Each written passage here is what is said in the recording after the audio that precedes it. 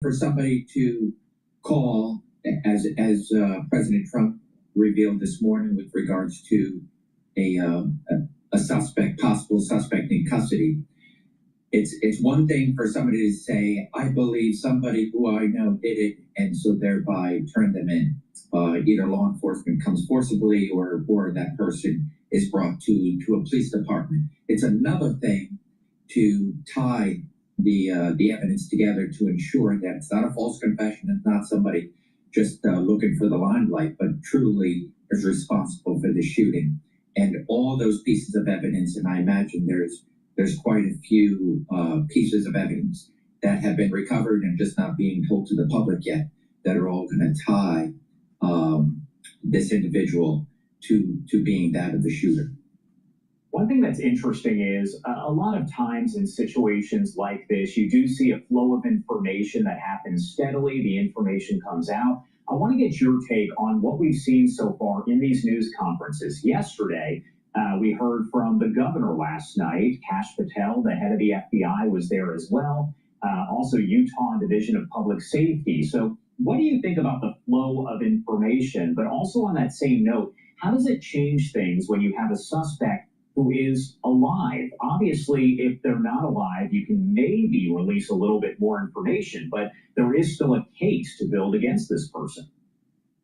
Yeah, so now the hard part begins with regards to the prosecution. And this is where your prosecuting attorneys, whether it be a federal or state case, that where now it's a matter of putting all that evidence forth and ensuring that this gets delivered to a jury if there's no plea, and ultimately a conviction. So it is a laborious set of circumstances, and for day one, I do believe it was a little bit of a debacle with regards to confusing messaging from law enforcement, both from our side of the house, the local law enforcement side of the house, and then I believe in day two, everybody seemed to come together. I thought last night's press conference was very telling. First and foremost, you had the governor pretty much running it, as opposed to law enforcement. You had the silence of the FBI director. That just told me that everyone was on the same page. And now it was, let's stop any confusing messaging and let's ensure that what we have is delivered to the public. And it's the public that ultimately brought this to hopefully a close by getting this person off the street. I want to get your take on what we heard from investigators here about them finding this high-powered rifle that was there in a wooded area, they say, right near the university. How do investigators go about confirming if that is actually the murder weapon, the weapon that was used to assassinate Charlie Kirk? Yeah, so there are experts out there, right? So it's going to be delivered to a laboratory, or a crime laboratory, whether it be the FBI or Utah DPS. And so they're going to be able to take that weapon, match what they have recovered with regards to the bullet that struck Charlie, and be able to do their ballistics, as well as going through DNA, fingerprint analysis and whatnot, anything from the gun, and ultimately tied back to the shooter. What do you think, as far as just, again, based on what you've seen with your expertise and your law enforcement background, how much information is it likely that investigators will release about all of this and how they track down the suspect? President Trump saying that he is in custody. They did release a few details, but again, we are waiting on a little bit more about this. But do they tend to release a lot of information at first when they do make an arrest, or do they have to kind of hold it close to the vest, so to speak? It all depends where this goes at the end of the day. So, Josh, you're talking about, is this going to be a federal prosecution? Is it going to be a state prosecution? If it's a state prosecution, what is Utah law with regards to what law enforcement is allowed to give out, right? So it ultimately comes out down to who's the prosecuting lead agency, as well as the prosecutorial agency. So that will be decided upon. It's possible that this will stay in the state and the feds will follow it. It's possible there will be some sort of joint prosecution one way or the other, where a state prosecutor can be elevated to an assistant U.S. attorney, as I have seen that in Delaware.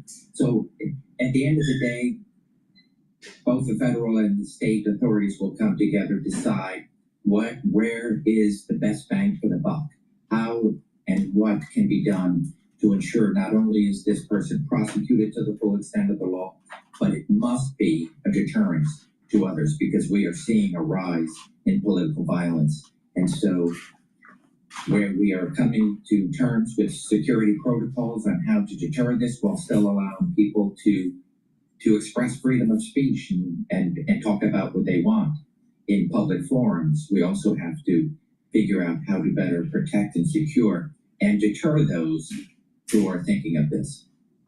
What I'm showing right now is some of the video that surfaced afterward from folks who were there on campus. One of them is from a reporter who was there just kind of covering all of this, and you heard the gunshots in one of the videos, and obviously that was a shock. His son is there. He starts running. One thing I did want to ask you, obviously at this point, just about everyone has a cell phone on them. They pull it out whenever anything happens. How pivotal is that video like this, where you can't necessarily see who the gunman is, but you can get a better view of the scene? How does that help investigators to kind of work and piece all of this together? It's pivotal. It's amazing in today's day and age in 2025, with everyone having video, regardless of the campus having their security, their cameras. Perhaps there's drone footage we just haven't yet seen. But each and every one of those individuals that were taping something, it's important that it gets into law enforcement's hand. And this is why the FBI is a phenomenal resource, if anything, with regards to their ability to take each and every one of those video footage, have it uploaded, analyzed with everything that we have at our disposal to be able to document, as we have already seen with just a little bit of video that was given to the media, with regards to ring cameras and video footage from different sources, to be able to track steps, to be able to see things as a Monday morning quarterback, as opposed to, hey, somebody's watching it real time, is alerted to something, and so thereby maybe security could have acted. But now we are in a prosecutorial stage, and so each and every one of those pieces of footage are going to be vital to a prosecution, to being able to deliver it to a jury. And gosh, it's going to be amazing to see when that's all put together, to say there's no doubt in our mind that the person we have in custody and has been charged is responsible for the shooting of Charlie Kirk. I've asked you a lot of questions based on your legal experience. Of course, that's why we have you here, to help kind of break it down, law enforcement experience. I mean, when we talk about a reward of $100,000. Before they do their press conference about the capturing of the assassin, I'd like to just start the show here, introduce. My name's DrPaulCottrell. And we are live streaming on Rumble, YouTube, my website, the-studio-reykjavik.com. This show is going to be primarily dedicated on the capturing of the assassin. And we'll go over the markets too. Markets aren't opened up yet in New York, but the futures market for the S&P 500 is a little bit down right now. It's at 6,586.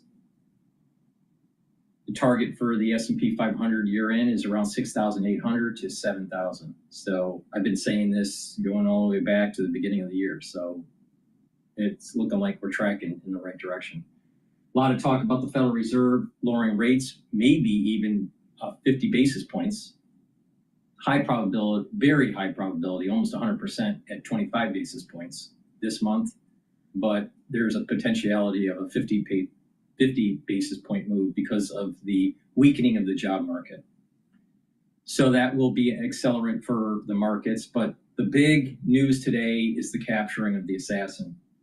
If you'd like to support the work that I do, please help support by making sure you share the links, ask your social media to follow me. You can follow me on X and on GETTR. Also, I have 4 channels on YouTube, Brighteon, Bitchute, and Rumble. Please subscribe to the channels. And if you like the work that I do and you want to support it, because all this is for free, because I believe that when you're covering news and you're trying to inform the public, it should be for free. It shouldn't be behind a paywall. That means I don't put stuff behind a paywall for Substack or or Patreon or any of that. So if you would like to support the work, please do. You can do it through sharing the links, asking your social media to follow me, but you can also donate on my website, the-studio-reykjavik.com, to help support the work. You can donate through Stripe, PayPal, or Buy Me a Coffee on my website. Or you can be a paid member to my Patreon channel. Again, all my content is for free. It's just by being a paid member to Patreon, it just helps to get the donations and the cash flows in to help support the work. And I also set up a Substack that I just started this week. If you'd like to subscribe to that and help support, I'd greatly appreciate it. And I have great products on my store. I have ebooks, supplements, and course material on immunology and pulmonology. So if you'd like to support the work by purchasing products, you can do that too. For the ones that are domestic, you have access to the supplements. For the ones that are international audience, I cannot ship overseas because it's cost prohibitive. So please go to my store, the-studio-reykjavik.com, and get the great products that I offer to help support the work that I do. I think that I'm informing you on how to make money in the market, but also how to improve your health and wellness, which is really important. So let's go back to the news here about the assassin. As opposed to, hey, a person of interest is not a suspect and vice versa. I tend to believe with Detective Waters and the like of my own inner circle that a suspect is a suspect. They're simply somebody that law enforcement wants to talk to. Could be a witness that we want to identify, talk with, and get in front of it and be able to get further down the investigation. And so when a person of interest versus a person who's a suspect, I believe really that's a terminology that comes down to whoever wants to say this particular word. But in my world, they stick with a suspect and until they're no longer a suspect. And if you are just joining us right now, It looks like we have a call in, so I'm going to pass the mic on to Jay. That's on X Spaces. But just a reminder, we are live streaming on Rumble, on YouTube, on my website, the-studio-reykjavik.com. You can see the large screen or the screen with the telemetry of the market in real time, and simulcasting on X Spaces. I guess Jay doesn't want the mic anymore. Okay, never mind. he was there and he was speaking to a crowd. He was killed there. President Trump confirming that death just.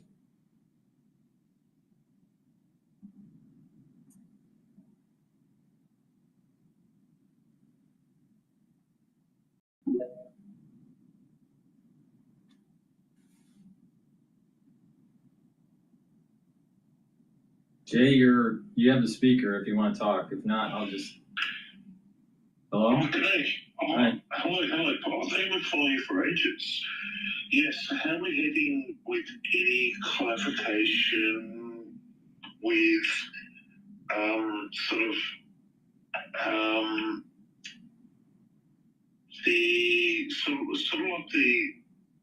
something's gone wrong?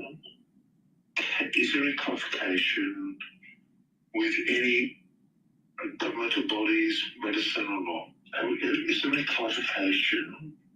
Well, I mean, because we're live streaming on YouTube, I don't want to talk about COVID. Yeah. I don't talk about COVID. I do. If I'm live streaming on YouTube, I do not talk about COVID. Yeah. So, Okay, don't do it. Okay, I take it. So you can take it, yeah, such a random, it's multiple streams, it's okay. But hello, yeah, nice to meet you. Thank you. all right, bye. Yeah, is there anything, can you ask me a question? Because If you want to talk about if you want to talk about anything but COVID, that's fine. But I live streaming. I don't talk about COVID. Can I ask you a separate question then? Yeah. Maybe I'll be able to, because first time, yeah. Ask me a question. Wait, do I want to ask you a question? Yeah. No, I don't.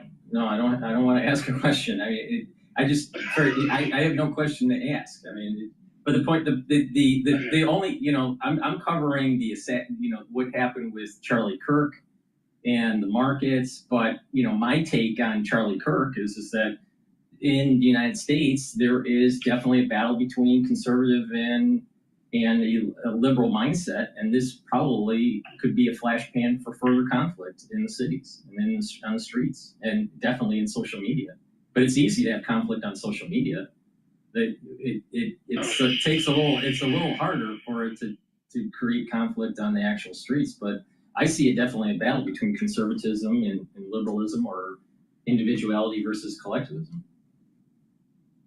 I thought it's one of these weird people just jump on the wrong stream. Look, good. I'm from Australia, it doesn't bother me. Apologies for the stream. Sorry, mate. But yeah, hello, goodbye. Sorry, mate. It's all right. I mean, but the thing isn't in the United States is that there's definitely this pendulum swinging towards conservatism, and I think that this murder of Charlie Kirk is emblematic of this struggle. It is, but I'll just jump on the wrong stream. I'll just take it slow, more sort of health. But yeah, I'll jump on the wrong stream. But anyway, it's pretty shitty from Australia's point of view. It's ridiculous. Like, I don't know what to say. It's pretty fucked up. But I'll leave it alone. But thank you for saying hello. But I'll just leave it at that. I'm just going to do something else. Yeah, just. Well, I mean, yeah. I mean, what's going on in Australia in terms of economy, or I mean, there's a lot of debt problems in Britain and France and political upheaval. Yeah. You notice that sort of like the person who spoke up, and you say that, probably people not. But what's really fucked up is Australia, same as every first world country, immigration, loss of sovereignty, same shit, same Jewish cults, own the banks, own everything. It's Jewish. It's all the Jewish cults. You know. I'm not actually. Look, I've really stopped, but the more I looked into it, it's always Jewish cults, whether it be banking or media or it's the same shit. So basically, every sovereign country in the world has to go through the Kaliki plan, and you change. It's really fucked up. Absolutely. Anyway, I actually expect that many people, because they all witness it. Well, I think there's definitely a divide. There's definitely a divide between the have and the have-nots. I'm reading a book actually about. Actually, it's a really interesting book, and you might be able to get it in Australia, but it's called The Haves and the Have-Yachts, and it talks about this division of this division between society and the ultra wealthy. And that's so if you have individuals that have extreme amounts of wealth, I mean, we're talking about hundreds of billions of dollars, or even just $50 billion. But when you have extreme levels of wealth, then you're going to have this disparity of representation in government. The wealthy will always have power over these representative governments, and therefore the average person's vote doesn't mean anything. Oh, let's face it, the Jews own the money. Well, I think it's way beyond that, because they're the uber wealthy. The uber wealthy is not just monolithic in terms of its religiosity. There are many uber wealthy Christians. Many uber. I've got this issue and I pulled it up. Yeah, that's very true. It's only because a really ultra person who's ultra wealthy, and yeah, he had somebody who's Jewish who he trusted, and he was a fucking Jewish, and he lost him millions of dollars. Fucking Jews, they do it all the time. It's the Jews, I'm telling you. No, I think that there's. I think it's more about wealth. Yeah. Because many of these people, many of these, fucking wealthy. yeah, but many of these people, don't even many of these people that are wealthy don't even really practice the religion properly. Come on, are you religious then? So it's a weird thing. Some are religious. Most of them are secular. Most of them are secular. Are you religious? Am I religious? I would say I'm secular. Yeah. But You're I would. Jewish, aren't you? Okay, oh, you're a Jewish guy. No, I'm religious. Okay, just say you're religious. Come on. Look at it. Well, Hey, first of all, I don't appreciate. First of all, I don't appreciate the comments. I mean, I'm trying to have a conversation with you, but obviously it's devolving into something that is that's. come on. Just be honest. What is your? Am I Jewish? Yes, I am Jewish, but that's not the point. Yeah, you fucking weird. You come speak with you. I'm atheist. Oh, Well, that's your prerogative. I mean, there's nothing wrong with being atheist. yeah, mate. Let's not go every religion. Like, just fucking do Bitchute as a Catholic, fucking raping kids, or fucking, Muslim cubs, fucking raping all right.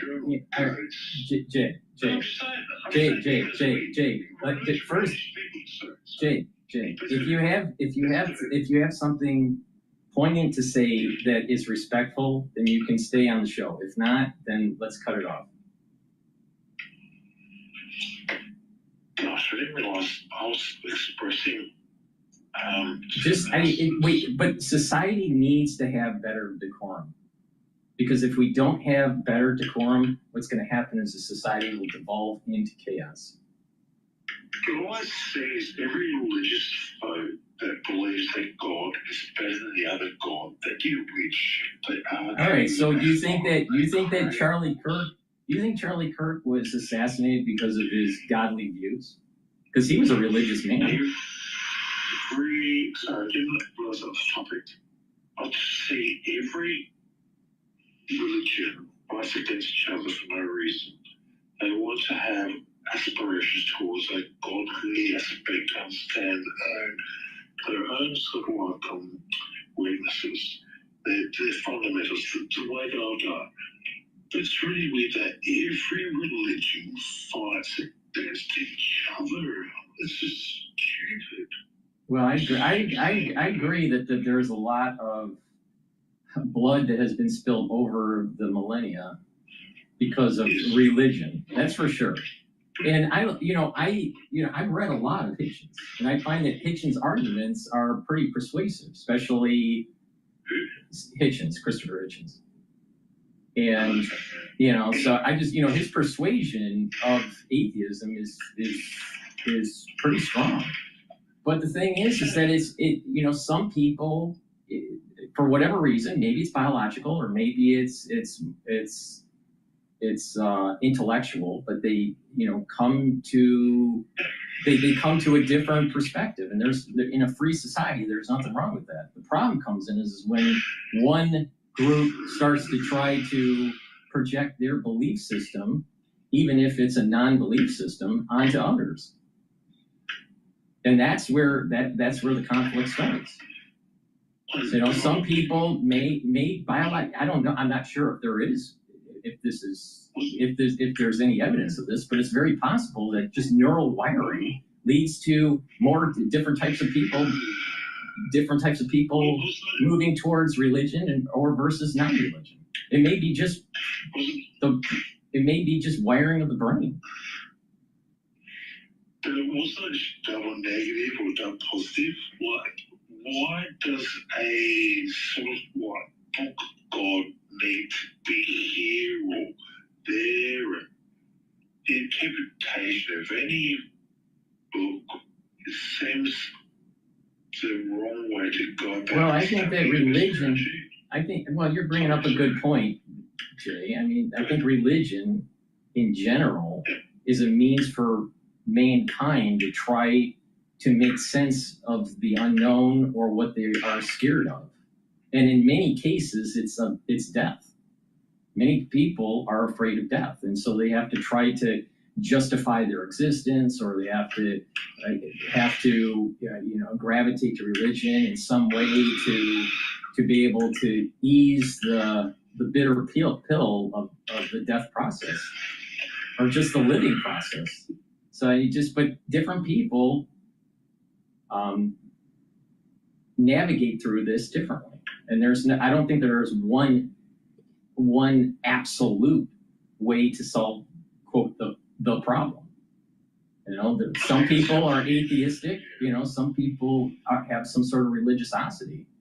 The problem comes in is that when a group of people project themselves on others. And I think this is the beauty of the United States Constitution. It's the separation of the church and the state. It's separation of church and state. So. In respect to, exactly. How do you know who you are and where you are? Do you have to have a high bear? So it's really wonderful thing for individual people to figure out who they are and what the universe is made of. Right. So,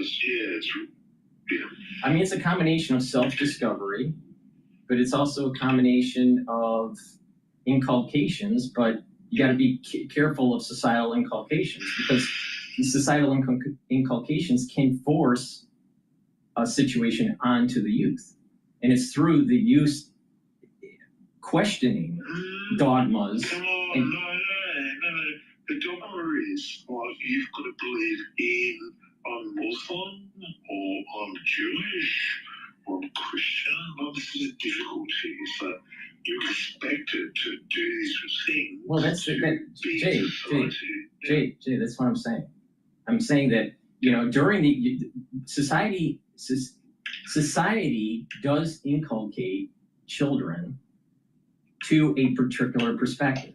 If the child is born or is raised in a very secular or even atheistic in an atheistic home, most likely the child will be atheist. If the child is born and raised and inculcated in a more religious home, no matter what the religion is, most likely that child will be that religious.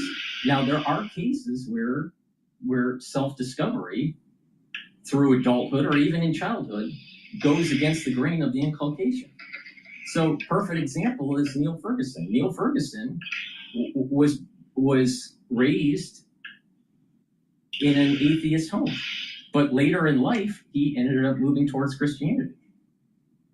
And just recently, and he's like 62 years old.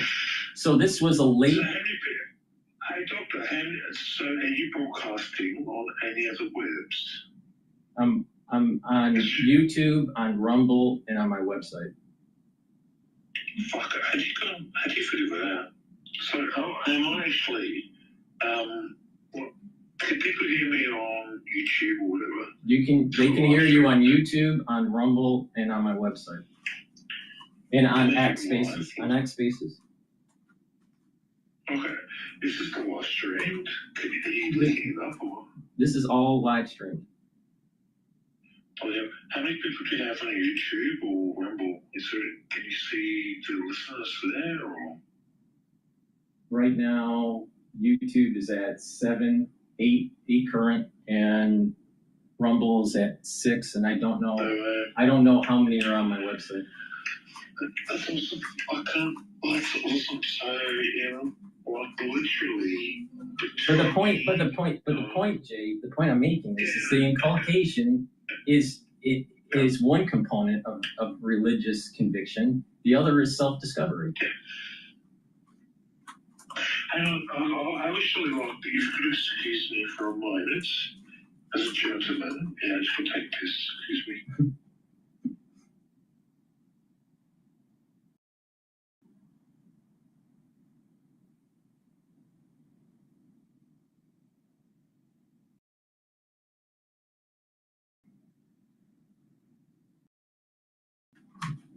Okay, all right, we're still waiting for the Charlie Kirk's conference, the assassin being caught. There looks like there's going to be an FBI update, so we're still waiting on that. But while we're waiting, please go to my store, the-studio-reykjavik.com, and get the structural nano silver soaps. I have it in charcoal tea tree, in lemongrass, and also in peppermint and lavender. Very high quality structural nano silver soaps. This is going to help you to improve your health. Very high quality soaps. It's way better than the chemicals that are in some of the other soaps that you may be purchasing from other companies like Procter & Gamble or whatever. So it's soaps that I use, very high quality. So please get a few bars for your household. Now, I want to pivot. It looks like they're going to start the FBI update here. Needed to begin 9 a.m. Eastern time. That is 7 a.m. local time. That is the time right now. Scott Duffy, thank you again for taking the time to join us. We appreciate it. Thanks, Josh. And 7, 8, 9, 10. Check 1, check 2, check 3, 4, 5, 6, 7.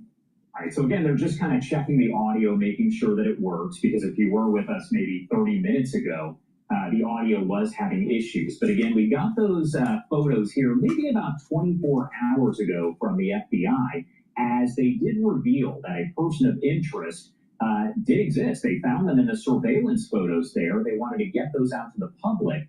Hours later, they released even more of them.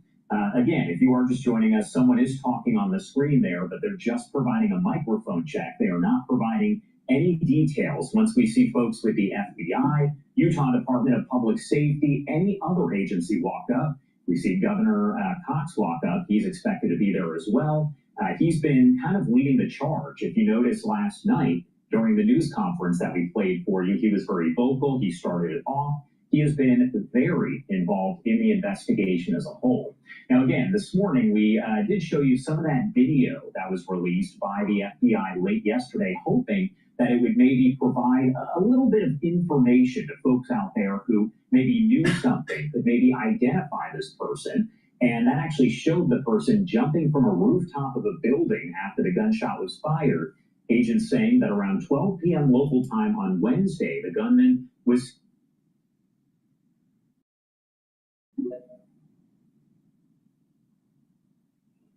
All right, Jay, I think you got it. I think you have the speaker now.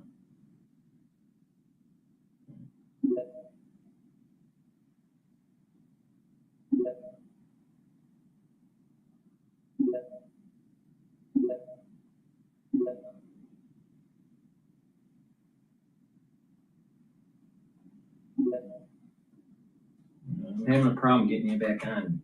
Hold on.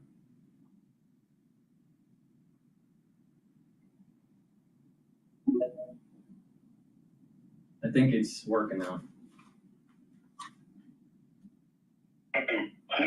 Yeah, you're back on. They're going to be doing the FBI update with the suspect that they arrested pretty soon here.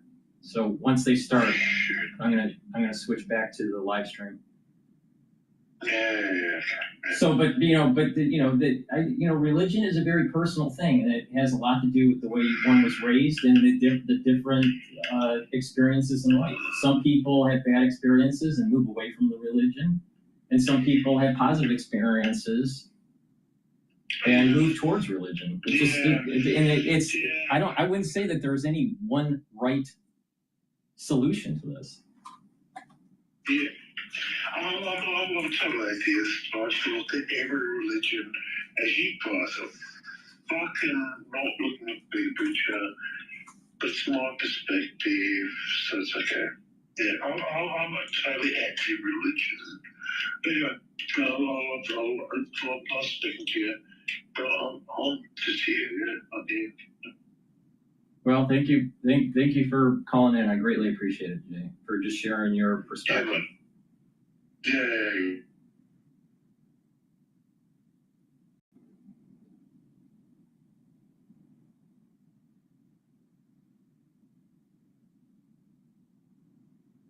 Okay, all right, so while we're waiting for the FBI update to commence here, let's just switch over to Bloomberg's feed here. We do have futures for the S&P 500 coming in at about 6,590. So it's at almost flat right now for the open. I do have a target for 6,800 to 7,000 for the S&P 500. VIX is trading at about 1470, so that there's low risk. And as they move towards the Federal Reserve lowering interest rates, there's a high probability that the S&P 500 will stay above that 6,500 level. 6,500 is the support level right now, and barring no issue with tariffs or some bad incident geopolitically, but it looks like the 6,500 is developing as a major support level, and that the next resistance level for the S&P 500 is going to be 6,700. All right. Now this is going to start to creep up. That doesn't mean that it's not going to come down a little bit, but there's probably going to be a trading range between 6,700 to about 6,500. So it's a good time to accumulate shares for this. Now, for the ones that have been listening to me, especially on risk indicators, VIX is low. It's only in the 14s. When it's in the 20s, you got to start worrying. And the Japanese yen is trading at 147.8. When it's starting to trade closer to 140, there's usually geopolitical risk that's starting to bubble up, and that may affect equity markets. And it's trading at 147. So that's risk on for the VIX, risk on because of the Japanese yen. And the Federal Reserve looks like they're going to be doing a quarter point, maybe even a 50 basis point move. So if that happens, then there's going to be accelerant for the actual equity market. Now, natural gas, which is something else that I'm looking at, is at 2.95 million British thermal units. And the oil is trading at 63.46. I think that OPEC is increasing their supply. OPEC Plus is increasing their supply. And the trading range for the WTI, which is the oil futures for the United States, is that trading range is around 65 for the ceiling, and the floor is around 60 or 61. And we're trading at 63.46. As they awaited FCC approval. And there were a lot of complicating factors here. Trump was suing CBS News. They reached a $16 million settlement in July. We saw, Skydance propose making significant changes to CBS News ahead of the deal being approved. And that deal did come to fruition. David Ellison stepped in as CEO in August. So there are some concerns that similar things will happen here, that Trump will be worried about CNN and CBS News being united under one roof. This is also a company, Warner Brothers Discovery, that had just been discussing, or just been agreeing that they would be splitting into two. For their shareholders, and what is more attractive, splitting up or becoming part of Paramount? It's hard to say right now because we don't know exactly what's being offered here. We don't have that dollar amount yet. But, we saw shares soar. No investors are excited about this. They feel like, maybe this is a better value of selling the whole company versus just waiting to see what it is on the market after the split. Warner Brothers is in the process of having its streaming and studios business divided from its debt. I'll tell you, media companies, especially that old school broadband cable situation, they're all having problems. They're having problems. People are cutting the cord. The cost of the subscriptions for Disney are out of control. I just subscribed to ESPN Plus. All right. The reason that ESPN is, for the ones that don't know, or like a sports stream, right? So I have Apple TV, so you can stream ESPN. Well, they have different packages. You have ESPN plus Disney plus Hulu, and then there's ESPN Unlimited, and then there's ESPN Selected Plus or something like ESPN Plus, which is kind of the older way that they were branding it. But I like watching college sports, so it's like college football, college hockey. Well, you got to, I mean, the way it's set up now, you got to subscribe to ESPN if you don't have cable, right? So Disney is making a ton of money on their sports subscriptions, and they keep on inching it up. In around 2022, 2021, ESPN was only like $6. Now it's, I think it's for ESPN Plus, it's almost $12 a month now. And then the more larger package is like almost $30 a month. People are going to start plugging out. So they cut the cord, they stop the cable, and then they're going to stop streaming. And that's exactly what's the problem with these streaming companies now. They're starting to realize that you keep on raising the price and people are just going to check out. Now, the threshold, the willingness of the customer to absorb the higher costs seem to be more for sports compared to just regular entertainment shows. But eventually they're going to reach a breaking point. Now, I picked ESPN Plus because I just want the college stuff. So you just strip down. But I mean, Disney is price gouging, and it's going to get to the point where they're going to even lose the sports subscriptions. All right.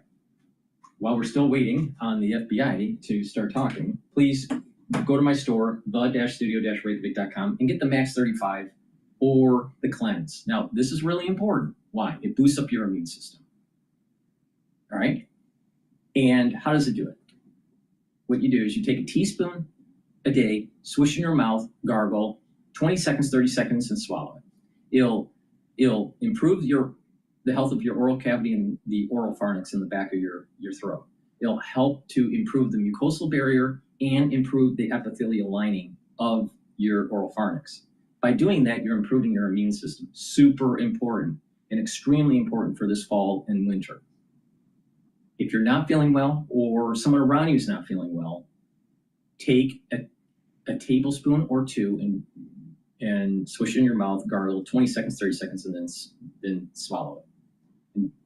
And then once you start feeling better, or if everything's all clear, then go back to your maintenance dose of a teaspoon a day. But the point here is to do it every day to make sure that you're maintaining a healthy oral cavity and a healthy oral pharynx and boosting up that immune system. Super important. I've been taking this protocol for over 5 years, every day. Very important, especially if you live in a high density area, and especially this fall and winter. But if you do it every day and you're improving your oral pharynx and your immune system, then over time, you're actually slowing down the aging process. Why? Because if you're chronically ill, like 2 or 3 times, even if it's benign,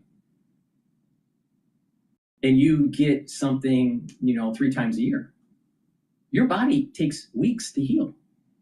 Something benign, the sniffles, right? And, you're not feeling well for 5 days. It takes about 2 weeks to heal the tissue that has been inflamed and damaged. And a lot of people don't think about, well, you feel better, but your body is remodeling. Well, if you are chronically having this problem, then you're remodeling almost a quarter of the year, 9 weeks out of the year. So that's the reason why that people actually age faster. Here's a perfect example of how infection can cause a speed of aging. Teddy Roosevelt, was doing an expedition in the Amazon. He ended up getting malaria. He almost died during that excursion, that exploration. They were exploring a new tributary off of one of the main rivers. And so they were mapping it out. Well, he gets sick, he almost dies, and then when he finally came back to base camp and eventually back to the United States, he was still suffering, and you could see that his health started to decline, and that his aging sped up. Now, this is a person that was pretty well healthy in his adulthood. He was kind of a little sickly in his childhood, but he reversed that by, being kind of a rough and tough person, right? But going into the Amazon, getting bit by mosquitoes, literally aged him radically when he came back to the United States. And that's just one example of many where if you are in a disease state, that you can speed up the aging process. Now, why does that happen? Lots of inflammation, higher levels of cortisol, damage to tissues, high levels of free radicals being generated. ATP starts to go down because the mitochondria starts to become unhealthy because those tissues are stressed and become damaged. So if you even if it's something benign, like just the common cold, 3 times a year, it's going to age you. So if you build up your body and you boost up that immune system, and you can weather the storm, and your body is bouncing it off, then you're going to actually age slower. You will see people that are sick, especially, let's say they're in their midlife, mid-age, or even in geriatric, and they have, let's say, a bout of pneumonia or walking pneumonia. They age very fast, because of the mechanisms that I just mentioned. So it behooves you to actually short circuit some of these by boosting up your immune system, and then mitigating some of the other problems by soaking up the free radicals and bringing down the inflammation, bringing down the cortisol levels. And when you do that, you're going to actually notice that your body is healing, you're aging slower, and you get less common colds and other things. So it's really important. So please go to my store, the-studio-reykjavik.com. Take my advice, get the great products that I have. You can use discount 5. I want these products in your hand. Use discount 5. You get $5 off any order. If you spend $100 or more, you get a free gift until supplies last.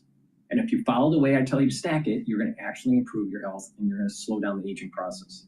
And some people don't want to slow down the aging process. They just want to die, fine. It's up to you. But you may want to boost up your immune system, especially as we get into the fall and the winter season. But if you do this every day, you're going to actually notice that you're slowing down the aging process, and you're becoming one of those individuals that have longevity. All right, we're still waiting on the FBI news conference because it looks like they caught Charlie Kirk's assassin. Let's go to Bloomberg. Margins. All right, Shelley, thank you so much for joining us on that. That's Bloomberg, Shelley Banjo. And just a reminder, we are going to get consumer sentiment figures at the top of 10 a.m. from the University of Michigan. We will be speaking with Joanne Chu shortly after that. And ahead of those figures, an unchanged equity market, at least for the S&P, after notching its 24th record of this year. The NASDAQ also hit a record too. I think it's its 22nd record so far of the year. Russell 2000 futures, those underperformed, down about 0.2%, likely off the back of an oil spike because of the U.S. pushing for secondary sanctions of G7 nations. That oil spike also leading to higher yields, hence you get the fall in Russell 2000. Coming up, speaking of those small caps, a Bloomberg analysis of Wall Street forecasts shows Russell 2000 expectations outperforming the S&P 500 over the next year. We're going to talk to Morgan Stanley's Andrew Sliman on whether he expects the same thing. All that coming up on Bloomberg Open Interest. All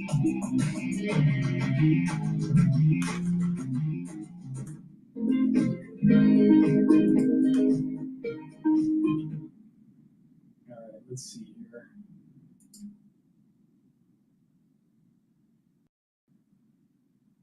All right, let's go to CNN.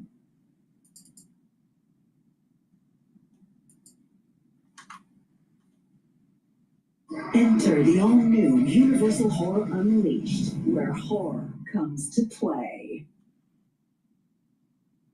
When you have a vendor and a partner that operates with excellence, is really critical to how we grow. CNN Breaking News. And as Chris was just saying, it seems so because we do have breaking news. President Trump, in an interview with Fox News just now, and I believe the interview is still happening, said the following: "I think with a high degree of certainty, we have him."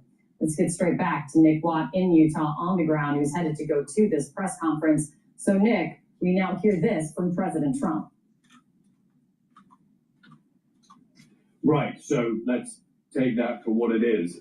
We have not heard any more information here yet on the ground to confirm or add any more detail yet to what the president has just said. But listen, as I said earlier, as we were just hearing, yesterday during the day, there were increments. Last night, all of that new information was released. Those enhanced, we were told, photographs showing that suspect, showing that distinctive clothing, showing him running off the roof. So perhaps that has helped in some way. Listen, the governor here in Utah did say they could not do their job without the public's help. There were huge appeals for the public's help. There was a $100,000 reward. We were told that they'd actually received about 7,000 tips from the public. So this, during the day yesterday, as they released more information, as they released more images, that perhaps is what picked up this investigation and led to what the president is saying is a person in custody. Now, remember, of course, the FBI Director Kash Patel came out very soon after the shooting to say that there was a suspect in custody. That had to be walked back. So we are still waiting for confirmation, for more detail to fill out the details behind what the president has just announced. Guys. All right, stand by for one moment, Nick. Let's play what the president just said moments ago. I think with a high degree of certainty, we have him in custody. Okay? In custody. I don't want to go too far. I'd like to tell you some stories at how it happened, but essentially somebody that was very close to him turned him in. And that happens when you have some of those good shots. Somebody is going to say, whether it's a parent or whatever, I'd rather not say right now. They're going to announce it today, sometime later, probably talk about that. Nick Watt is on the ground for us in Utah, and we have Chris Rucker is with us as well. Chris, if you're there, the information that President Trump just gave us, that someone very close to the suspect... Let me just interject. It is fascinating how Trump goes to Fox and Friends, goes on their studio, all right, in New York to talk about this. And CNN, because they've demonized Trump, they don't get exclusives. If they didn't demonize Trump, they would have had, at times, him going onto their show and talking about this. But because of the demonization of Orange Man Bad, they have to do meta coverage on a competitor because the competitor was willing to play ball with Trump. And CNN is pushed into the corner. It's fascinating. If you watch this, it's fascinating, the dynamics that just played out. It's, it's just below the surface, but if you know what to look for, that's exactly what just happened. They don't have the gravitas anymore. Turn him in. Talk to us about that development right there, what that tells you. Yeah, I mean, well, it speaks of maybe the $100,000 reward that's out there. That's a pretty good incentive to turn in somebody in. As I said earlier, the photos were a good enough resolution that someone close to the shooter would be able to identify them off the photo. And I was shocked yesterday that he wasn't identified more quickly because, I mean, the pervasiveness of social media and the mainstream media, and you'd have to really be hidden away to not have seen his photo out there. So it took a little while, but it appears that he's probably in custody. And it's not surprising or shocking that someone close to him actually turned him in. I was going to ask that bit, Chris, that it is not surprising. It often it can often be that it's someone close to them sees it and decides, for whatever their motivation may be, when they see that person, then they make the call. Is that what you say is traditionally kind of more what happens in these big cases like this? Yes. Yes, and $100,000 actually is a large amount for an FBI reward. You don't want a reward so high that you invite all the crazies to call in and all the opportunists to call in. And you just have to be very careful and circumspect about the amount of the reward and even putting out a reward at all, because it does draw in a lot of leads that are extraneous, and those have to be gone. You have to sift through all of that. But they were very deliberately withholding all of that information as of early yesterday, because you don't want, if you're on to somebody, you don't want to tip them off that you're on to them, and you want to have the element of surprise as you go through the investigation and manhunt. But they clearly hit a stumbling block after that 9 o'clock press conference, and within an hour or so, they had the photo out there. Again, it is surprising that it didn't happen sooner, but it could be that you know who the person is, but you don't know where they are. So that may have been the situation. A lot of information will come out at 9 a.m., but Kash Patel misspoke on Wednesday, which was, I thought, not appropriate, very inappropriate. But I don't think Donald Trump would misspeak today. He sounded very certain about what he was talking about. And he's saying a lot more. I want to note here, he is saying that it was a minister involved with law enforcement who was involved in guiding law enforcement to the suspect, and also ultimately, it's fascinating. It's fascinating that they are using Fox News. So you have this, CNN is covering this no differently than independent YouTubers that cover news by using metadata. All right? So you're seeing the fall of these big conglomerate news organizations. You're seeing the beginnings of it right here. You're seeing the cracks in CNN. It's fascinating. It's absolutely fascinating to watch. Got involved. Obviously, we'll get much more from other officials as this develops, but that's what the president is indicating so far. We'll keep listening in there. With us, joining us now also is Ed Davis, former Boston Police Commissioner. These moments, assuming that this is the person, what happens in these first moments when a suspect in a crime of this nature is taken into custody? Good morning. Well, a crime of such seriousness and high profile requires a really explicit attention to civil rights and constitutional rights. We're thrilled that somebody may be held accountable for this, but what happens right now is critical. He is taken into custody. He has to be advised of his rights immediately under Miranda, so that any statements he makes will not be challenged. He'll be brought to a detention facility and booked, go through the normal process of name, address, things like that. They will fingerprint him, and hopefully, depending on the state, take DNA samples. The federal government will be able to do that. And clearly, every attention to detail is critical here right now for any officer or prosecutor that comes in contact with this individual. All right, Ed, please stick with us. Let's get over to Evan Perez. He's got some new reporting coming in about all of this breaking news. Evan, what are you picking up?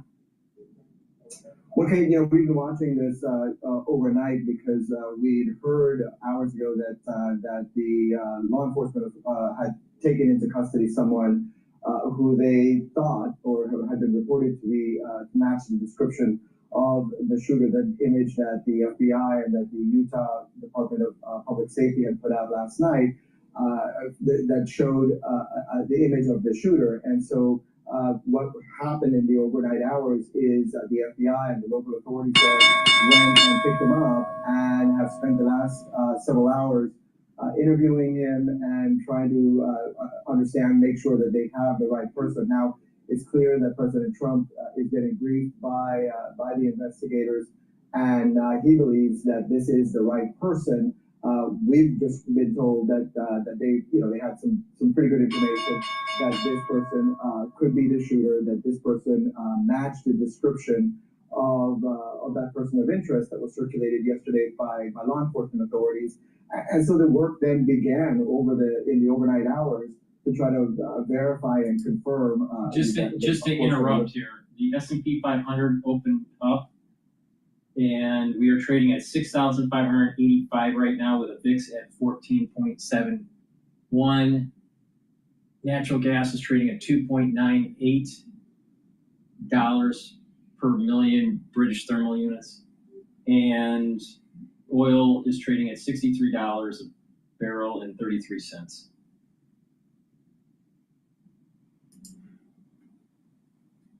Everything from DNA evidence. Some of that is still actually being done right now. They're waiting for to match him to some of the other things that they've gathered, some of the other evidence that they've gathered. But it appears, at least from what President Trump is now saying, that they have certainly gotten more comfortable that they believe they have the right person. Now, the caution here is that we've been here before. The FBI director wrongly tweeted that they had person arrested, the shooter arrested. He suggested that the shooter had been arrested, only to retract that. And so we're all being cautious here. Certainly, we were all once we heard this, wanted to make quadruple sure before we even told anybody about it, because of the very nature of this investigation. Obviously, it's a lot of pressure on these investigators to get the right person. But that work is still being done. The evidence is still being analyzed, and they're trying to make sure that they have the right person, and that work is still being done by those investigators in Utah. Okay. All right, we're still waiting for the FBI to give the update, but those look like they did catch them, or catch him. Please go to my store, the-studio-reykjavik.com, and get the structural nanosilver toothpaste. These are very high quality toothpaste made from structural nanosilver, no fluoride. It'll whiten your teeth, freshen your breath, help with inflammation at the gum line, and improve your gum health. Super important, especially during the fall and the winter, but you should be using this toothpaste every day.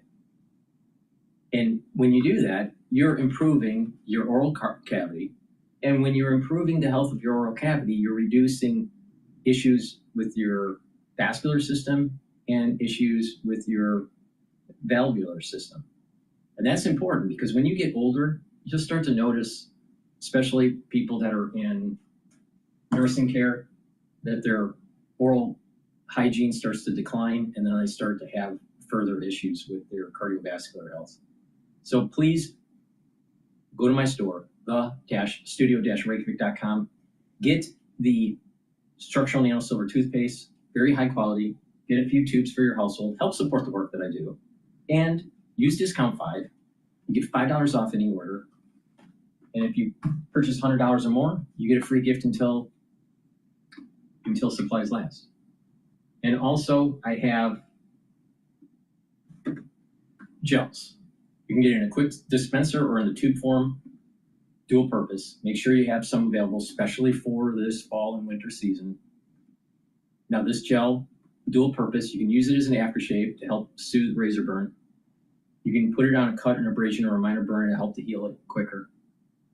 You can use it as a daily skincare to help improve your skin, topical skin health. And if you're not feeling well or someone around you is not feeling well, at home or at work, guess what? Put it on your hands, around your mouth, around your eyes, around your ears, around your nose, lightly coat your nostrils. Will stay active for 5.5 hours. You cannot do that with Purell. This is very high quality stuff, and it's dual purpose. Go to my store and get the gels and be prepared for the fall and the winter. All right, let's listen in to Live Now as they're preparing for the conference, the news conference. Out of my mind. And the first thing I saw when I woke up.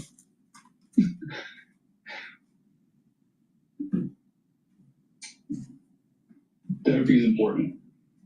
Anyone that was at that event should go see a therapist.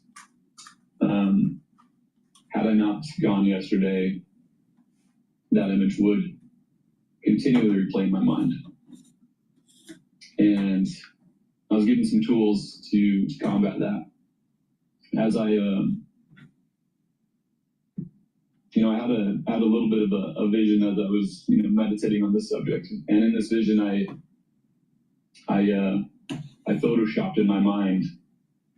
I photoshopped the blood away. I photoshopped Charlie, sat him back up, put his smile back on, and I rewound the tape in my mind. I rewound the bullet going back up into the rifle. I was being transported up into this where the rifle was, and I stuck a flower inside the rifle. I rewound the tape more in my mind's eye, and the shooter, he goes down the stairs. I'm rewinding him, I'm pushing him back in time. And as I press play, the shooter goes up halfway. He stops on the landing and turns around. He doesn't go through with it. He goes back to his car and ends his own life. And a few people mourn the shooter, his parents, his sister, a few close friends. But nobody really cares, and nobody understands, and the event goes on like normal. And for me, I think that was the message that God wanted me to hear and to feel, is that there's a lot of people that are hurting, a lot of people that don't feel seen, a lot of people that don't feel heard. And the only thing they have is their ideology or their identity. And so when that's attacked, they feel like it's an attack on them. And what we need to do is to assist those individuals in knowing that love is real, that God is real, and that they can feel love again.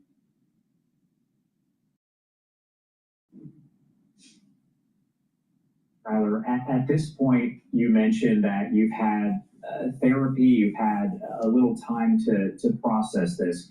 What message do you hope that people watching this and hearing your story, a very emotional one there, are going to take away? The only thing that is important at this moment is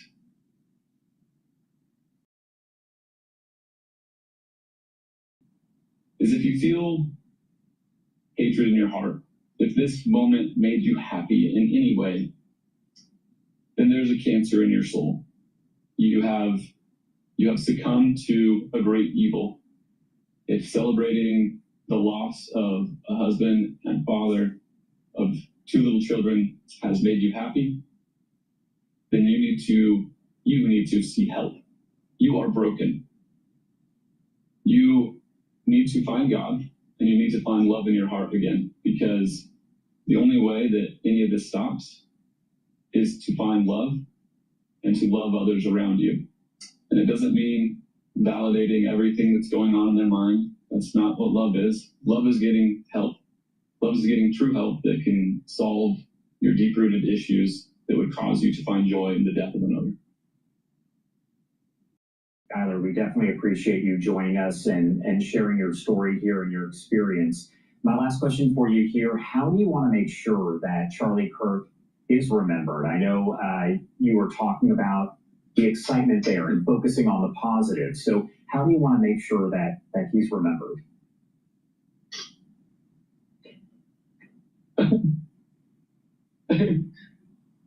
The thing about evil is it doesn't understand the human heart. Evil thinks that killing Charlie silenced him. But the thing about the human heart is, in trying to silence Charlie, you just created a million more.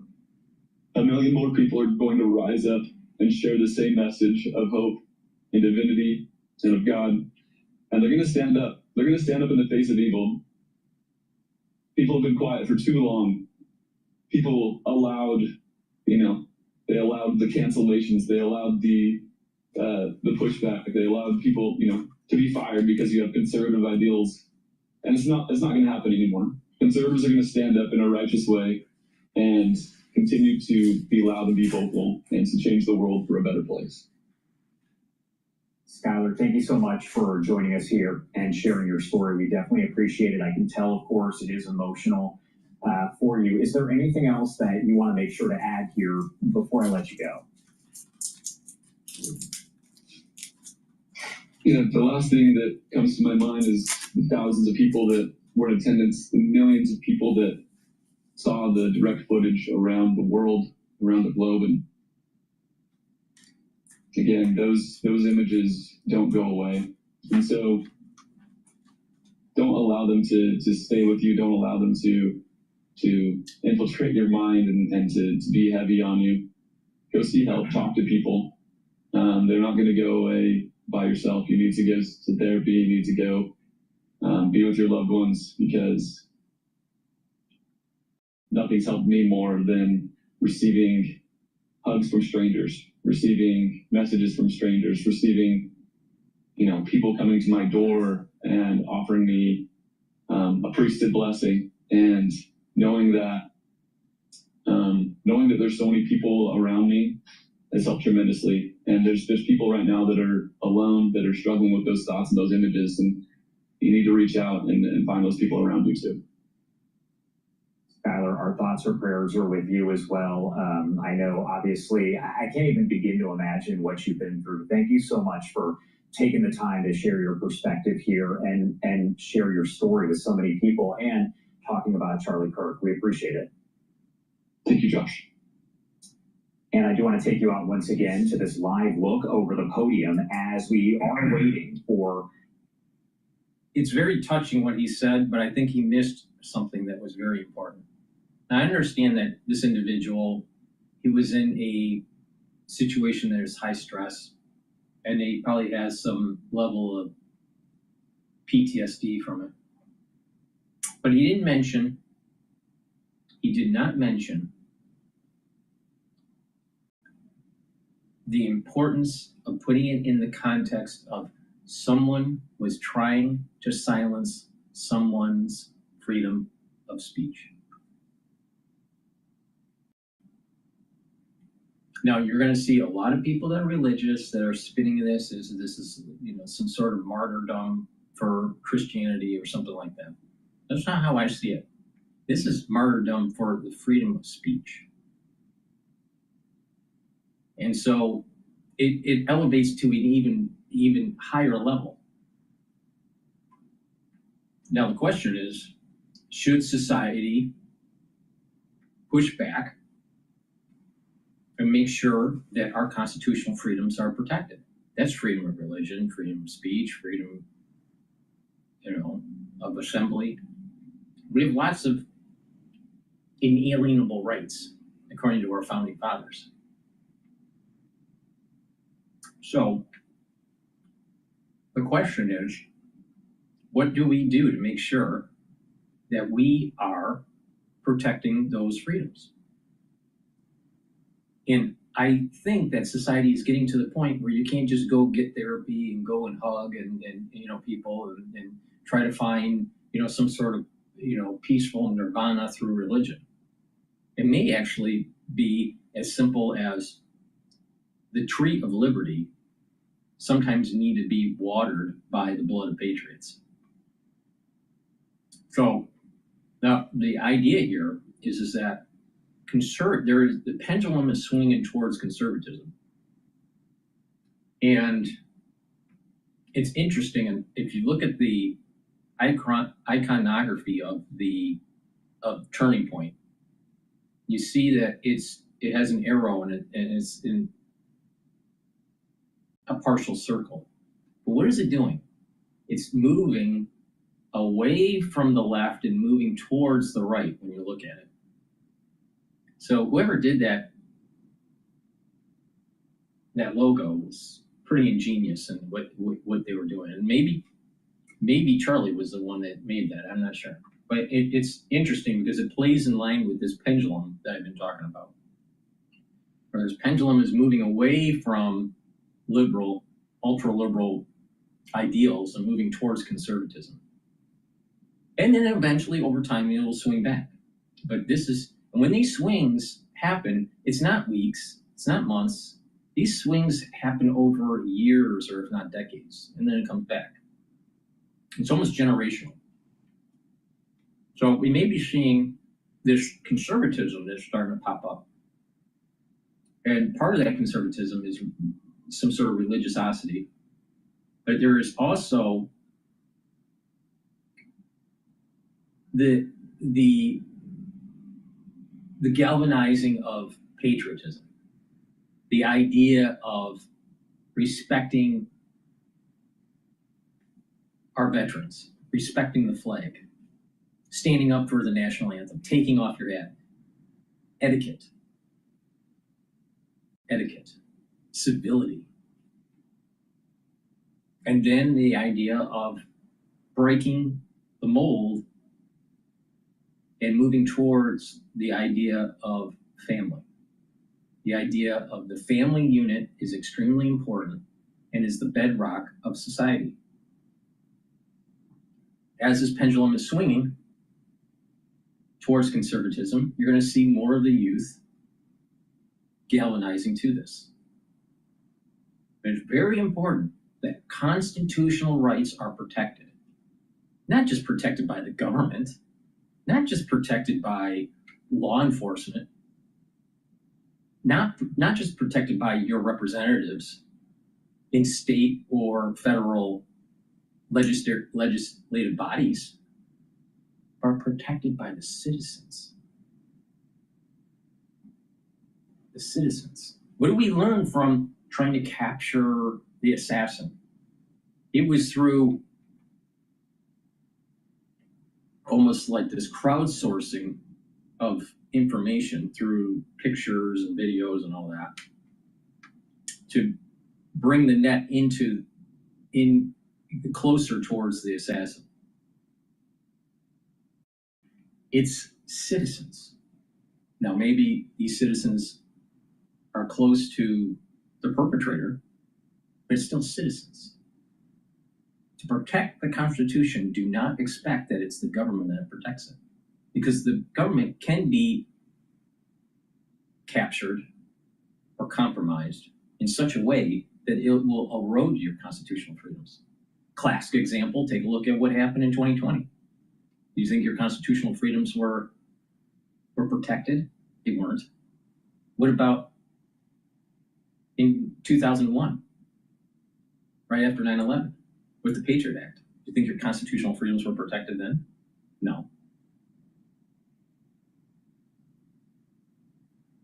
So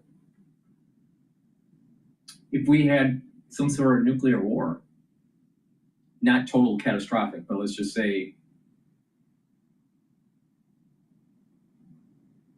problematic, tactical nuclear war, you think your constitutional freedoms would be protected? No. So who really protects your constitutional rights? Because they're endowed by our Creator. They're inalienable. But there are people within government that will want to try to make them alienable. So it is the right and responsibility of the citizens to protect the Constitution. And that's the big, big issue here. When a group of people try to silence your freedom of speech, the only recourse you have is self-protection, not of your life, but also of your rights through the Second Amendment. And this is well documented by the Founding Fathers through the Federalist Papers.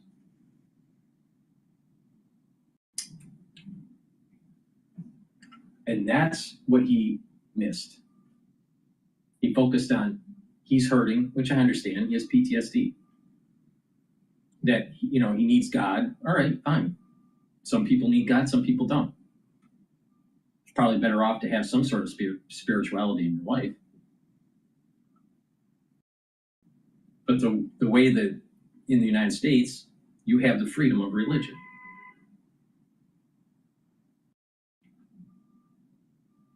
But you also have the freedom from religion too. It's your choice. And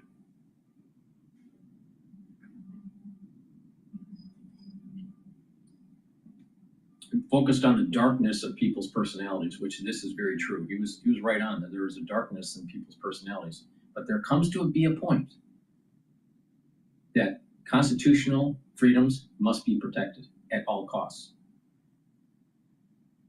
That individual that they were interviewing on Live Now, he's hurting. But his life is not as important as the Constitution. My life is not as important as the Constitution. Your life is not as important as the Constitution. Your kid's life is not important as the Constitution. Why? Why? Because eventually you're going to die. And it's important to have a bedrock that is passed on from one generation to another to make sure that their civil liberties are protected. That's called self-sacrifice. And that is far more important.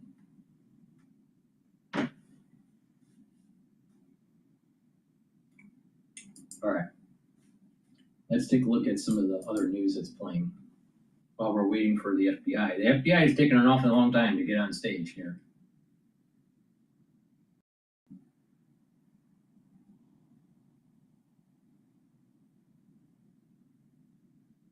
All right, this is CNN talking about Charlie Kirk's shooting suspect seen on residential cameras. Download the app and get 50% off your first Wonder order with code 50Google. My biggest, wildest dream is to be a scientist, a diplomat, a mechanical engineer, a cinematographer, a head trauma surgeon, research biologist, an entrepreneur, a physicist, a chemist, and a soccer player. I want to be a leader, hopefully CEO. I have a white cat because I already have a different cat that is not white.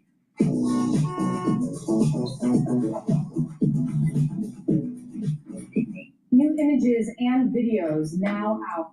But it's really important to instill God, country, and family, or spirituality, country, and family in children. Because if you raise them properly, you raise them with etiquette and self-sacrifice and accountability, you'll have a more productive society.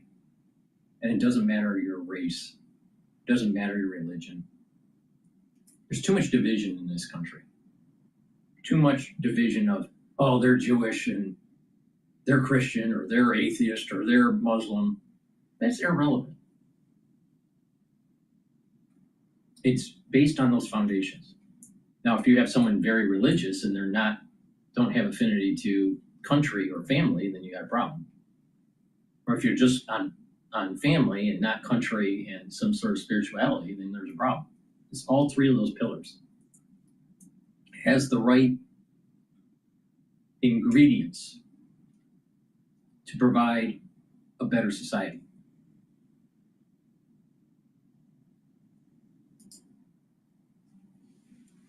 And the search intensifying for the person you see in these photos right here, the suspect in the deadly shooting of conservative activist Charlie Kirk. It's now been more than 40 hours since Kirk was killed, assassinated by a single bullet.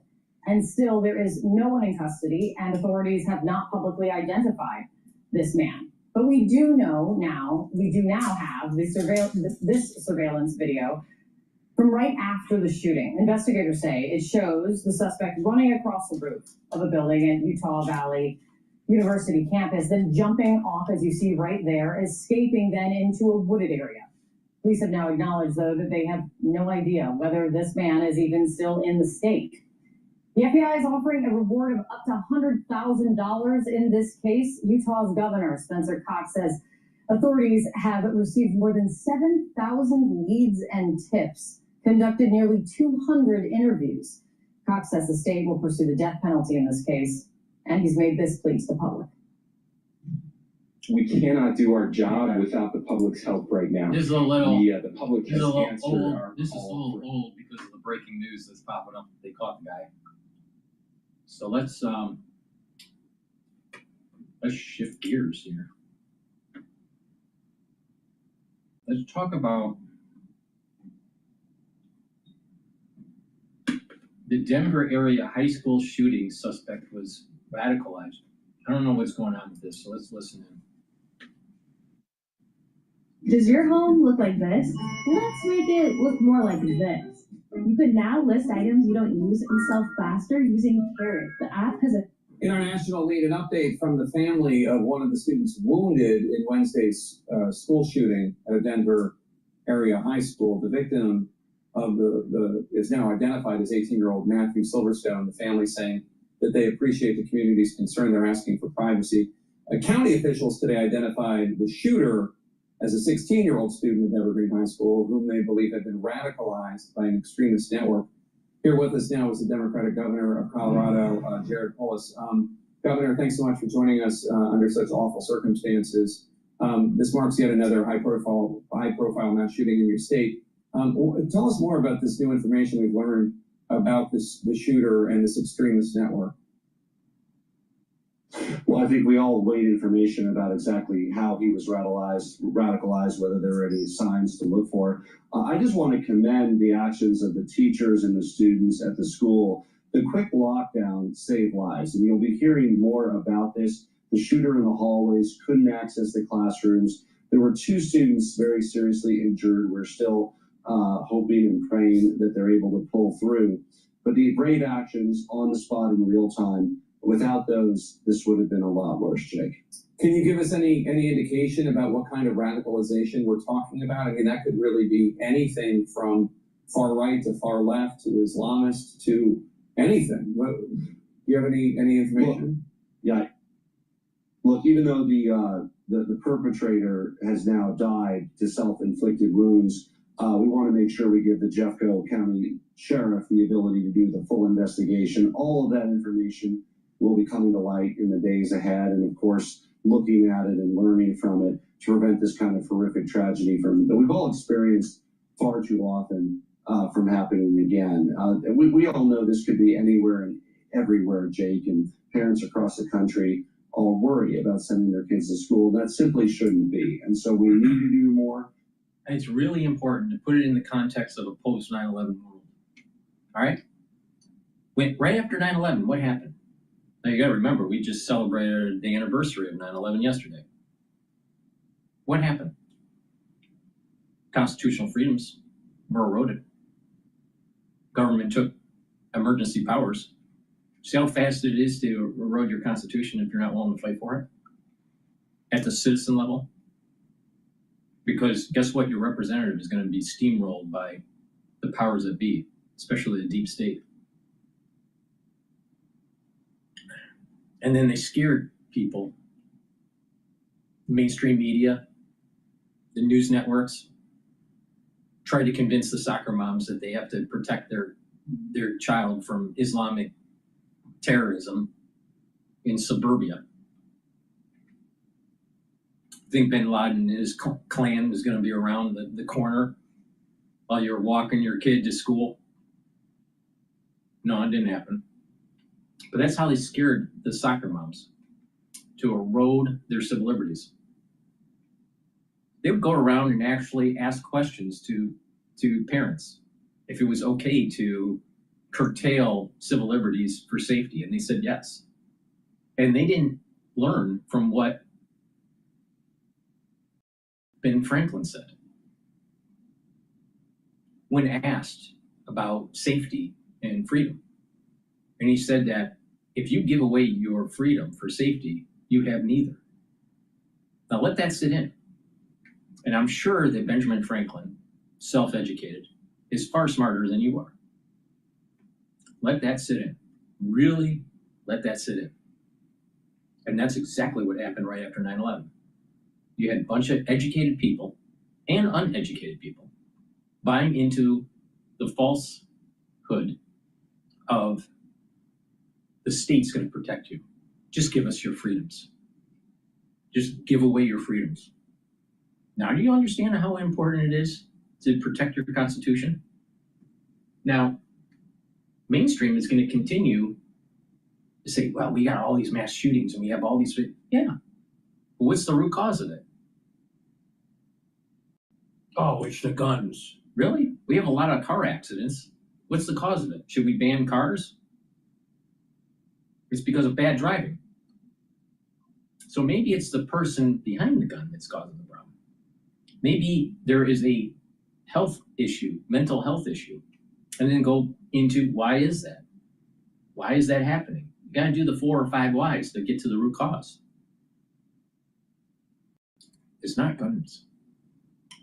It's not the first. It's not the Second Amendment. That's not the issue. And by the way, it states that the right to bear arms should not be infringed. I think that states that government should not be infringing on your right. I mean, it's really obvious what the founding fathers meant. But government finds a way to infringe, to inhibit. So you're going to see that they use this as just like how they used 9/11. The 9/11 was a big shocker, and it was easy to get people to give away freedoms. Because sucker moms have to protect their kid because their kid's more important than the Constitution, which is not true. Their kid is not more important than the Constitution. And then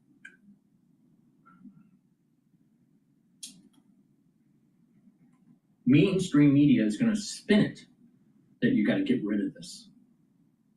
But what happened when you get rid of your Second Amendment? You don't have a First Amendment. You don't have freedom of religion either, or freedom of press. So that's not the problem here. You gotta look at this in terms of accessibility isn't the issue. The issue is the mental health crisis that's taking place with the youth, but also with adults. And it gets into deep issues of social unrest between wealthy individuals and non-wealthy, socioeconomic issues, religious division, political ideology.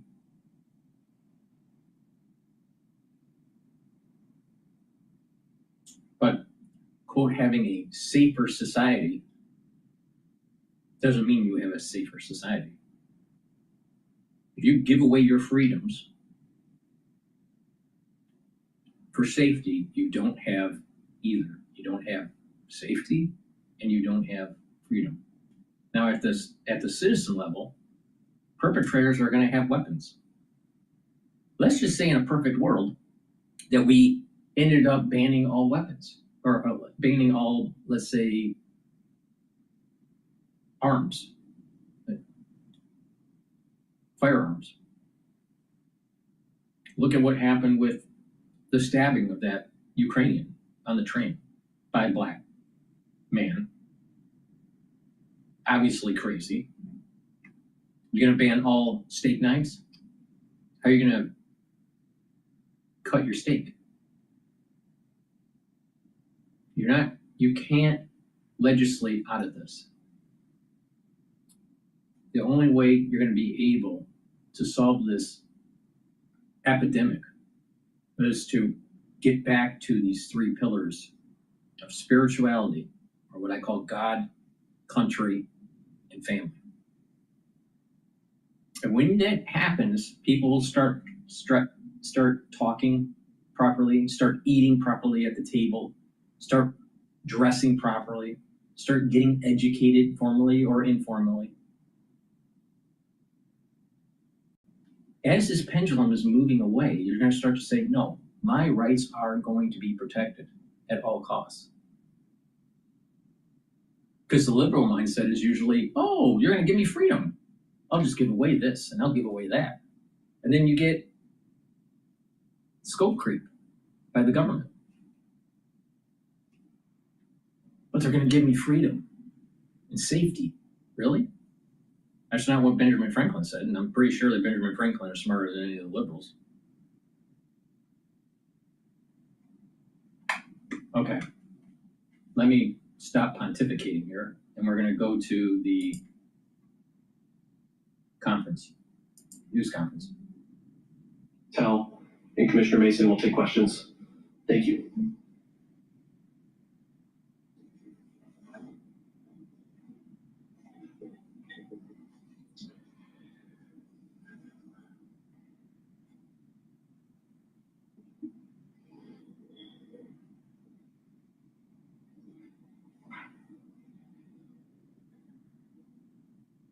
Good morning, ladies and gentlemen.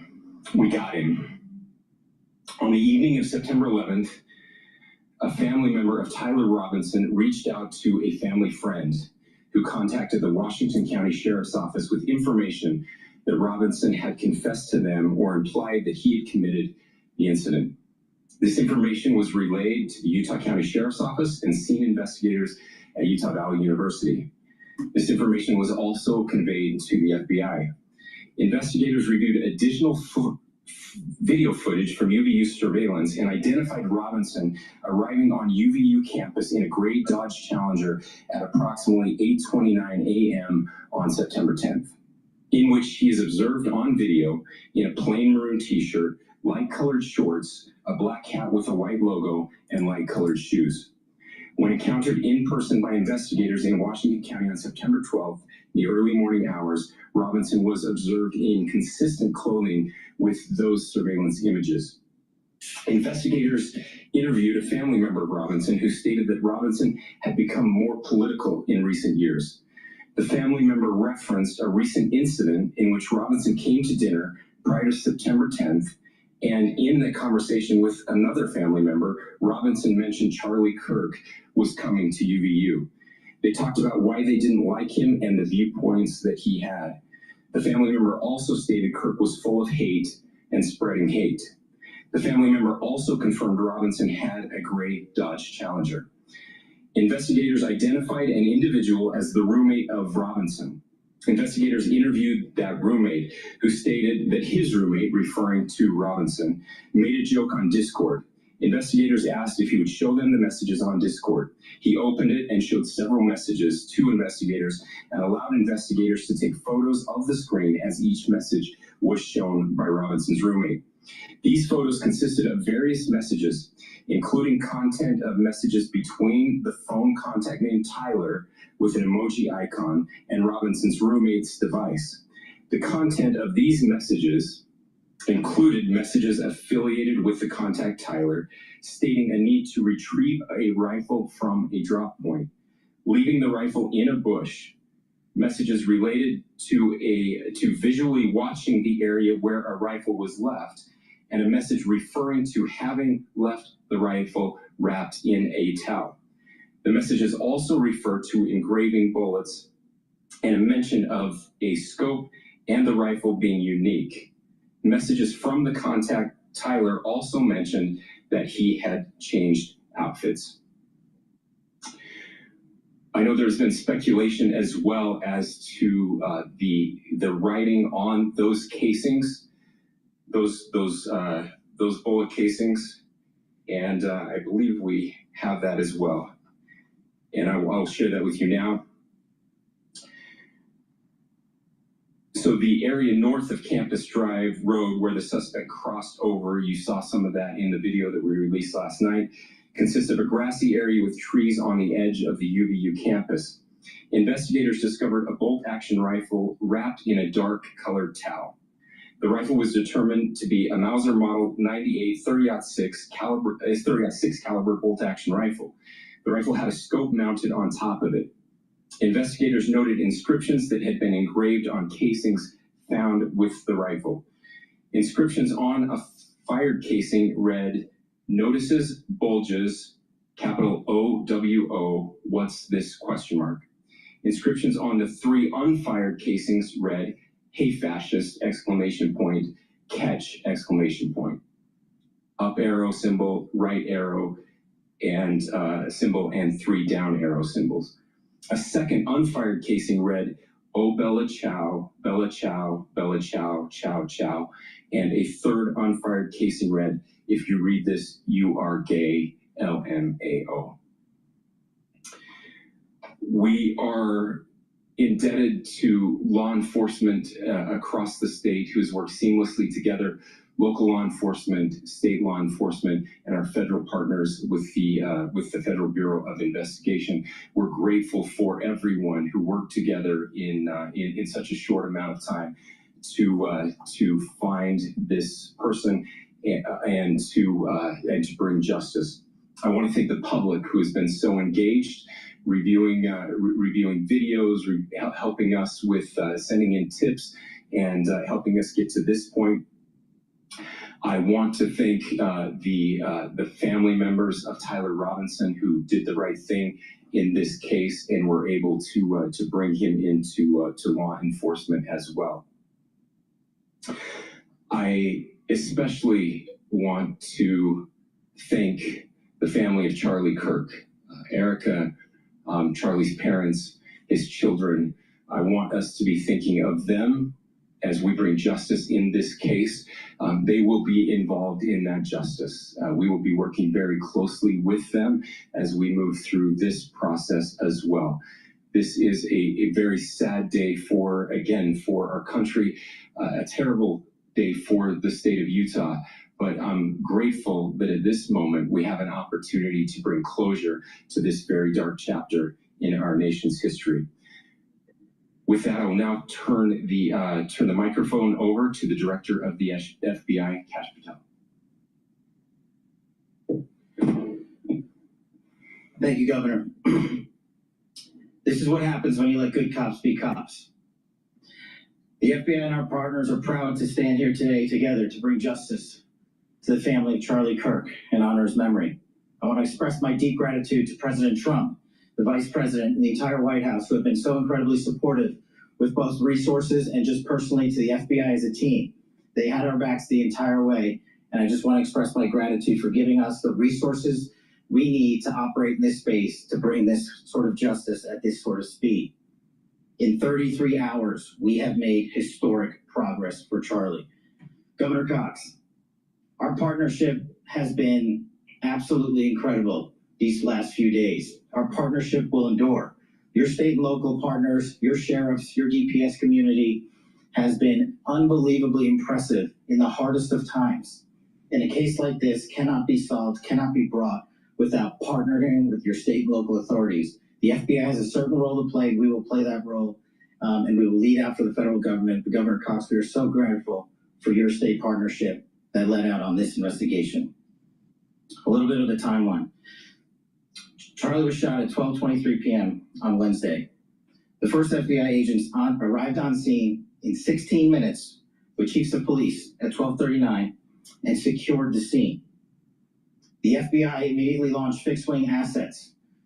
We utilized these assets to transport personnel, specialty technicians, hostage rescue teams. We also utilized these assets to go back and forth from the East Coast and here in Utah to transport forensic evidence and other evidence that will be analyzed and is being analyzed at our FBI laboratories in Quantico and other laboratories, including the ATF.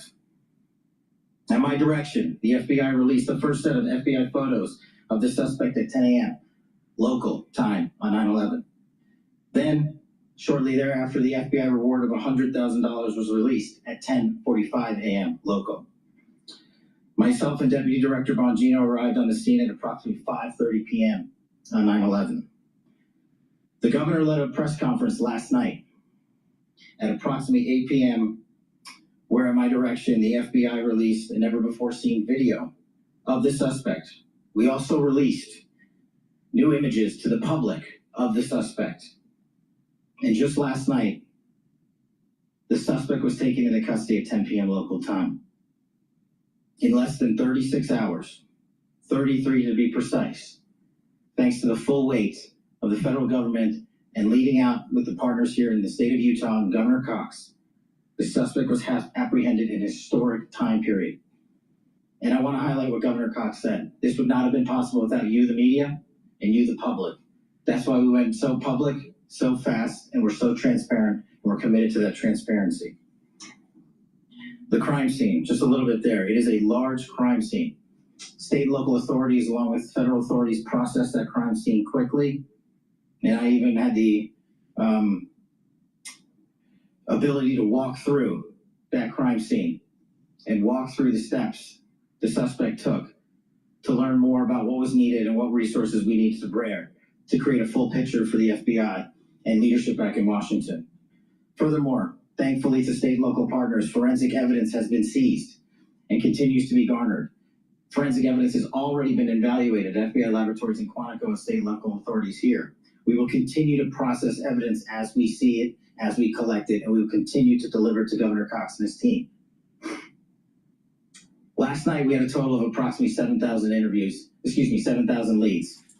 As of this morning, thanks to your great work, we have over 11,000 leads that were called in to the FBI. And we are running out every single lead that we can. Every one of those leads will be run out. The arrest is a testament to the dedication of good law enforcement being great, and partnerships in law enforcement, which I've tried to highlight as my tenure as the director of the FBI. There is no better relationship for law enforcement than the FBI to partner with state and local authorities, and you've seen it here in these last few days. The FBI Salt Lake Field Office, along with our offices in LA, Phoenix, Denver, San Antonio, Las Vegas, Pittsburgh, Buffalo, our headquarters component in Quantico, all participate in the FBI. I want to express my deep gratitude to the employees of the FBI, the men and women, the evidence response team tacticians, the special operators, the agents, the support staff. You have done monumental work in a historic time when the public, who had a right to demand such an expeditious solving of an investigation, the FBI answered that call diligently, critically important to our nation, and we delivered. And I'm proud to be their leader, and I'm proud to be the director of the FBI. This is a very much an ongoing investigation, as the governor said, and we will continue to work with state and local authorities to develop the investigation, to provide them the evidence they need for their ongoing prosecutions, and we will be here to answer every call they absolutely have, as long as it takes, for as long as we need to find and apprehend whatever suspects were involved in this crime. Lastly, to my friend Charlie Kirk, rest now, brother. We have the watch, and I'll see you in Valhalla.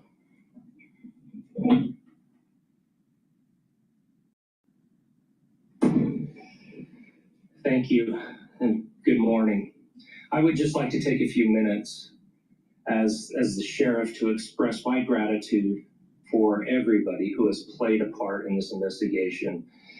As you know, it's been a vast, a complicated, and a very, very fast-paced investigation. You're looking at people standing up here who are running on, if they got an hour's sleep in the last couple of days, they're probably lucky. It has been very taxing. It has been so impressive, speaking on behalf of the local law enforcement, to see the cooperation that we've seen in this type of case. Across the state, sheriffs, chiefs, our state partners have stepped up and have come to the call on anything that we needed. Our county chiefs have been phenomenal. Our Utah County Attorney, Jeff Gray, who's standing up here with us, has been phenomenal in leading us through this investigation. I would like to thank the federal government for their resources, their assets. Our local team here, our FBI team, has been extraordinary in helping us work through this and bring this person to justice. Most of all, I would like to thank the public, and specifically, I would like to thank the public who turned to prayers and who turned to positiveness for us. I would like to thank them on behalf of the law enforcement community, because we needed those prayers. That's what we needed to get through this. We needed your support, and you gave it to us. We needed your patience, and you gave it to us. And I would like to thank you for the Kirk family, because that's what they need, is your support and your prayers, and that will get us through all of this. So thank you, everybody, for everybody that has stepped up. We've had such a phenomenal response to this. Thank you.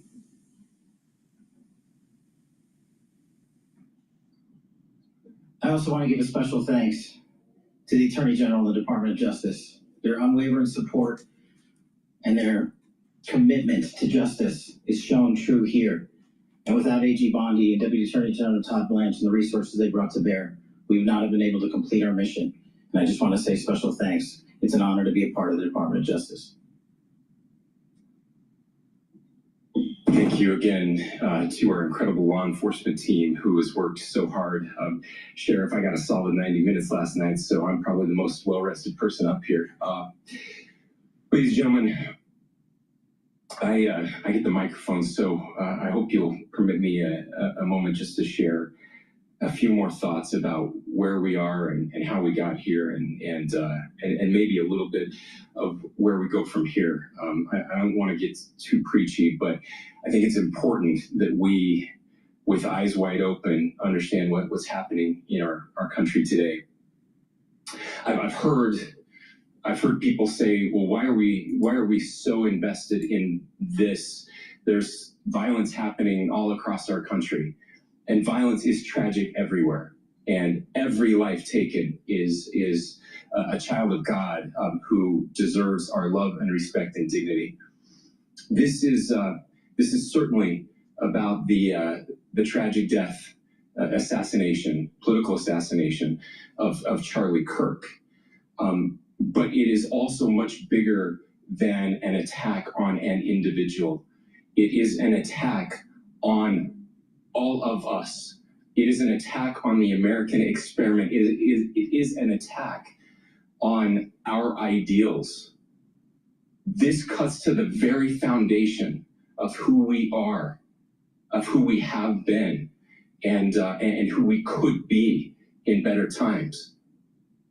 Political violence is different than any other type of violence for lots of different reasons. One, because in the very act that Charlie championed of expression, that freedom of expression that is enshrined in our founding documents, in having his life taken in that very act, makes it more difficult for people to feel like they can share their ideas, that they can speak freely. We will never be able to solve all the other problems, including the violence problems that people are worried about, if we can't have a clash of ideas safely and securely. Especially those ideas with which you disagree. That's why this matters so much. Over the last 48 hours, I have been as angry as I have ever been, as sad as I have ever been. And it was, as anger pushed me to the brink, it was actually Charlie's words that pulled me back. I'd like to share some of those. And specifically right now, if I could, I need to talk to the young people in our state, in my state, and all across the country. As President Trump reminded me, he said, you know who really loved Charlie? The youths. And he's right. Young people loved Charlie, and young people hated Charlie. And Charlie went into those places anyway. And these are the words that have helped me. Charlie said, when people stop talking, that's when you get violence. He said, the weak can never forgive. Forgiveness is the attribute of the strong. The only way out of the labyrinth of suffering is to forgive. Welcome without judgment, love without condition, forgive without limit. He said, always forgive your enemies. Nothing annoys them so much. A few months ago, I referenced this last night, Charlie posted to social media, when things are moving very fast and people are losing their minds, it's important to stay grounded. Turn off your phone, read scripture, spend time with friends, and remember, internet fury is not real life. It's going to be okay. He again said, when you stop having a human connection with someone you disagree with, it becomes a lot easier to commit violence. He said, what we as a culture have to get back to is being able to have a reasonable agreement, where violence is not an option. Now, again, to my young friends out there, you are inheriting a country where politics feels like rage. It feels like rage is the only option. But through those words, we have a reminder that we can choose a different path. Your generation has an opportunity to build a culture that is very different than what we are suffering through right now. Not by pretending differences don't matter, but by embracing our differences and having those hard conversations. I think we need more moral clarity right now. I hear all the time that words are violence. Words are not violence. Violence is violence. And there is one person responsible for what happened here. And that person is now in custody and will be charged soon and will be held accountable. And yet, all of us have an opportunity right now to do something different. I want to thank my fellow Utahns. This bad stuff happens. For 33 hours, I was praying that if this had to happen here, that it wouldn't be one of us. That somebody drove from another state, somebody came from another country. Sadly, that prayer was not answered the way I hoped for, just because I thought it would make it easier on us if we could just say, hey, we don't do that here. And indeed, Utah is a special place. We lead the nation in charitable giving. We lead the nation in service every year. But it did happen here. And it was one of us. But I want you to look at how Utahns reacted the last 2 nights. There was no rioting. There was no looting. There were no cars set on fire. There's no violence. There were vigils and prayers and people coming together to share the humanity. And that, ladies and gentlemen, I believe is the answer to this. We can return violence with violence. We can return hate with hate. And that's the problem with political violence, is it metastasizes. Because we can always point the finger at the other side. And at some point, we have to find an off-ramp, or it's going to get much, much worse. But see, these are choices that we can make.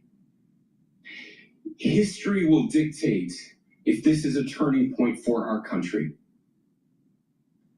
But every single one of us gets to choose right now if this is a turning point for us. We get to make decisions. We have our agency. And I desperately call on every American, Republican, Democrat, liberal, progressive, conservative, MAGA, all of us to please, please, please follow what Charlie taught me. I'll just conclude with words I share often from a friend and author, Yuval Levin, who was asked if he was optimistic about our country. And he said, I'm not optimistic. He said, I hate optimism. God, that sounds bad. But he said, optimism is a vice. It's this idea that good things are just going to happen. And he said, in the history of the world, good things have never just happened. He said, I'm not optimistic, but I am hopeful. And hope is the virtue that sits between the vices of optimism and pessimism. Hope is the idea that good things are going to happen because we can make them so. I still believe in our country. And I know Charlie Kirk believed in our country. I still believe that there is more good among us than evil. And I still believe that we can change the course of history. I'm hopeful because Americans can make it so. Ladies and gentlemen, we're happy to answer any questions you might have.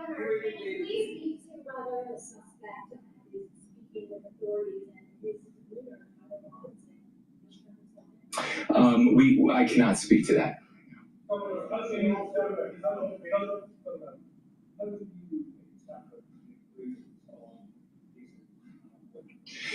Well, I will leave that up to you to interpret what those engravings mean. I think the clearest one that says "catch fascist," there's not, and by the way, that's like catch like a ball, catch this. That's I think that speaks for itself.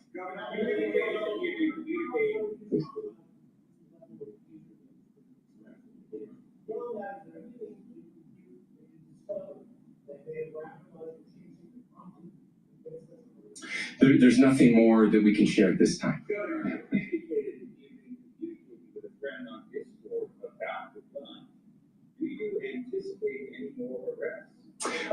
We do not at this time have any information that would lead to any additional arrests. Yes, but the investigation is ongoing.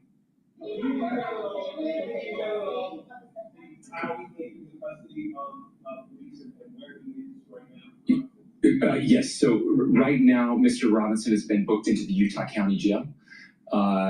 You heard the president this morning report that he was taken into custody, that his family and a friend helped to deliver him into custody of law enforcement in Washington County. Those of you that don't know where Washington County is, it is the southwesternmost part of the state of Utah. It's about a 3.5 to 4 hour drive from here, where we are right now, and that's where he lived and where they turned him in. Please, I'll go here. I can't share any more than what I've already shared. Yeah.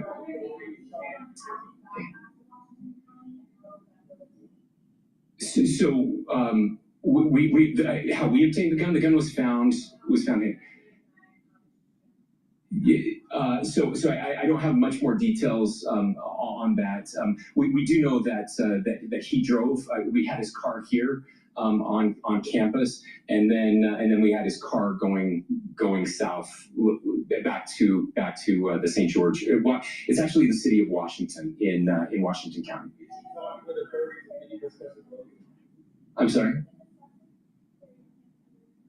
We don't have any information that would lead us to believe that. Yes, in fact, it was just released. Yes.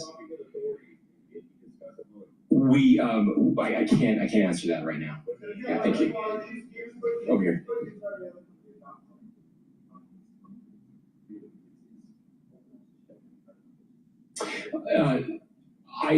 I absolutely believe that this is a watershed in American history. Yes. The question is, what kind of watershed? And that chapter remains to be written. Is this the end of a dark chapter in our history, or the beginning of a darker chapter in our history? Look. I mean, if you look at true political assassinations in this country of someone of this stature, this feels a lot like the late '60s, and having one so gruesomely displayed on camera in all of our hands and in all of our pockets.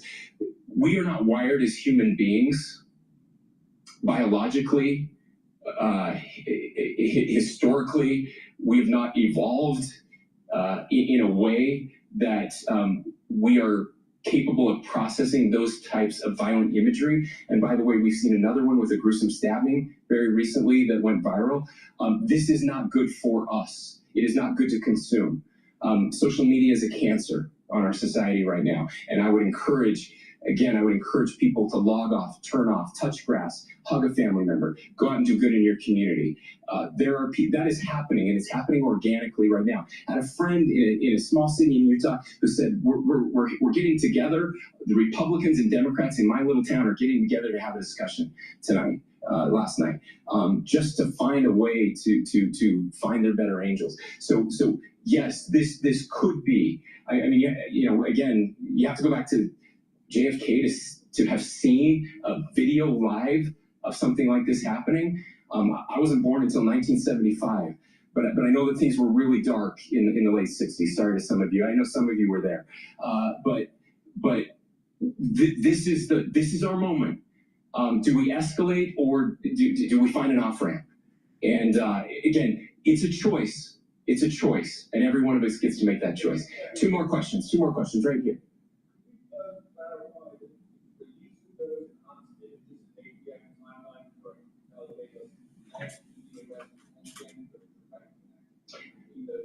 I cannot comment if there is a direct connection or not, but all I can say is that that through some process, the family came to know that this had happened.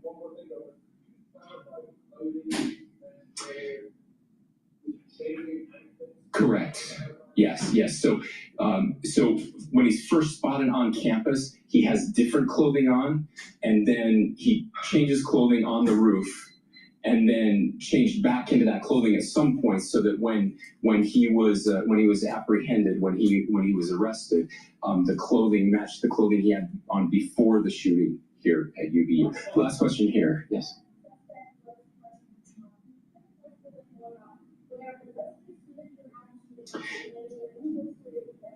Yeah. So I don't have any information on the mental illness part. He was not a student here at UVU. He was living and had lived for a long time with his family in Washington County, in the southernmost part of our state. Thank you, everyone, for your great work in getting this information out. I will just say, process-wise, this may be important. I know many of you aren't familiar with the process in Utah. I think it's important that you understand that basically we have 3 days for charging documents to be filed. A CI will be filed. We'll have more information then, more detailed information as those charging documents are filed in preparation for a preliminary hearing. So 3 days. So we would anticipate then that early next week those charging documents will be filed. We will obviously be working. The county attorney will be working very closely with Mr. Kirk's family as those documents and decisions are prepared and made. Thanks, everyone.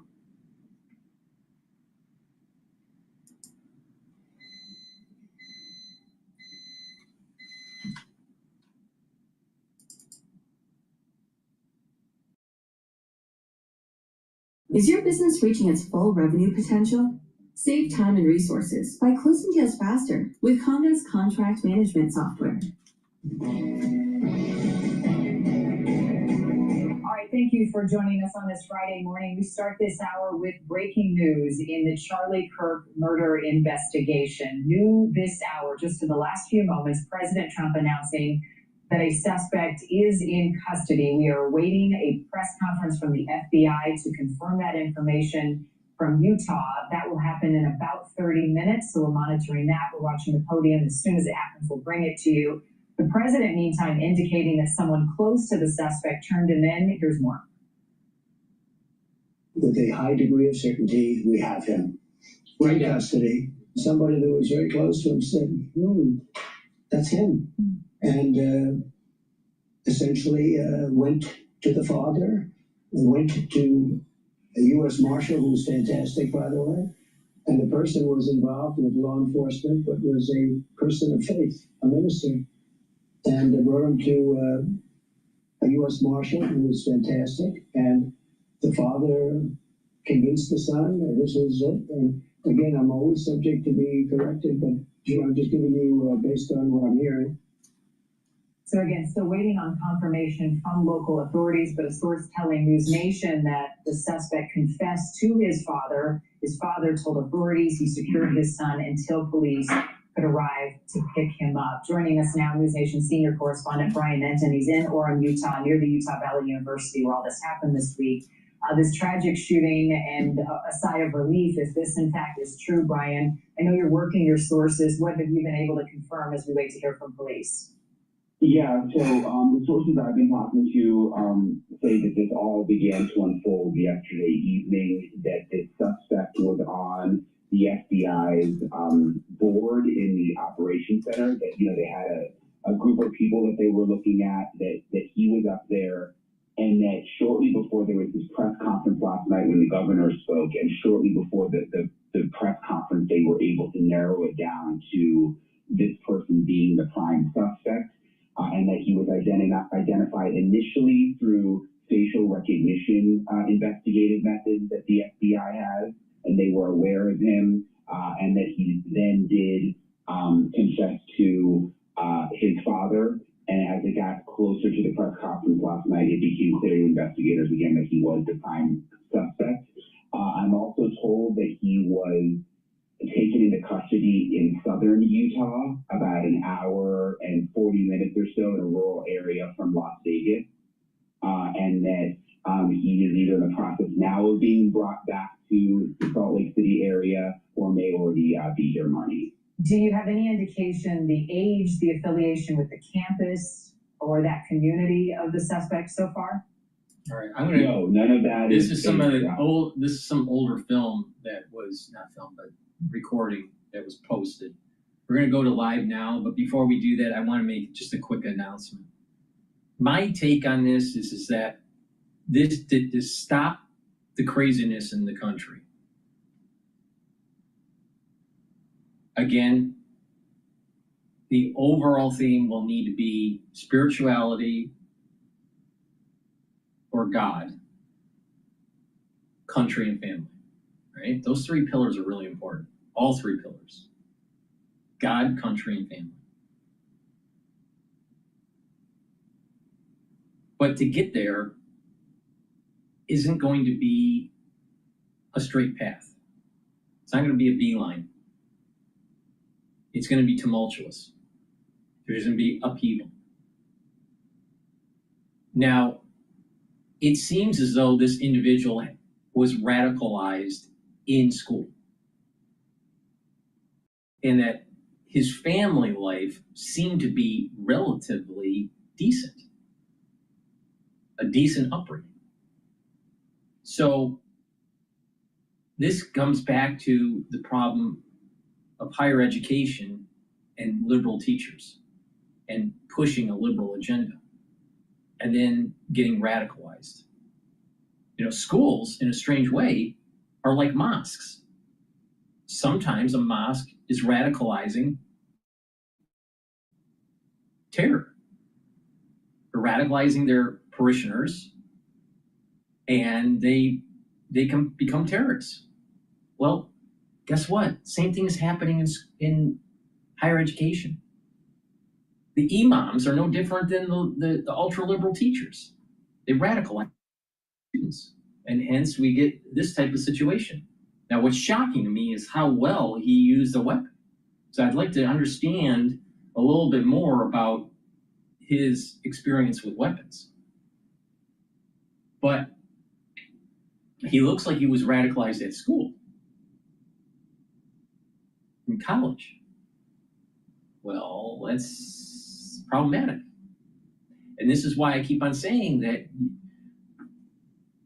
there's this battle between conservatism and ultra-liberalism. And this country will not stand under ultra-liberalism. It was an erosion of our constitutional freedoms. That's for sure. There's no doubt about that.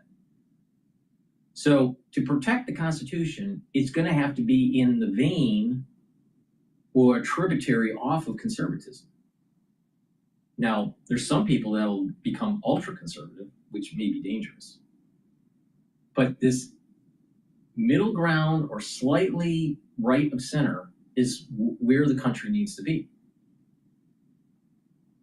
Now, why? Because that's where most of the protection of our constitutional rights will be held. Now, how do we get there? If you're a conservative, you need to push back with rhetoric against ultra-liberals and the liberal mentality. But to be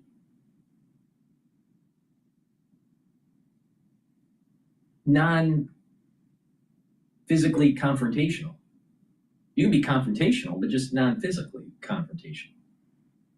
Now, for the ones that are liberal or ultra, especially the ultra-liberal ones, they're going to need to be slowly convinced by this rhetoric from the conservatives that their way of life is not conducive to a productive society, and that move them towards this God, country, and family concept. But there's going to be hardcore ultra-libs. And if they start eroding your constitutional freedoms, silencing you because of your freedom of speech, or doing false flags or whatever to try to erode your constitutional freedoms, then it is the right and obligation of the citizenry to make sure that the Constitution is protected. And so peaceful rhetoric may have to escalate towards something that is more kinetic. Now, we're not there yet, but the thing is that chances are, as we move towards the midterm elections in the United States and the precariousness of the Republicans controlling the Senate and the House because of the slim margins, it is super important to be vigilant that the ultra-lib is going to try to stir the beehive. And when they do, how will Republicans and how will the conservatives react?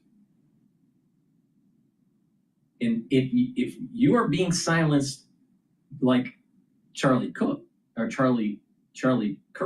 was silenced, if you start seeing more of this happening, the only recourse is kinetic, because the rhetoric,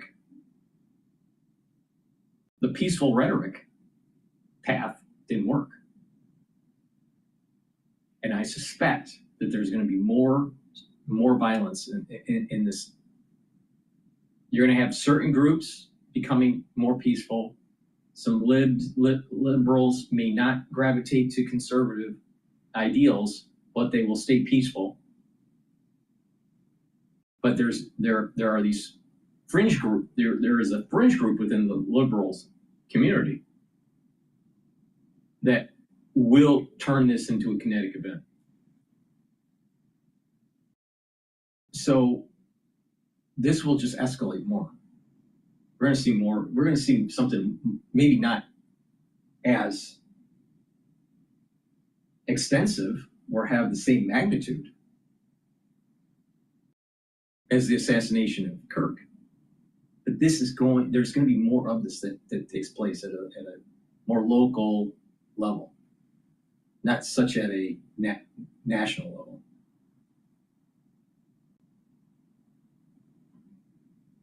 There's a battle that is happening, and liberalism is eroding constitutional freedoms, and the Constitution is far more important than anyone's life. No one's life is more important. Nobody's life is more important than the Constitution. Not the president's, not the vice president, not the Speaker of the House, not you, not your family, not your mother, not your father, not your kids, nobody. The Constitution is paramount. So if someone is trying to take that away from you, trying to silence you with a kinetic means, then the only answer is kinetic.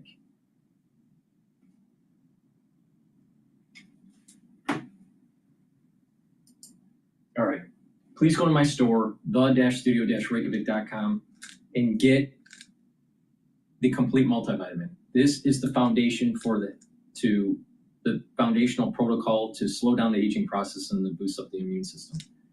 Complete multivitamin is easy to digest, and it has the vitamins that you need as cofactors for enzymatic activity. And stack it with the probiotic. I have it in a powdered form or in a veggie cap form, all right? Now, with a good probiotic, what you do is you're improving your immune system at the gut level. You're improving energy absorption, your nutrients. You're improving the ability to extract from your food stuff. And you're improving the communication between your gut and your liver and your gut and your brain. You're going to get rid of that brain fog. You're going to be able to concentrate better. You're going to be able to get better sleep. You'll be able to consolidate memory and detoxify your central nervous system. So good gut biome is actually very beneficial for you. So make sure you take it every day. You can get the MB40 probiotic. That's the veggie cap version, or the premium prebiotic and probiotic powder. So please go to my store, the-studio-reykjavik.com, and get those. In addition, get magnesium and zinc and vitamin C and magnesium. Magnesium and zinc is going to help boost up that immune system and your brain function. Super important. And vitamin C and magnesium will help with the skin, the immune system, and brain function. Stack them together for max benefit, and magnesium increases the efficacy of vitamin D3.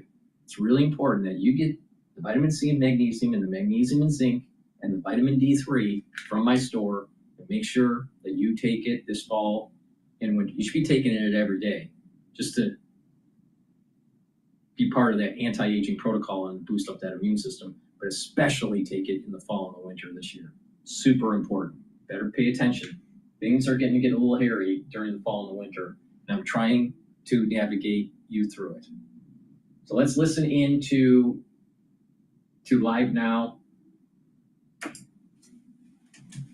The law enforcement professionals to the people giving tips deserves our credit and gratitude. In some ways, the investigation is still in the early days, but I do believe we have the shooter in custody. Say a prayer for Kirk and those two beautiful babies. We took a big step this morning in getting justice for Charlie and for his family. He concludes by saying, thanks be to God for that. So again, that is the very latest from VP J.D. Vance on this Friday morning as we are learning in real time the very latest. If you're just now tuning in, I want to get back to the shooter as we are learning more information. I do want to share this tweet really briefly, though, here from McNair out of Orem, Utah, with the Associated Press. They report a Utah governor calling Kirk killing attack on the American experiment, urging new generation to choose a different path. And as I did mention that to you in that press conference, again, popping that mugshot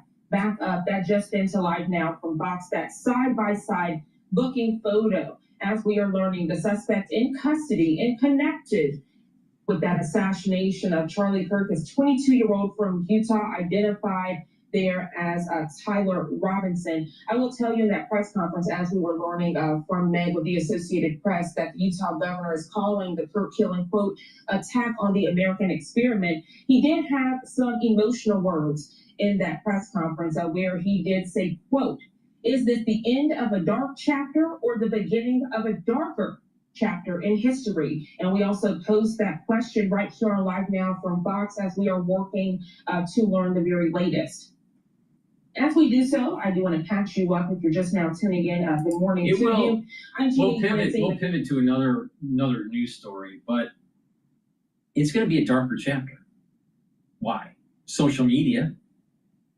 Social media isn't going to make your kids better citizens. Social media isn't going to make your kids smarter. Quite the opposite. Social media will make your kids stupid. And social media will make your kids more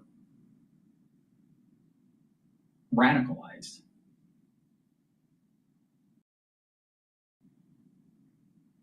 Are the universities going to quickly change their rhetoric with these liberal or ultra-liberal professors? No.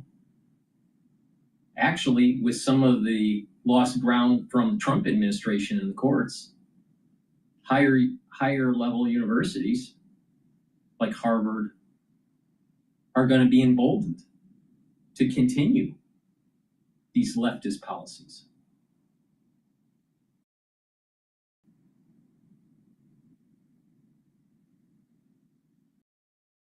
Looking at the gleeful celebration by many TikTokers and individuals posting on social media about the death of Kirk doesn't seem promising for better days around the corner in Americana. Quite the opposite. This is why I keep on saying that stay the course, God, country, and family, and protect the Constitution. And that this battle between the bedrock of our constitutional freedoms have to be protected. And it may have to go kinetic. Now, who do you blame? You can blame academia and the leftist individuals that are trying to destroy the bedrock of our country. Freedom of speech, yes. but freedom of speech to create animosity to actually take away constitutional freedoms. Well, wait a minute. That's exactly what the left is doing. Just pay attention to it. That's exactly what the left is doing. Using freedom of speech, which it should be protected. Their right to say things should be protected. But they're using freedom of speech to create animosity within the society, have elite institutions promote students that have this leftist ideology into government to rewrite laws to erode your constitutional freedoms. And then pack the court system at the federal level and at the state level where conservative values are not upheld.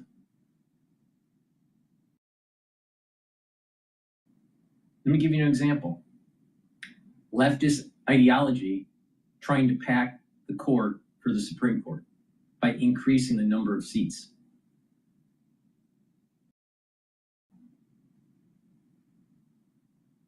Do you think that's going to protect your constitutional freedoms? Probably not. More infringement of the Second Amendment? You think that's going to protect your freedoms? Changing of the English language and what you can and cannot say? You think that's protecting your First Amendment? The surveillance technology that is starting to build out, what I call the Bio-Patriot Act, this surveillance technology. Yeah, the surveillance technology helped to catch the evildoer, Tyler Robinson, or whatever his name is.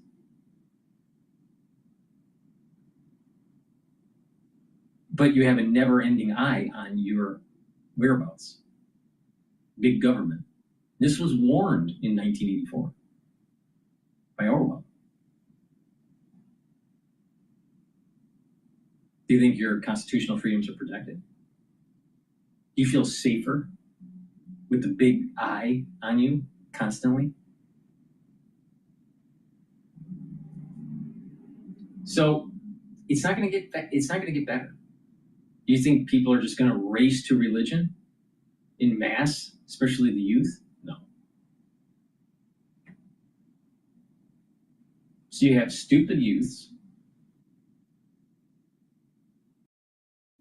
You have a radicalized youth by academia and by social media.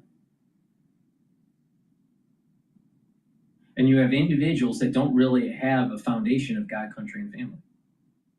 So things are going to get better. It's like low probability that things are going to get better. It's higher probability that things are going to get worse. And it's going to go kinetic. And if that's what needs to happen to protect the Constitution, so be it.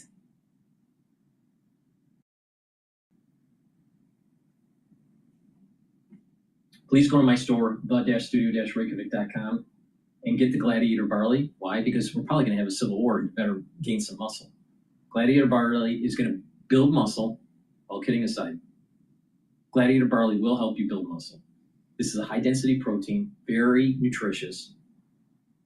Do resistance training, take the Gladiator Barley daily. It will detoxify your body, bring down inflammation. And by bringing down inflammation, that will help with your joints.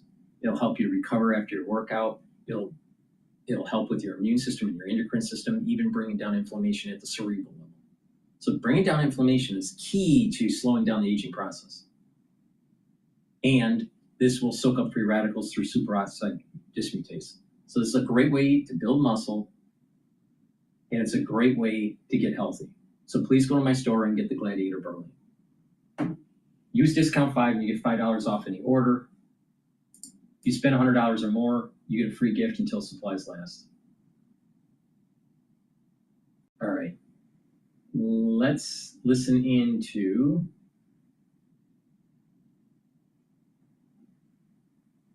to Quest Means Business. Once in a while, I'll play his episodes. Revised numbers show the US job market is much weaker and on shaky ground than when President Trump launched his trade war. The US economy added only 911,000 fewer jobs than first thought during the year ending in March. It's 71,000 a month, which is incredibly weak. Overall, this revision is the largest on record, and proof for the White House that the BLS, the Bureau of Labor Statistics, is broken. Dan Altman is the author of the High Yield Economics newsletter. Dan's with me from New York. I want to go through this in two different aspects now, because it is complex. Let's first of all deal with the economics of it, not the BLS side of it. This is obviously now, this is grist to the mill for an interest rate cut, and arguably it could be for a 50 basis point cut, not 25 basis. But does this not justify Donald Trump's point that Powell should have cut sooner? He should have been better aware of this weakness. I'm not sure it does, Richard, because the unemployment rate still hasn't risen very much. And the reason is that labor supply growth has dwindled just as labor demand growth has dwindled. What we saw starting in mid-2024 was a marked decline in work permits and asylum given to immigrants. We were at a rate of 250,000 a month in December 2023, and that came down to about 8,000 early this year. So there just wasn't as much labor supply coming online. And as a result, even though labor demand was cooling, we still have a fairly low unemployment rate. And Powell's job is to maximize employment for the people who are actually in the United States. His job is not to maximize labor demand and send wages shooting through the roof. But when you look at these numbers, and I understand what you're saying, that the weakness comes from, in a sense, the weakness comes from the very policies that the president is now saying needs to be reinforced. But at the same time, we do know that demand is, the consumer demand is falling, that the economy is slowing, and that the argument for interest rate cuts is now pretty much inarguable. Well, I agree that the economy is slowing. I think labor supply is an important part of that picture. And I do think that the Fed will cut by 25 basis points this month. But I think it will do so partly as a trial balloon, because I think it wants to see how the economy will react to that loosening of credit. If there's not much change in inflation in the next couple of months, and there doesn't seem to be a lot of overheating, then they may continue. But I think they're operating in a territory here that's not really well known to them. So let's do the other side, the BLS side. Now, every economist knows that the numbers are dodgy to start with. And by that, I don't mean they're fiddled. They're just very difficult. They're very complicated. They're very, very technical and fiddly to get right. So a revision is not unusual, even a large revision. Does this give, what you've seen today, does this give cause for concern about the integrity, not the process?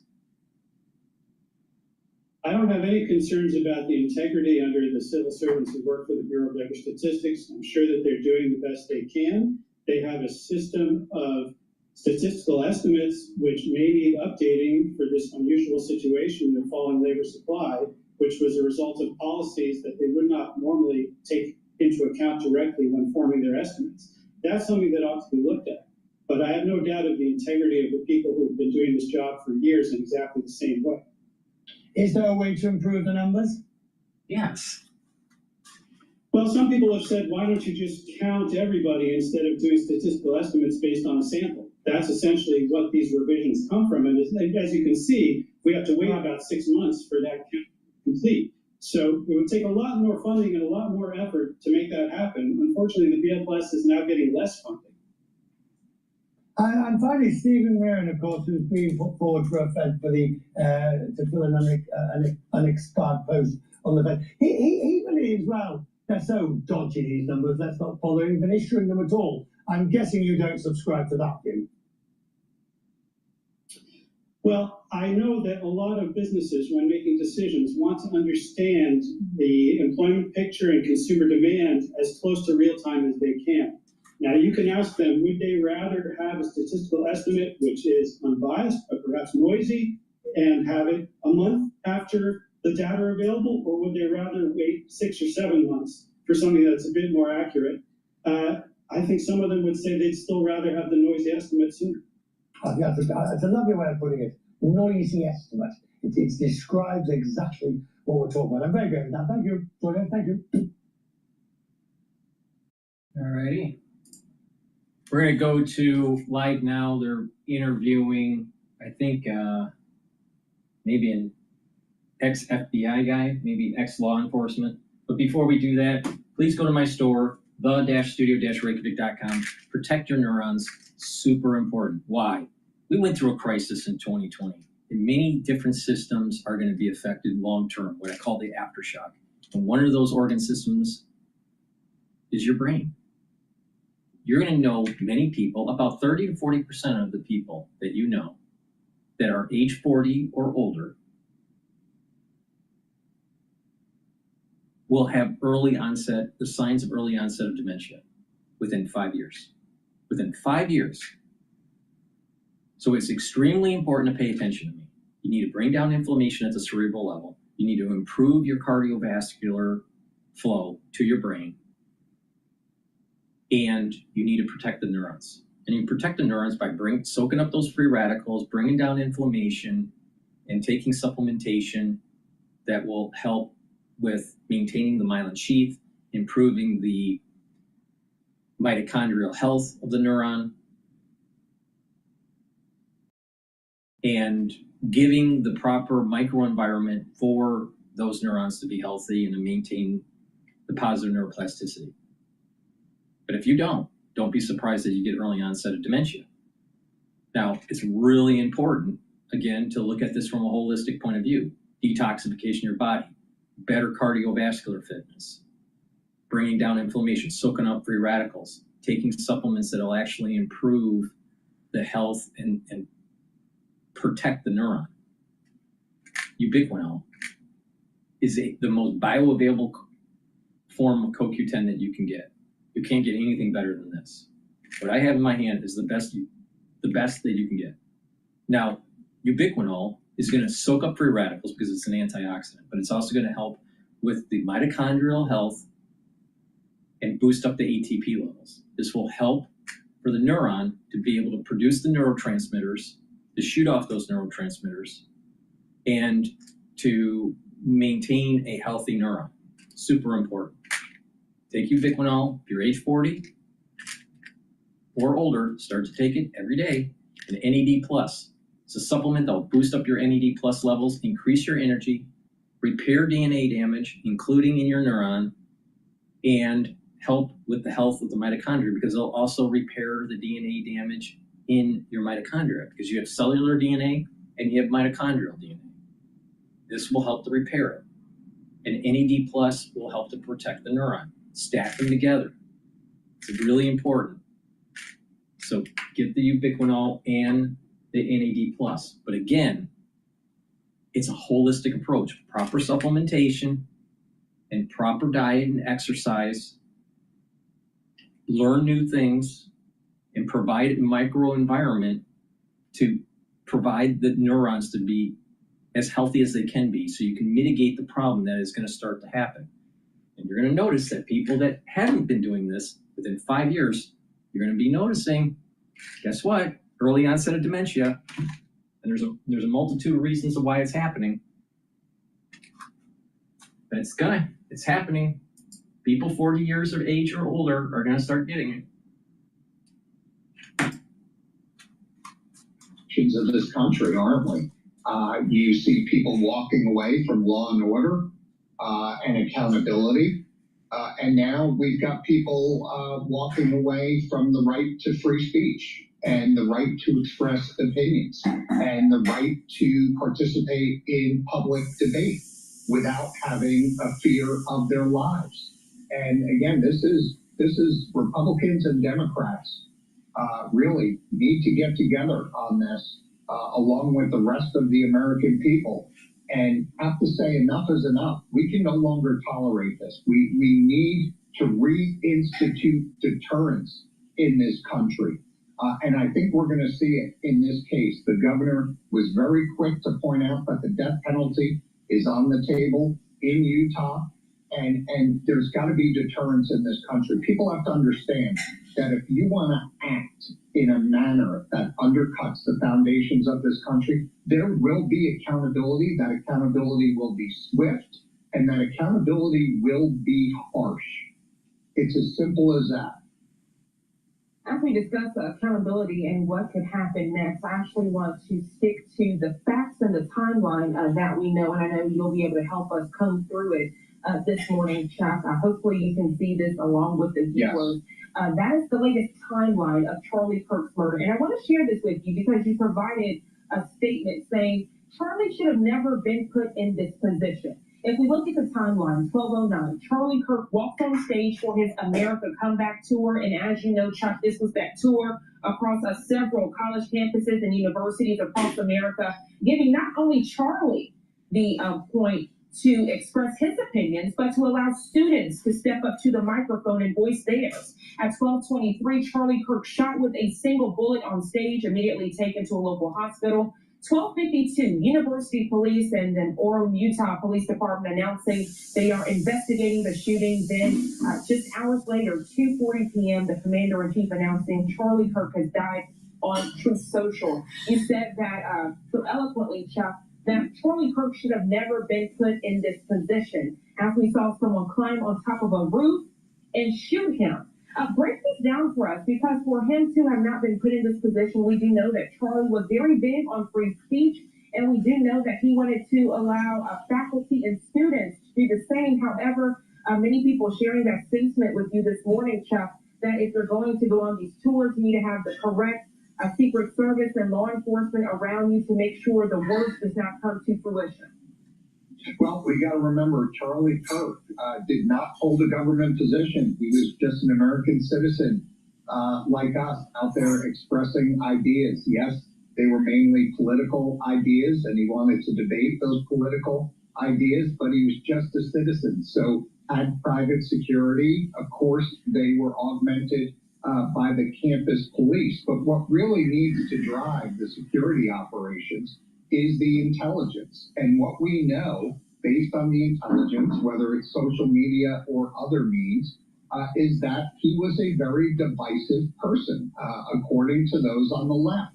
They did not agree with his ideologies and with his beliefs. And that took it all the way to direct threats in many cases that were out there. I would imagine Charlie Kirk was very aware of that. But the intelligence needs to drive the operations. That event, you cannot have an event where there's no ticketing, no screening for weapons, no enhanced law enforcement participation, no ambulance on site, and no additional security measures in place. And sometimes the answer is we just cannot protect you in this kind of environment. And the advice is that you move it to another location, maybe shrink it down in size, and implement all of those screening capabilities that I speak of. I deal with this. Just a perfect example of what I mean. If conservatives don't align themselves with God, country, and family and protect constitutional rights, you're going to lose them, because the government can't or will not do it for you. Period. He's just saying it. Oh, we don't have the resources to protect your freedom of speech in a venue. All right. But that doesn't mean that should stop. I'm telling you, it's the citizenry that's going to protect the Constitution, not the government.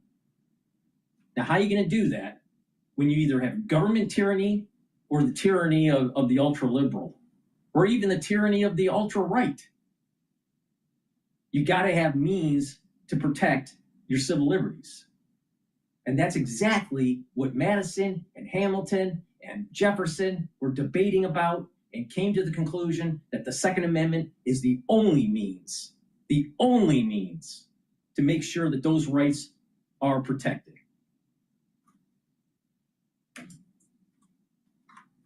Did have close ties to many Republicans and even to the U.S. president. He did not have Secret Service. He had, his maybe own purchased law enforcement, his own security.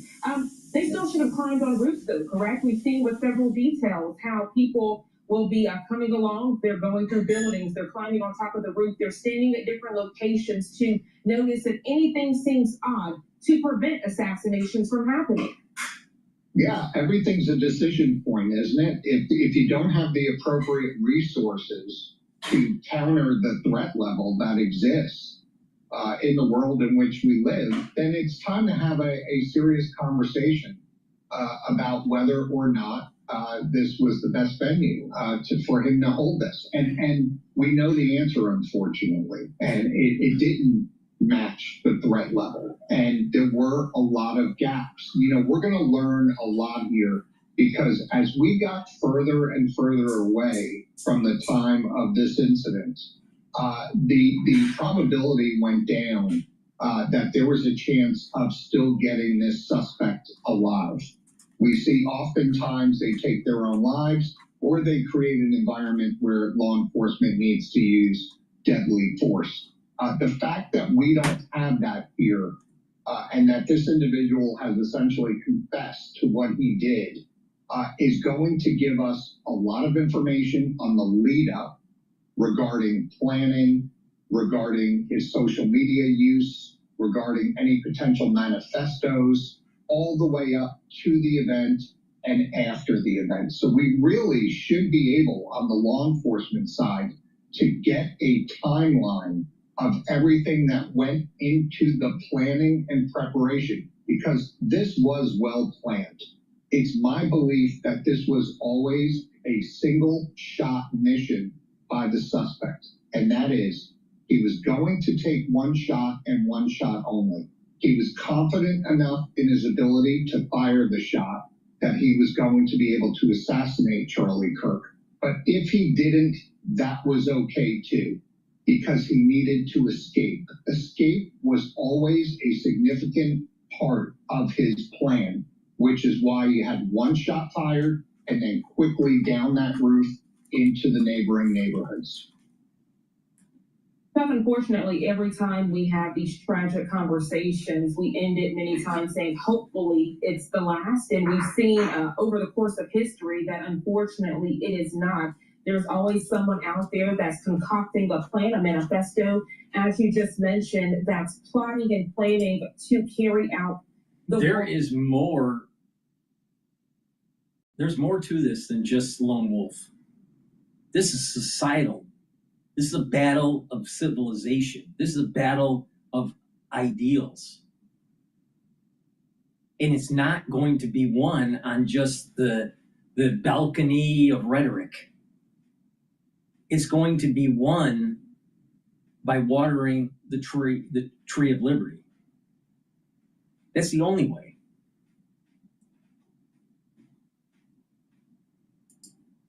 It's going to get worse before it gets better. And that means making the right decisions at the right time, paying attention to your surroundings, know where you're going, know when the risks increase, right? We know that the risks increase the larger the events are. And this is from a perspective of terrorism. This is from a perspective of lone wolves. Law enforcement is very well aware of this. What you had at the event at the university in Utah was you had a very small police department that had limited resources. You heard the police chief in one of the first press conferences say, the strategy with the ultra liberals is that radicalize and then it spins off a lone wolf. Radicalize, it spins off another lone wolf. But eventually what's going to happen over time is that it'll be more coordinated. If this was coordinated, more damage would have been done.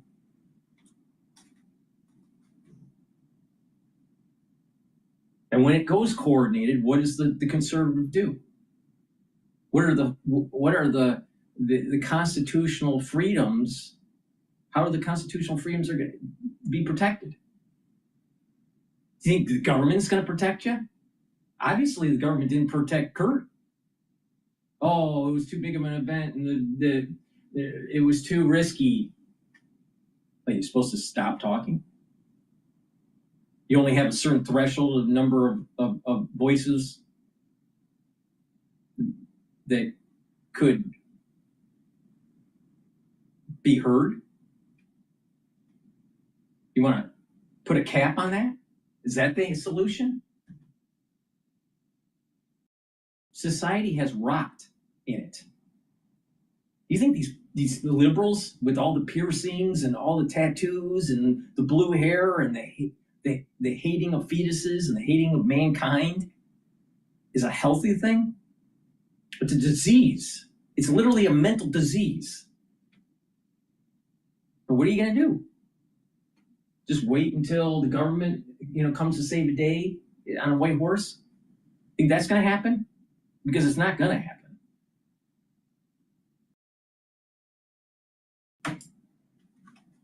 Civil war is the only answer. Somebody has undergone some part of a background check. The gap is, why is the mental health portion of these individuals' lives not making it and integrated with the law enforcement portion? If we're looking to see that someone's been arrested previously, that may preclude them from owning a firearm legally, why aren't we doing the same with mental health? And in the cases where that may be absent, why aren't family members and friends stepping up, as could have easily been done in this case? Pepperino, always a pleasure. We thoroughly appreciate how you do not mince words. Thank you so much for your expertise and dialogue on this Friday. I mean, here's a classic example. Now, I'm not a big fan of Tim Pool. Not at all. I don't trust people that only wear winter hats. All right, so the wannabe edge, Tim Pool, all right, did say something that is important, and that is that he's, to paraphrase it, the left is declaring if you speak against them, it's okay for them to kill you. No First Amendment rights in their world.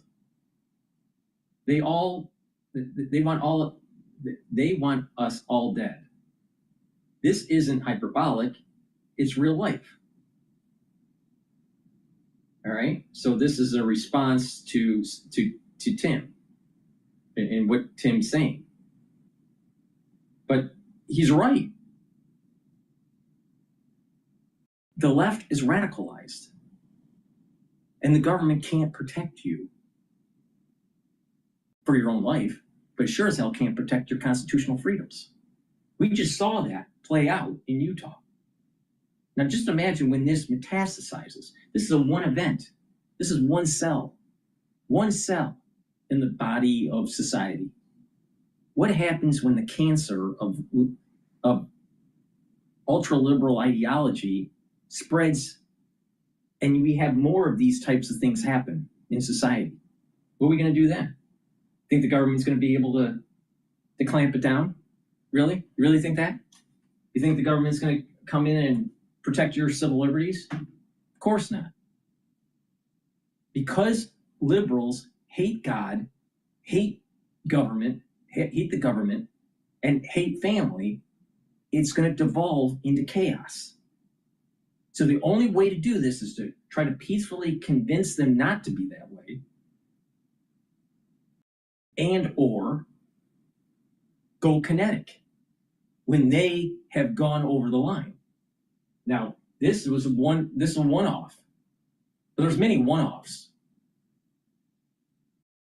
But the thing is it's accelerating. There is this metastasizing of this disease. Now, the liberals would say, well, there's also conservatives that are out of control too. That's true. That is true. Both sides have extreme. But the thing is that when you look at the data of this, where's most of the extreme rhetoric to erode your constitutional freedoms? It's not from the conservative side. It's from the liberal side. So this is a battle of what we want the country to be. Do we want it to be a collective society, or do we want to have individualism where your life, liberty, and pursuit of happiness is protected with a bunch of civil liberties that are enshrined in the Constitution? Or do we want some sort of Maoist ideology run by a one-party government?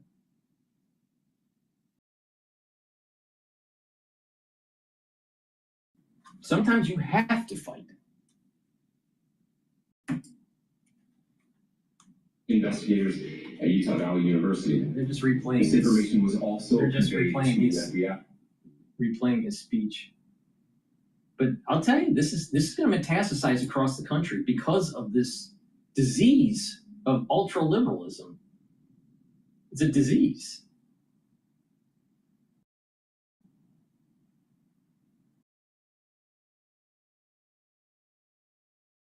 All right.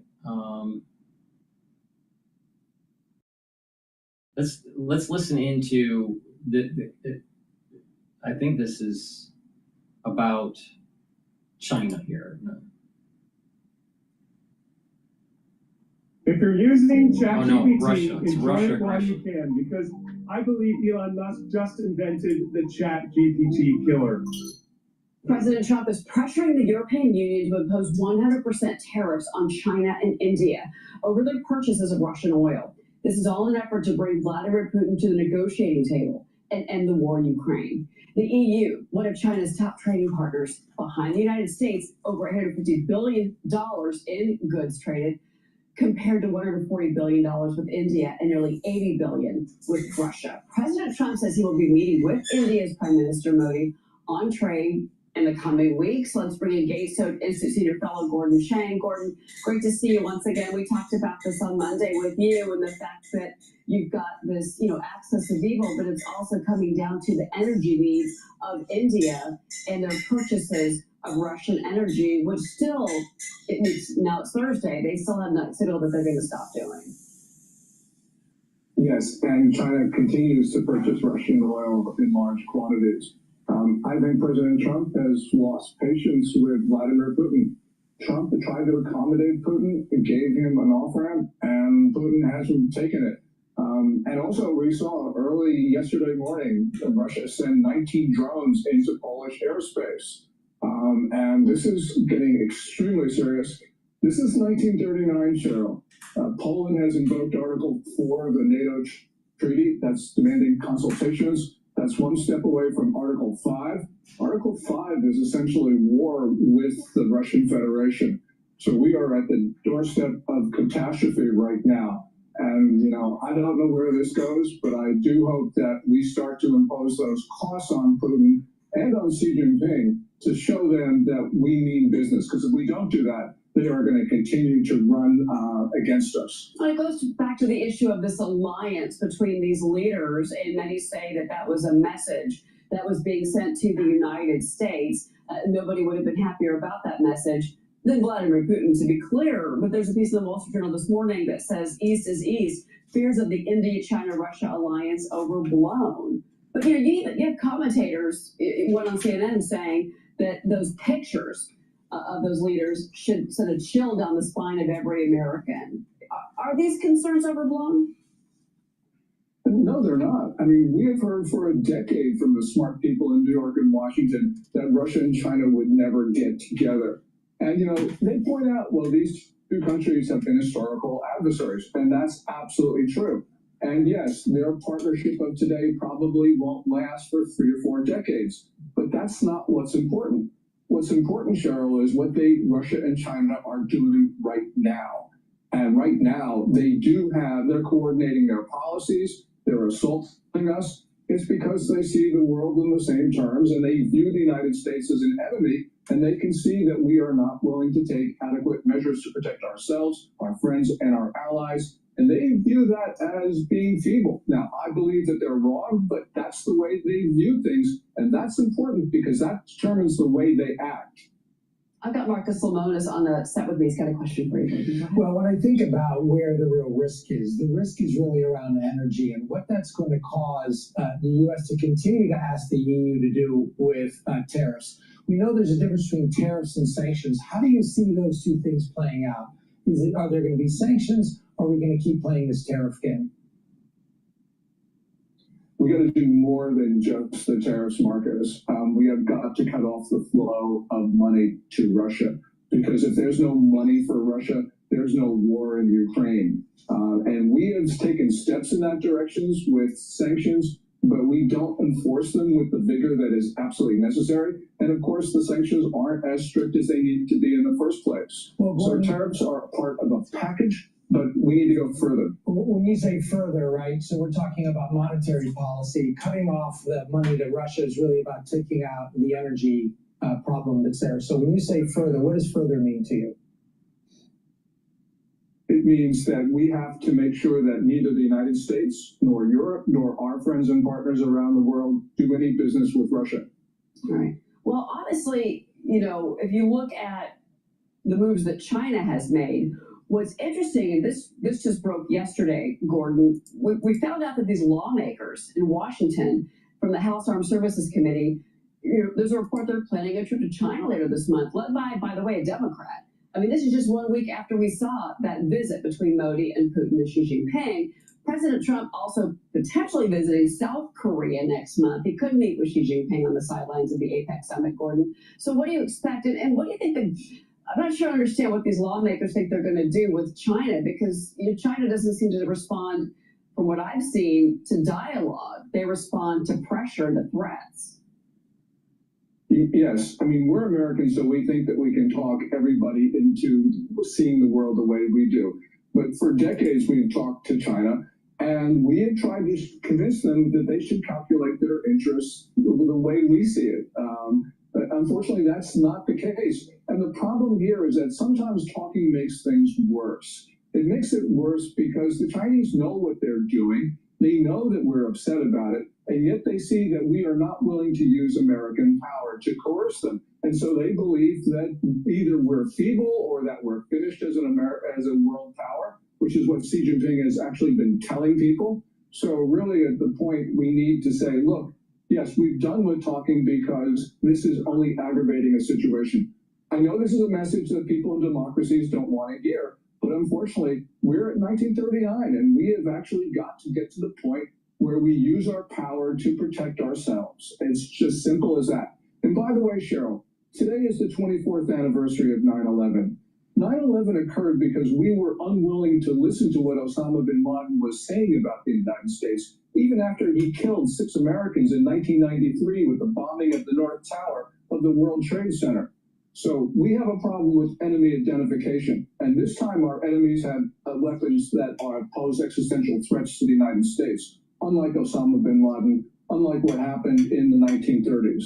Okay, Gordon, I want you to stand by here for just a sec. All right.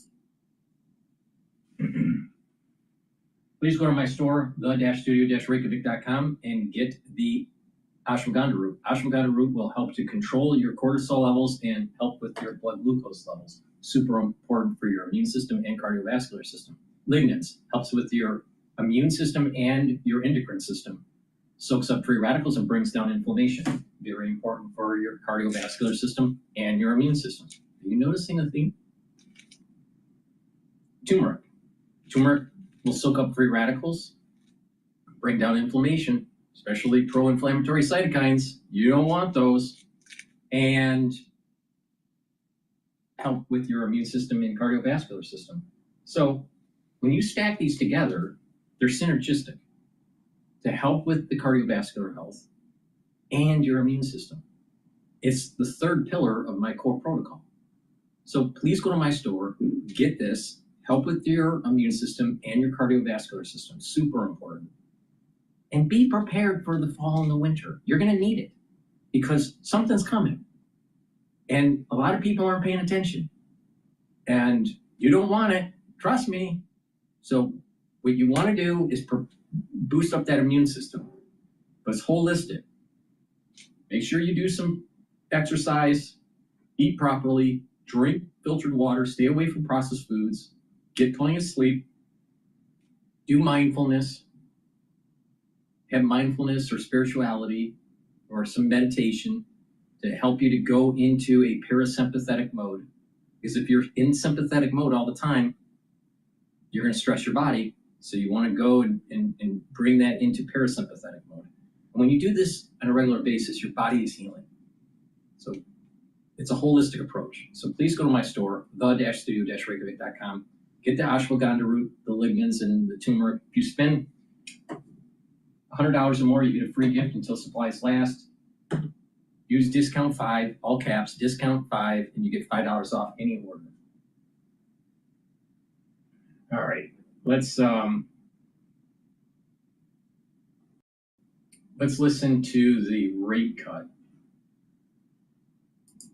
the potential rate cut that's coming up. It means the world that I'm able to continue building the life for the kids that Jared and I both envisioned.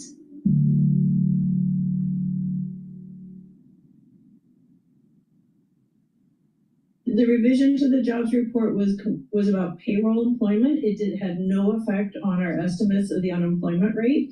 It was the case last year where those revisions to employment are relevant, that the unemployment rate was rising. So I'd say that the revisions paint a more consistent picture of the labor market, right? The unemployment rate had risen enough to trigger the Somme rule, and we now know that the payrolls, they slowed, and in fact, they slowed even more than what we had thought at the time. So they kind of more in harmony together, I guess. With the dynamics of where we are, particularly with immigration, is a 4.3% unemployment rate what used to be a higher unemployment rate? Can you say that? So the unemployment rate that we would kind of settle into when things are good, it does move around over time. I think one reason we see unemployment rates that are quite a bit lower than, say, decades ago, 4.3% historically is quite low, is that we have an older workforce. Workers who have more experience tend to, move in and out of jobs, lose jobs less frequently. So I think a lot of it's demographics where we're at kind of this lower unemployment rate. And that's why when you're trying to think about where we headed, are we headed to a recession? Are things really going south? You look at changes in the unemployment rate as opposed to a particular level. Like that's such an important, and we've seen in recent months, the unemployment rate nudging its way up, still slowly, but moving in the wrong direction. Behold the shifting balance of risks, and I want to ask you about that and the Fed Reserve's capacity to deal with it. And I look at the most recent Bloomberg survey of Wall Street economists. There's this expectation here that the language is going to change from the Fed chairman when he speaks on Wednesday about the labor market and the condition that it's in. What is your sense of this Fed Reserve's capacity to deal with the shift here more toward the labor markets? It seems it's going to be the case. And as Tom and I were mentioning just a moment ago, we're at a point here where we really don't have a full grasp on the personnel around that table on Tuesday and Wednesday. That's still very much up in the air. Perhaps a basic question, but does that color the conversation that's going to take place there on Tuesday and Wednesday at all? The conversation and the rate decision is going to hinge on the data, and the Fed they are grappling with a really tricky environment. In the inflation's too high. Like it is not, and it's not moving towards the Fed's target right now. And then you have employment that has really softened. It might be structure, it might be immigration, but it might not be. It might be demand is really slipping. And so the Fed's got one tool and they've got two problems that are going in different directions. So they're going to have to frame up and really assess from the data which of these two risks is bigger and more persistent. That's the way the Fed has outlined that it approaches this. That's how they're going to do it next week. But the reality is this is not going to be a normal FOMC meeting. Right, there's a lot, and frankly, it may matter more for the inflation outlook, the rate outlook, not just next week, but going forward, who actually is sitting at that table and voting. Because it will be a big change in Fed policy if Lisa Cook is not there. Claudia Sam with us, folks, as we have an eventful Friday. We're awaiting an FBI briefing here in the 9 o'clock hour. David Gurr and Tom Keene with you nationwide. Claudia, one of the magical things you had was a tour of duty with Matt Shapiro at Michigan. You folks did more on inflation research than anyone I could imagine within academics. I've been talking a lot, Claudia, in my stilted way, about the substitution effect. Is it in place now with this new bout of inflation? Lisa, help me here. Joe Weisenthal had beef prices up, banana prices up, coffee prices through the moon. Claudia, is it normal sound economics now as we substitute and try to get to Monday with our diminished purchasing power? Right, so, I mean, it's a basic reality of economic behavior. I mean, people are they're going to react to prices. That's why we have prices. It tells us something about what's scarce and what's available. And so there absolutely should be seeing some adjustments, but we have to be, real about the extent to which people can make substitutions, right? Like there are, housing is a very expensive for many Americans, and it's also a necessity. Right, so there is a process of adjustment going on. Some of our inflation statistics capture that substitution in real time better than others, but I think we also shouldn't. I would also push back on some of the discussions around tariffs, where it's like, oh, it's a relative price change. The tariff goods, their prices go up, so then people just shift to something, shift away from that, and then inflation overall doesn't go up. I don't think that's the read that we get out of the data. Inflation is stalled out and is moving ever so slightly higher. So I think substitution is there, but there are limits to how much people can deal with these price changes. All righty.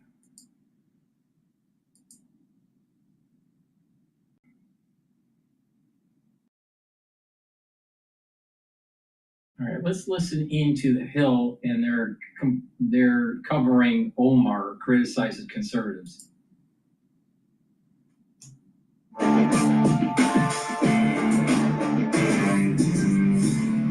New this morning, the suspect in Charlie Kirk's murder has been identified. Utah Governor Spencer Cox says the suspect is 22-year-old Tyler Robinson. Cox says that a family member saw Robinson become more political recently. Cox thanked Robinson's family for turning him in.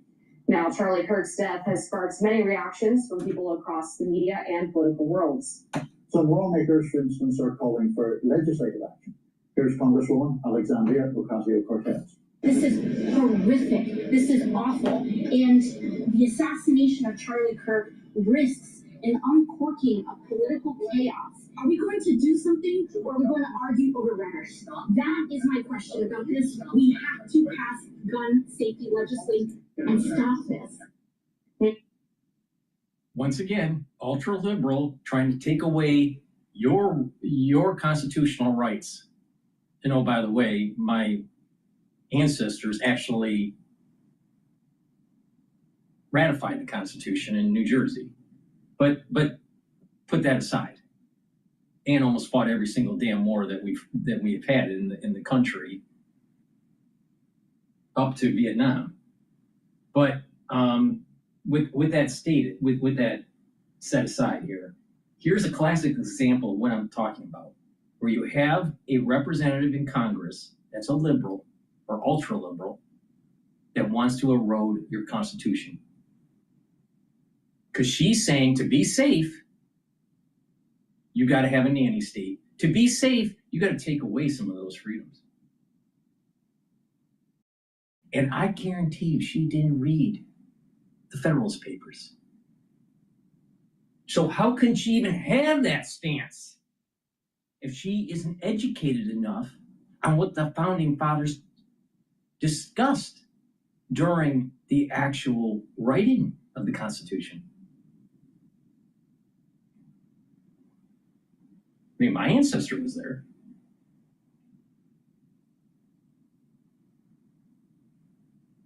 Why? Why? Because if it starts there, then you can erode up further. Erode the Fourth Amendment. Why not erode some of the First Amendment? You don't need freedom of press anymore. You can't say certain things for your speech. Look at what's happening in England. And then let's say they open up the borders. Let's say a Democrat gets into office and they want to open up the borders and have a flood of illegal aliens coming in. Millions a day. Right? And you have a population that says, we don't want this. And they call it hate speech. What's your recourse? Now do you understand how important and how much wisdom is constructed in those Bill of Rights?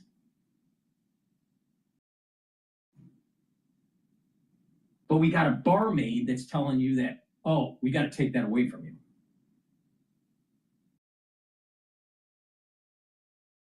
No, no, no. Republican Congressman Clay Higgins is vowing to do something a little different. Higgins wrote in part on X, quote, "I'm going to use congressional authority and every influence with big tech platforms to mandate immediate bans for life of every post or commenter that belittled the assassination of Charlie Kirk." He continued, "I'm also going after their business licenses and permitting. Their businesses will be blacklisted aggressively. They should be kicked from every school and their driver's licenses should be revoked." Then there's President Trump, who yesterday urged his supporters not to turn to violence and vowed to solve the problem of, quote, radical left lunatics. Let's listen. Not really. I'm really good. Use Kayak's best time to travel tool to find the perfect time to go wherever you're going. Then do what people do. Get distracted shopping for sun hats, celebrities and sun hats, celebrity. Not really. I'm really concerned for our country. We have a great country.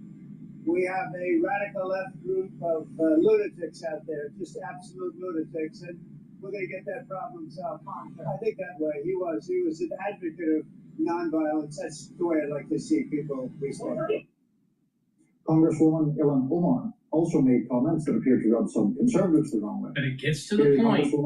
It gets to the point where the ultra lib keeps on pushing and pushing and pushing, and tries to erode your constitutional rights. And if the government doesn't stop it, the citizenry has no other recourse than to exercise the obligation and the right of protecting those civil liberties.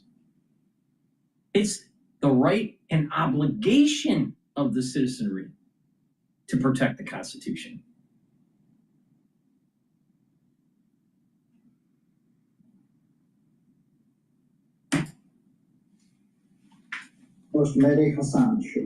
You have people like Nancy Mace who constantly harass, people that she finds inferior and wants them not to exist in this country or ever.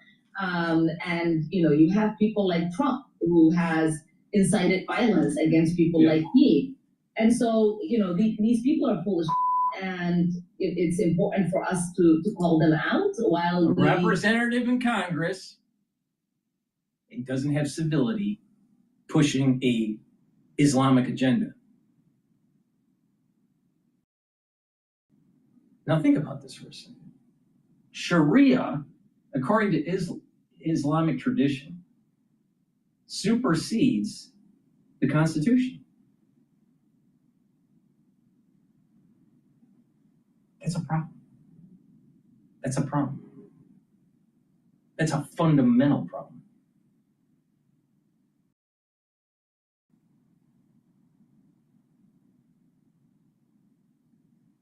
So let's look at these data points.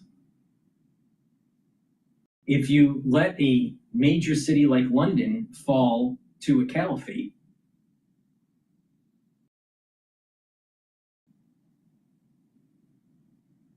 and the potentiality of the same thing happening in New York, don't you think that at the national level, if that happened, that something similar would happen in terms of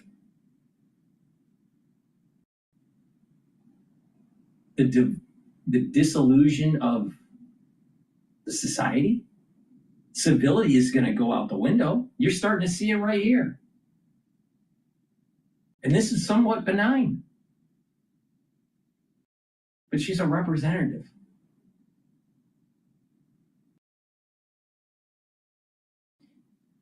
And my understanding is that she also lied to get into the country. But put that aside. Whatever the case was, if she lied about who she was married to or whatever, it doesn't matter, right? The reality here is that ultra liberals want to erode the Constitution. They want to tell you you can't say certain things. That you have to accept that if someone wants to identify as an XY karyotype, but really is XX, that you must accept that. That you have to suspend nature, you have to suspend logic, and embrace some sort of individual psychosis.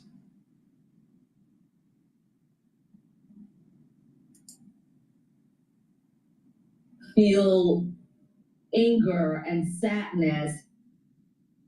Here's more of what Ilhan Omar said on Kirk's death. Charlie was someone who once said, guns save lives. After a school shooting. Charlie was someone who was willing to debate and downplay the death of George Floyd in the hands of Minneapolis police. I think he called him a scumbag. Right, have no regard, downplay slavery and what Black people have. Maybe George Floyd was a scumbag. Downplay slavery. Maybe these ultra libs are upplaying slavery because they want to promote reparations. It's not about, these people don't even care. These ultra liberals don't care about slavery and what happened in the 1800s or even in the 1600s or the 1700s. What they want is a payout, and they are looking for people to fleece. And so what they do is they create an oppressor and an oppressed category so they can go to the oppressor and say, you need to pay reparations because you're a whitey. And if you're a white male, you need to pay more because you get double privilege. In this country, Still think that we're gonna go past this event of Charlie Kirk being killed, being assassinated. You think we're just gonna go off into the sunset and everything's gonna be copacetic in America? Fuck no. Because this is the rhetoric. This is what's happening on the ultra liberal side to erode your constitutional freedoms.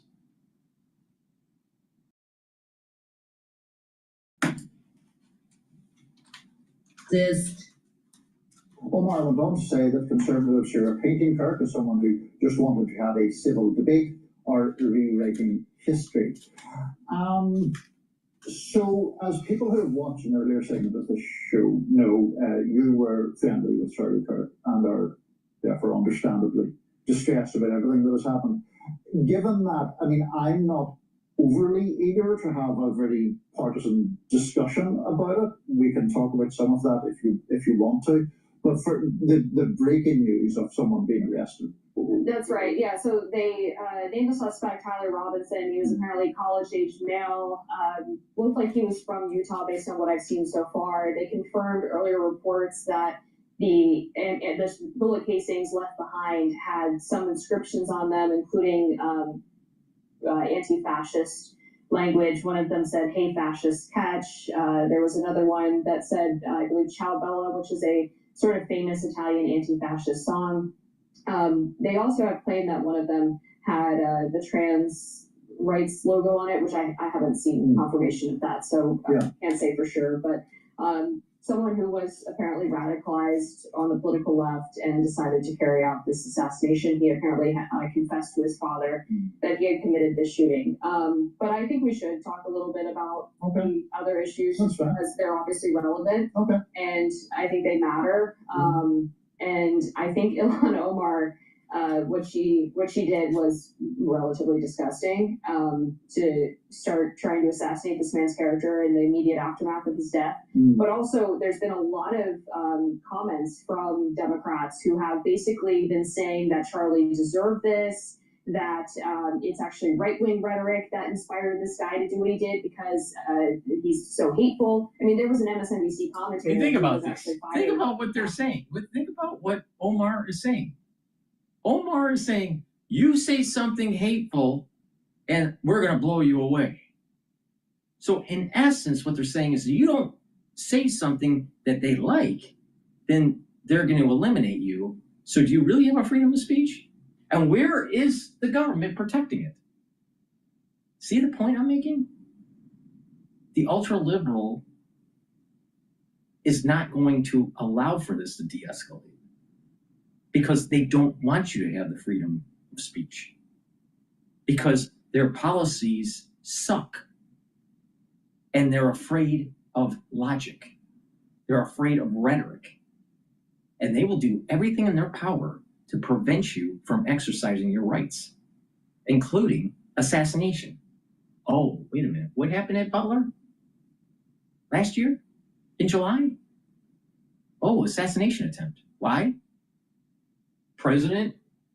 Former President Trump was pointing to the illegal immigration that was flowing over a porous border. And it was by the grace of God that that his head didn't explode on CNN Live. And believe me, they really wanted that so much. They wanted those pictures. They wanted that film. They wanted to silence the conservative movement. So who are the violent ones?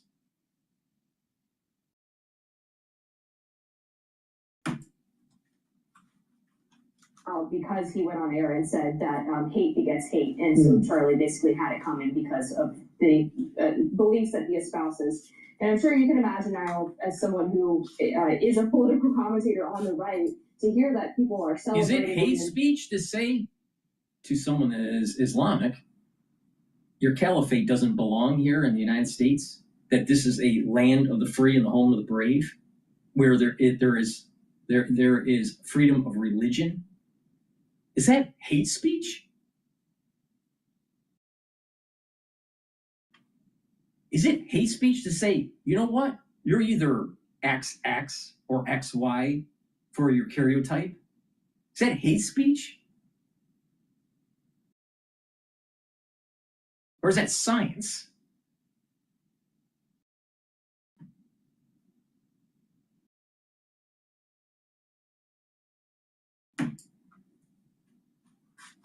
Justifying the assassination of someone who holds rather similar views to me is very concerning to me.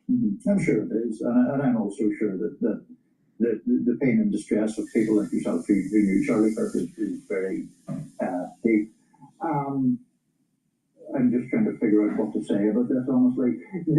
I don't think that it is right to equivocate about the wrongness of what happened to him. I said in the earlier segment that he and I would have had completely different worldviews and would have completely different views on almost every topic. I think that it is good to have a country where people can have completely different views on every different topic and should not face violence or death or intimidation for any of those things. There's one separate element that doesn't go to Charlie Kirk himself, where I would defend what Ilhan Omar said in relation to the reactions to this from people like Clay Higgins, who we read the tweet of there. When, and this was pointed out yesterday, when Nancy Pelosi's husband was attacked with such severity that his skull was broken by an intruder at their home, Clay Higgins posted on social media a photo of Nancy Pelosi with a message that I'm not going to repeat, but a kind of snide and conspiratorial message about what had happened. I think it is fair enough to call out, in that case, someone like Higgins for double standards, or to even call him out in the more profane way that Omar did. I think that that there's a difference between doing that and doing things that would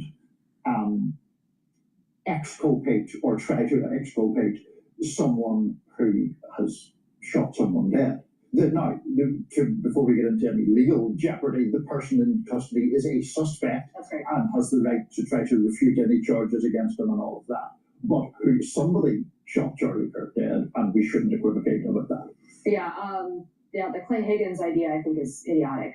Just to put that out there, and I don't support anybody mocking what happened to Paul Pelosi, or the case of Mike Lee posting that joke about the Democratic Minnesota lawmakers who were shot and assassinated as well. and I think most people on the right agree that those things were wrong and would be loath to defend them. But I think we should also get into perhaps AOC's comments about gun control. I do find it a little bit silly because this was actually the type of gun that they never want to regulate, or so they say. This was a bolt-action hunting rifle. It's single shot.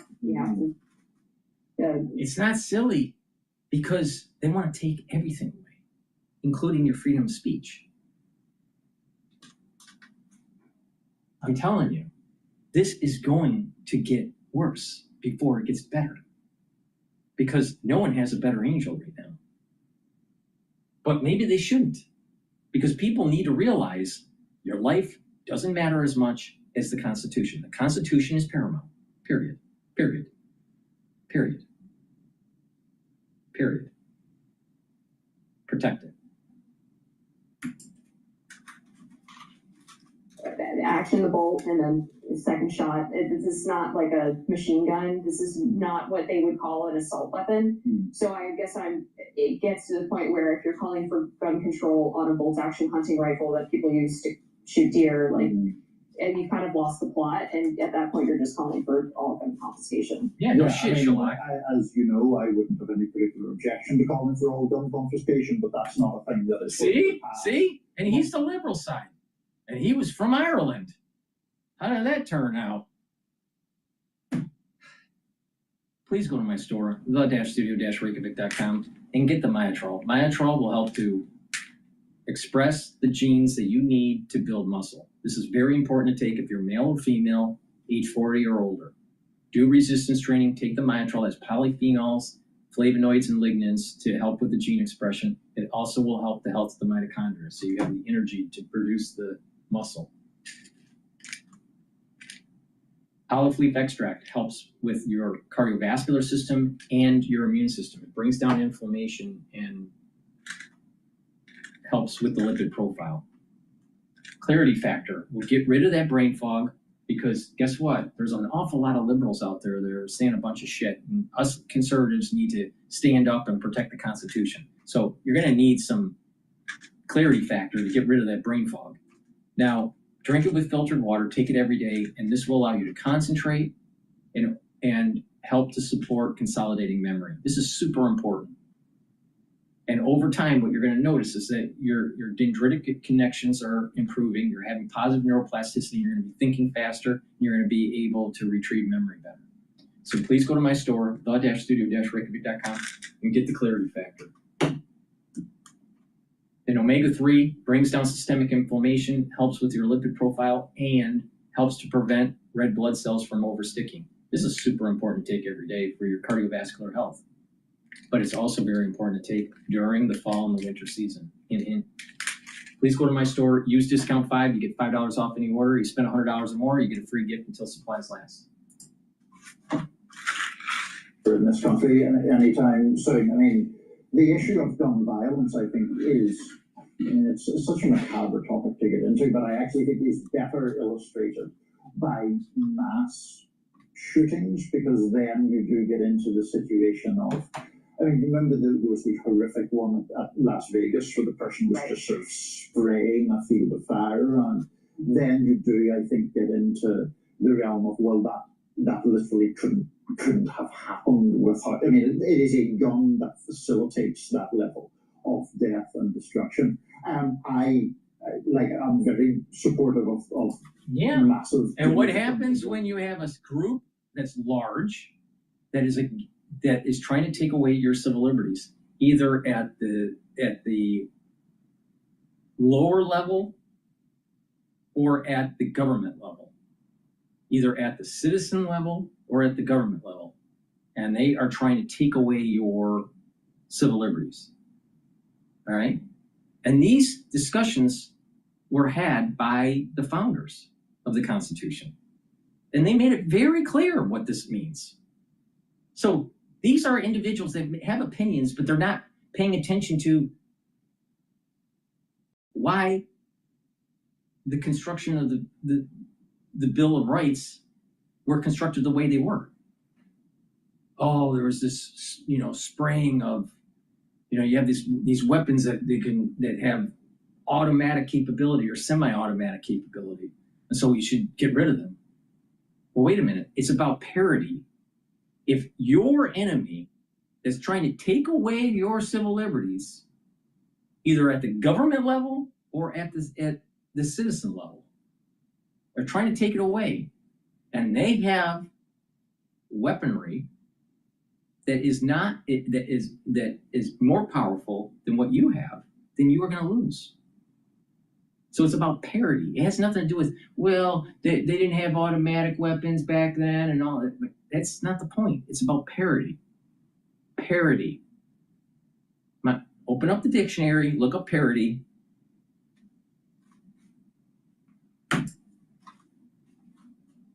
Gun control far greater than, as I say, can pass muster here. But I do think this case is really, illustrate my view, which would be like just confiscate guns, but it doesn't really illustrate a practical democratic political argument right now for gun control. Yeah, I think that's right. One other thing, just to get into the recent slate of political violence in this country, we've had 2 assassination attempts on the president. This assassination of Charlie Kirk, attempted assassination of a Supreme Court justice, the Paul Pelosi attack, the killings of the Democratic Minnesota lawmakers. We had the baseball shooting in 2017 in Alexandria, where they attempted to mass murder Republicans. Steve Scalise nearly lost his life. Clearly, something is wrong. It feels, people who are of that age have said to me, it feels like we're back in the 60s and 70s.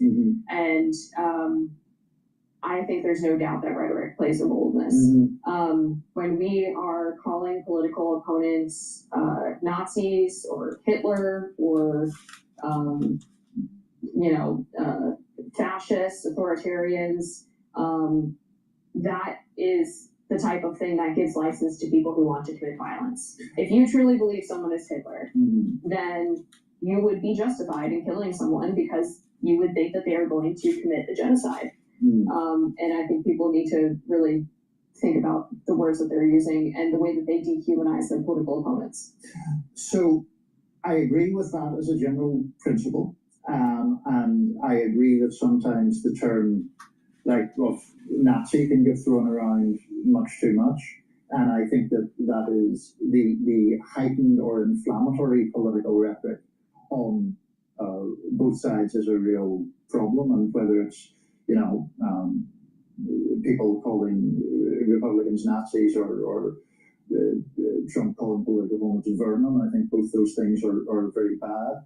I think the one exception, I suppose, where I bridle slightly because it's a word I've used, is authoritarian, which I would argue is a descriptor of a particular political approach that I don't think is insightful with a C, inciting of people in the same way as things like Nazi or vermin. Yeah, I think you would be okay to describe actions someone's taking as authoritarian-like, but I think we just all need to be more careful. Yeah, I would agree with that. Yeah.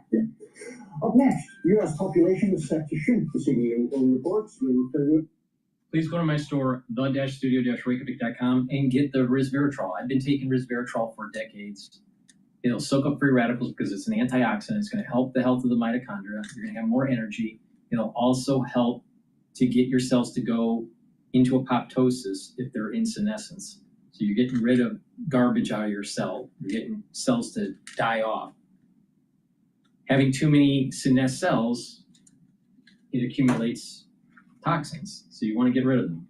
Taking resveratrol is super important, and it helps with youthful gene expression. Vitamin B complex. Take this if you're 40 years of age or older, male or female, super important.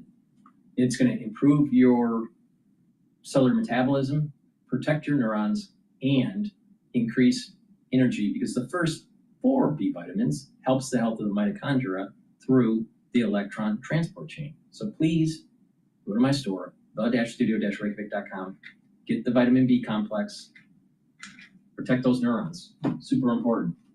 and collagen. It's a dual purpose product. And this will help with your skin, your nails, your hair, but also your joint health, cartilage, your musculature, and your bones. Take this every day. It's a powder. This is a month supply, very high quality. And do some resistance training.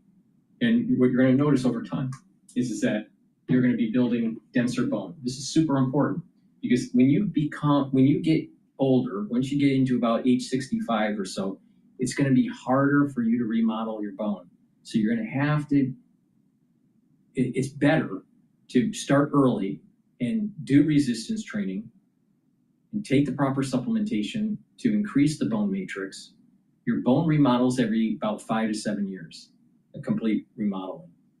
All right. So if you are doing resistance training for 7 years, 5 to 7 years, and taking the right supplementation to get better bone density, when you go into your geriatric years, you're not going to have brittle bones. And therefore, you're going to be more robust in your geriatric years. There are many people that they stop working out, they're not taking the right supplementation, they're in their 70s, they fall, they break their hip, 3 weeks later, they're dead. Or they have to go through a hip replacement.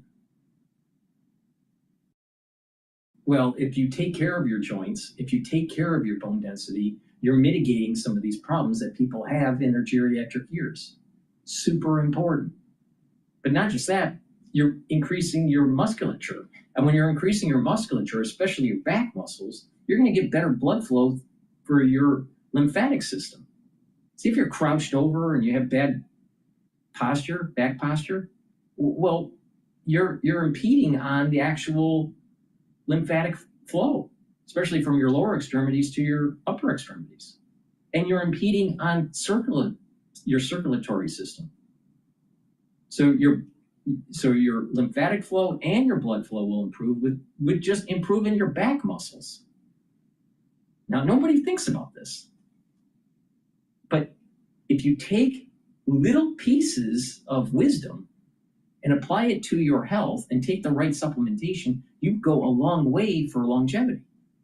So please go to my store, the-studio-reykjavik.com, and get the collagen and do the resistance training. All right, let's listen into consumer sentiment. This is the Michigan data. Let's get the final big economic data point of the week with you, Minister Rick Santali. Hey, Rick. Yeah, this has a look with stagflation to it, folks. University of Michigan sentiment and all the inflation numbers, the preliminary sector could still change. 55.4 in headline. We're expecting a number well north of that, and rear view mirror 58.2. So sequentially lower, lowest since May of 25. 61.2 on current conditions, same scenario. Less than expected, less than last look, sequentially lower, also the lowest since May. If we look at expectations, what lies ahead? Well, the scenario doesn't change. 51.8, also the lowest since May. This follows 55.9. So there's your weak consumer confidence. Now, let's look at inflation. 4.8 expected, 4.8 remains. But that doesn't dismiss the fact that it's still the highest level since June, although I do think surveyed inflation, that kind of runs afoul of logic in certain instances, considering it was way up in May at 6.6. And finally, the 5 to 10 year look, 3.9. That's about 0.5% more than expected. It's 0.4 more than the rear view mirror, and 3.9 to find a higher inflation. You're going back to June when it was 4%. We started out the year at 3.2%. The recent watermark was 2.8. That was in March of 24. So I'm surprised we're not getting a little bit more lift on the long end of the market, which didn't spend much time under 4%. It was like a beach ball underwater. It popped right back. Matter of fact, right now, we're getting close to unchanged on the week. We saw the last week at 408. Right now, hovering at 406, and 406 is up 4 on the day, down only 2 on the week. But we want to pay close attention to how we close, especially after what now looks to be developing on the annual chart as a double bottom on a closing level, basically right around or slightly above 4%. Sarah, back to you.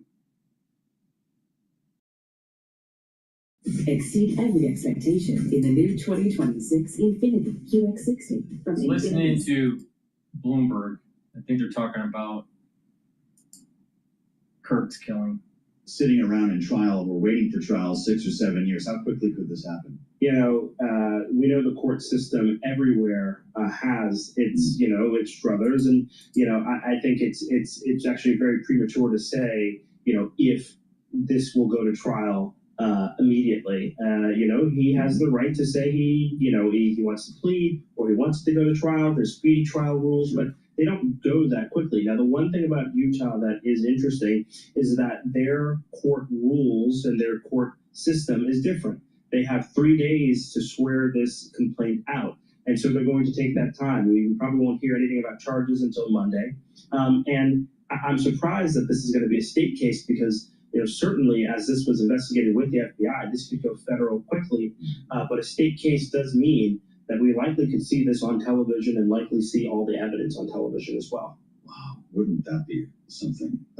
Spending time with Miles Miller, who's with us live from New York, talking about the now arrests of the suspected gunman in the Charlie Kirk killing.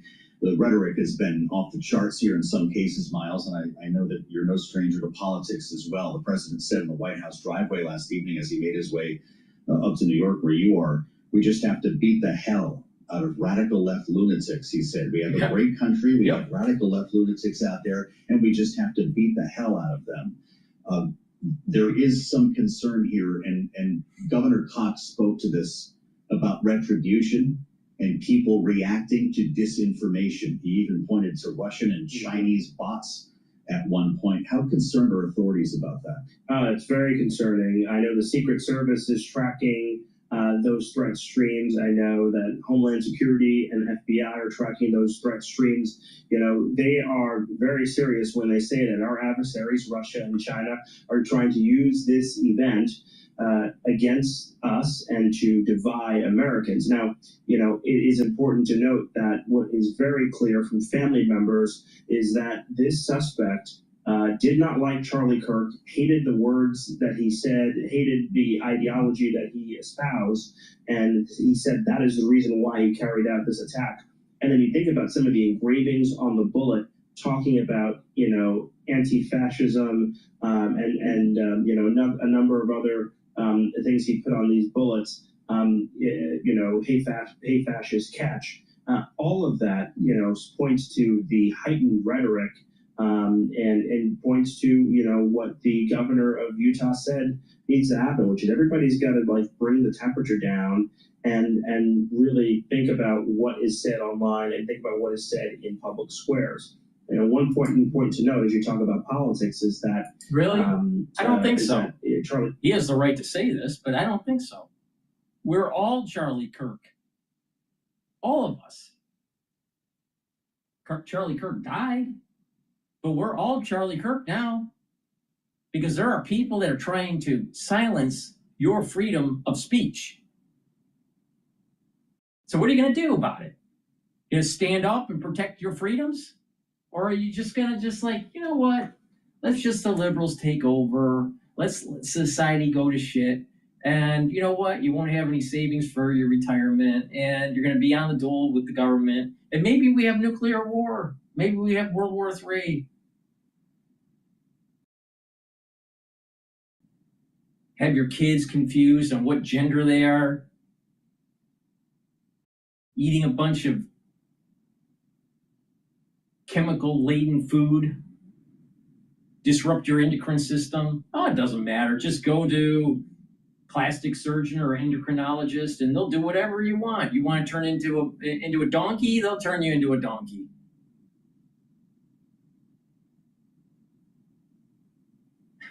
We're all Charlie Kirk now. Hey, please go to my store, the-studio-reykjavik.com, and get the zeolite. Zeolite will bind to heavy metals, toxins, and chemicals so you don't turn into a crazy liberal.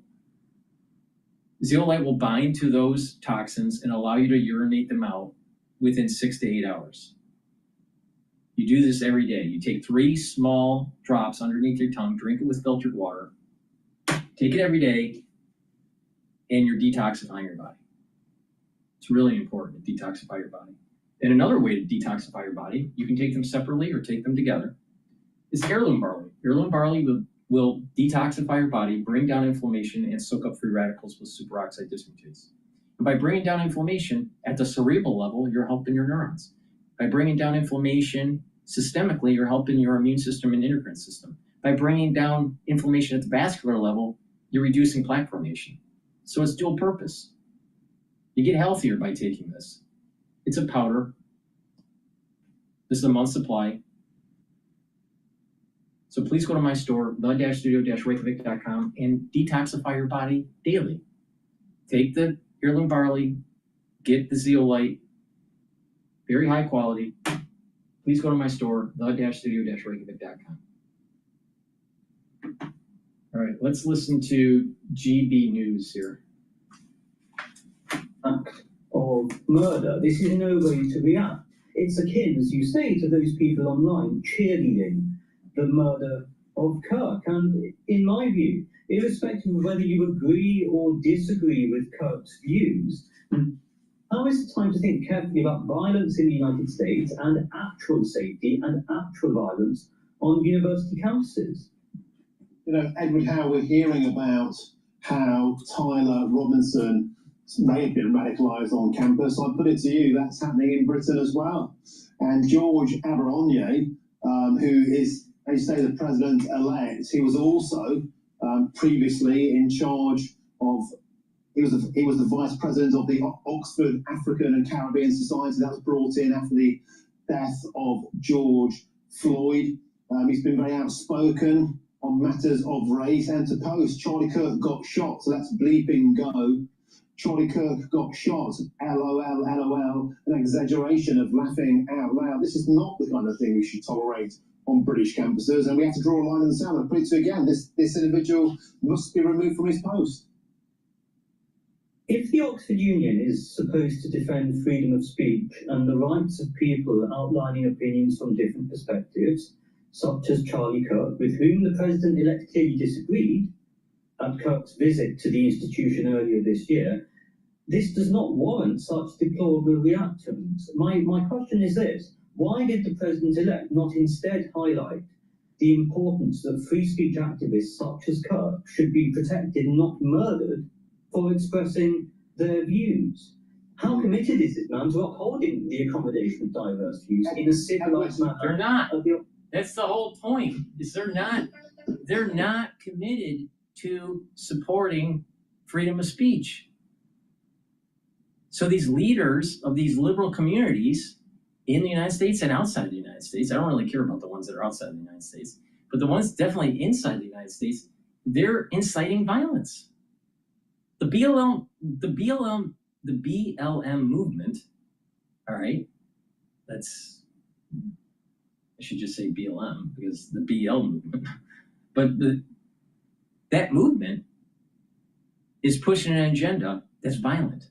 They go through towns and they burn them down, literally.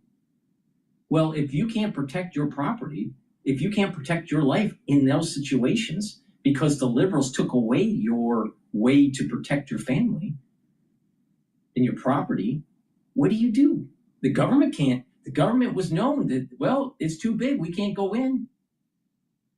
It's too hot and heavy for our law enforcement. We're going to stay out. You're on your own.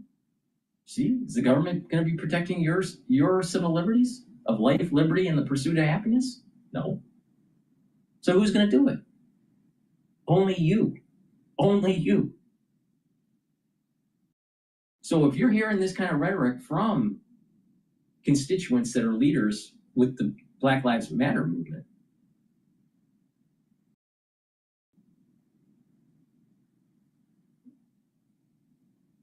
or you hear, other ultra-liberal movements, they're trying to erode your constitutional freedom, what are you going to do? You're going to have to stand your ground. You're going to have to protect because you're put into a corner. It's not my imagination. The ultra-liberal is a very violent group of people. as violent as fascists on the ultra-right side.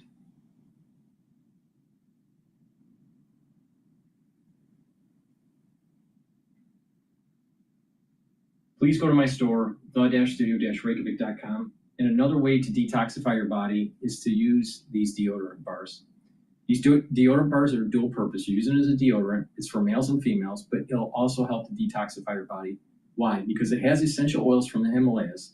They're very high quality that help to detoxify your body too. It has no aluminum, no baking soda. You can get it in peppermint, lavender, and tea tree, or in citrus. Get a few bars for your household. Help support the work that I do. Very high quality deodorant bars.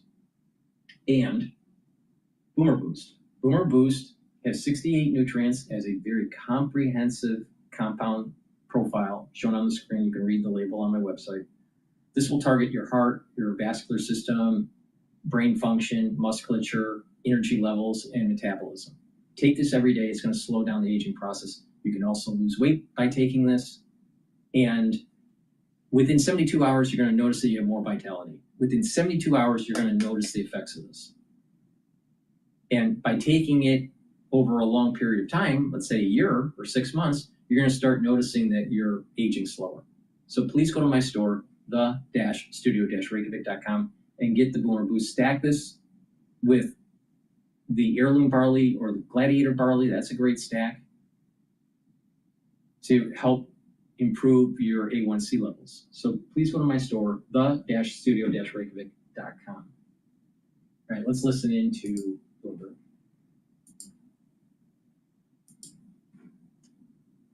Now, where there was some suggestion that we might be inching toward a ceasefire. Then you had the meeting, the push for this meeting between Zelensky and Putin, and now that you're trying to get the details and get a signature on paper, he's running in the opposite direction. Boy, interesting.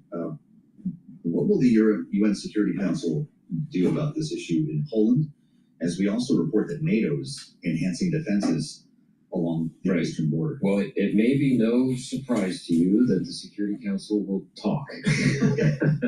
They're talking this afternoon. I mean, I do not want to downplay the gravity of what happened in Poland, but the emergency meeting today is an emergency meeting where views will be expressed, concerns will be aired, and condemnations will be made. I mean, this is one of the big challenges with the Security Council when you have Russia as a permanent member and now the U.S. quasi on Putin's side. Sometimes you don't see a lot of action out of the council.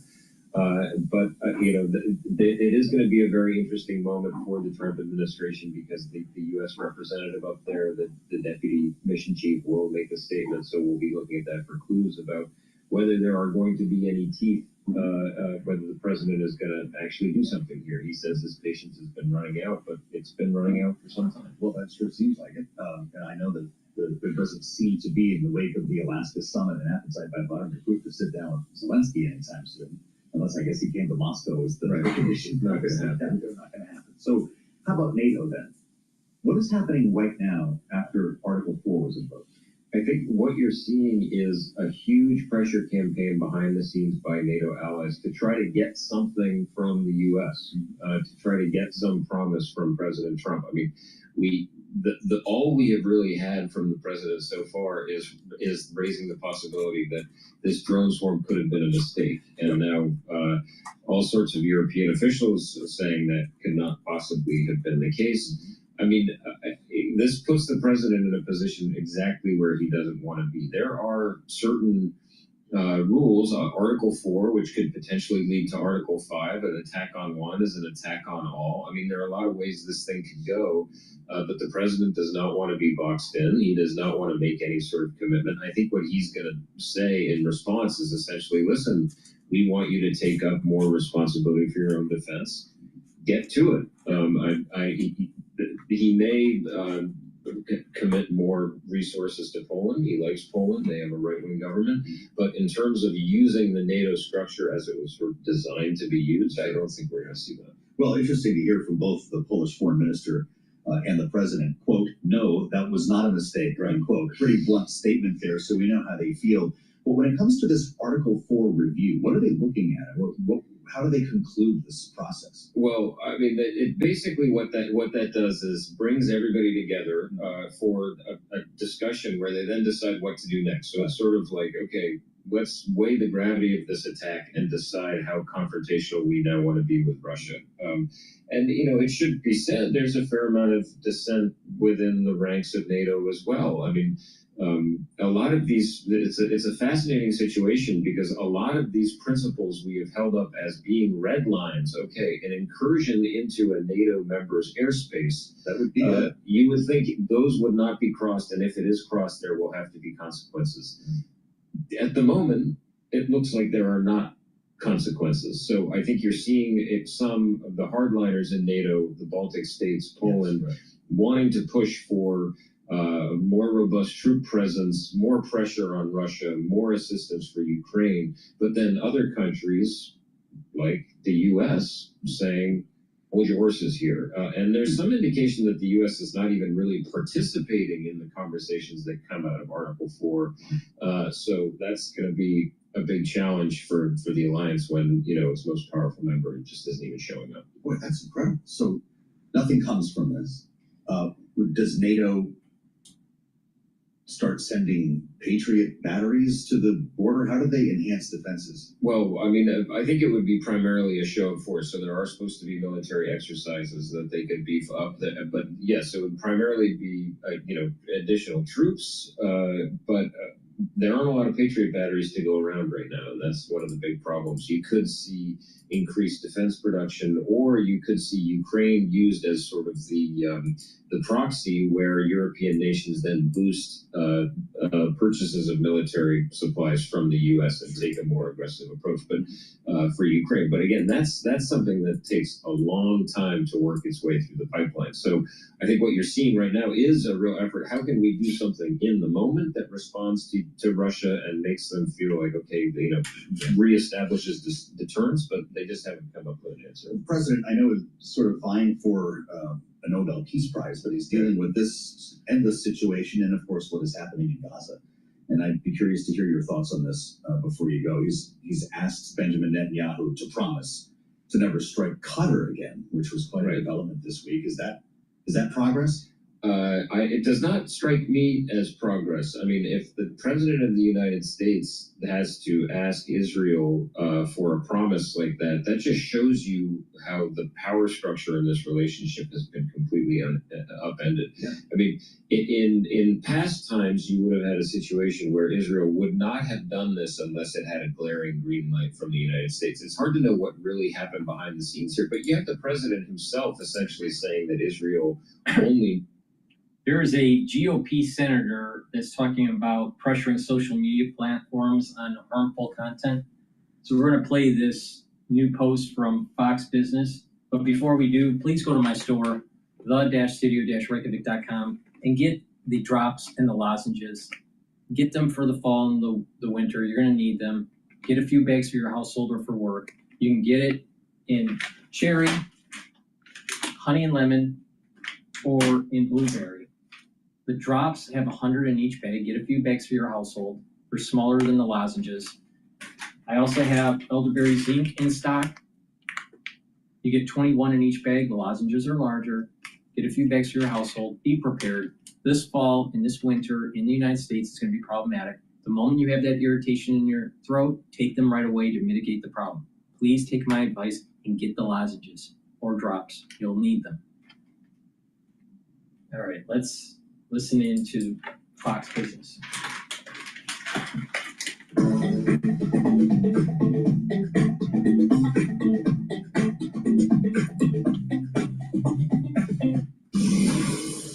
Well, we've got some breaking news this morning. President Trump telling Fox News just moments ago there is a suspect in custody in the assassination of political activist Charlie Kirk.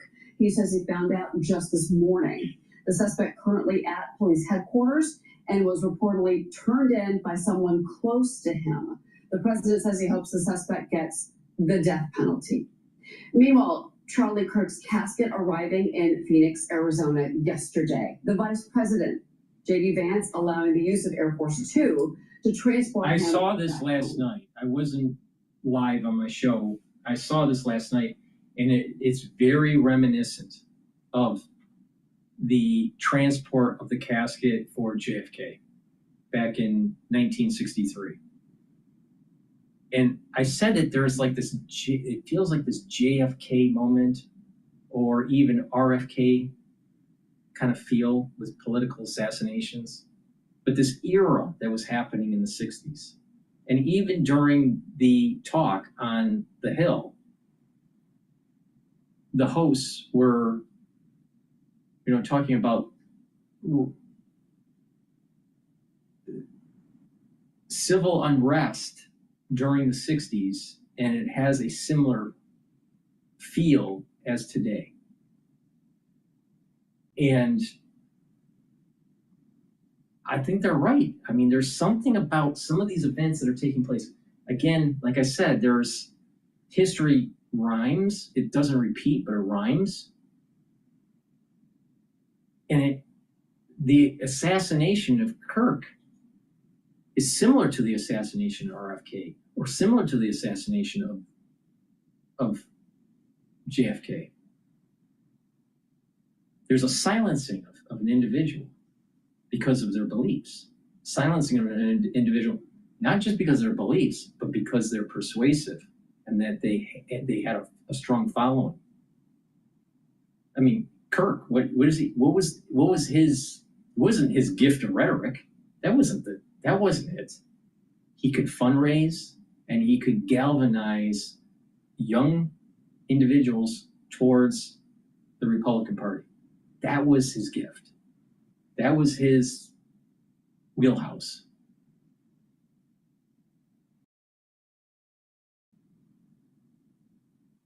And they had to be silenced because of that, to stop the flow of funds, to stop more younger people going towards the Republican Party, because this midterm election is going to be very contentious. And because of that, there's probably going to be a higher probability of more civil unrest and more violence and more political assassinations.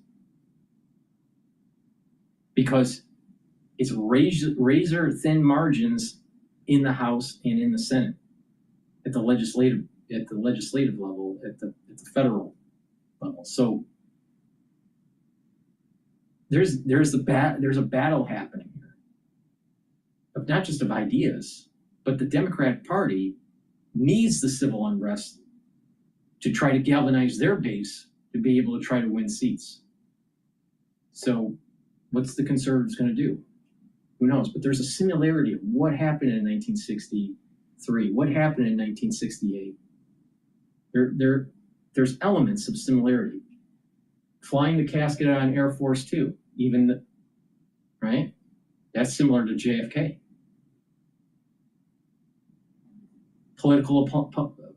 A persuasive political person being assassinated. That's similar to RFK, or you can say even Martin Luther King. So we're living in kind of this time period that's similar to the 60s. Now, Neil Ferguson thinks that the United States economically and politically is more like the early 70s. But that's an interesting take. It's like, well, are we repeating some of the problems, social unrest that was happening in the 60s that led to a financial malaise and stagflation during the 70s? Reeling from some sort of major scandal in the White House, similar to what happened with maybe Nixon. Who knows? Maybe it's tied to Epstein. I don't know. But there's these similarities that are popping in. That this rhyme of history is repeating. Well, another thing that popped in my mind last night is that this rhyme is starting at the pinnacle of a leader, and it's going to end with the average citizen.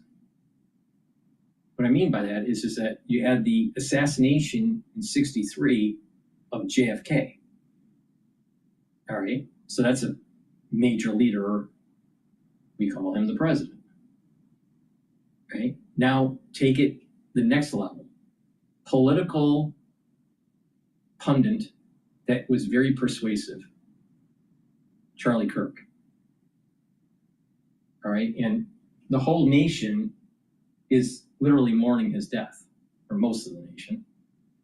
All right, but it's very televised. It's very public. All right, but he is a lesser status than JFK. Both were public assassinations, right? Both the caskets had to be flown in. There's similarities here. But then the next layer of violence is going to be at the societal level. There's going to be a lot of disruption, a lot of killing, a lot of sacrifice, there's a lot of tumult, and it's going to be public. Now, when would that take place? I don't know. I mean, is it 63 and then you have to wait so many years to get to 2025 and then plus that many years to get to this major event at the societal level? Maybe. And most of us will be dead then. So I guess it doesn't matter to us. But the thing is Charlie Kirk reminds me of some of the tumult that was taking place in the 60s. And that it's this rhyme is moving closer and closer to the masses. It starts at the pinnacle of the president, and then it's getting closer to more death, more destruction, and assassination. The battle of the liberal and the conservative. But this is not going to be just rhetoric. It's not going to be met with just rhetorical comments. It's going to be met with actual kinetic energy.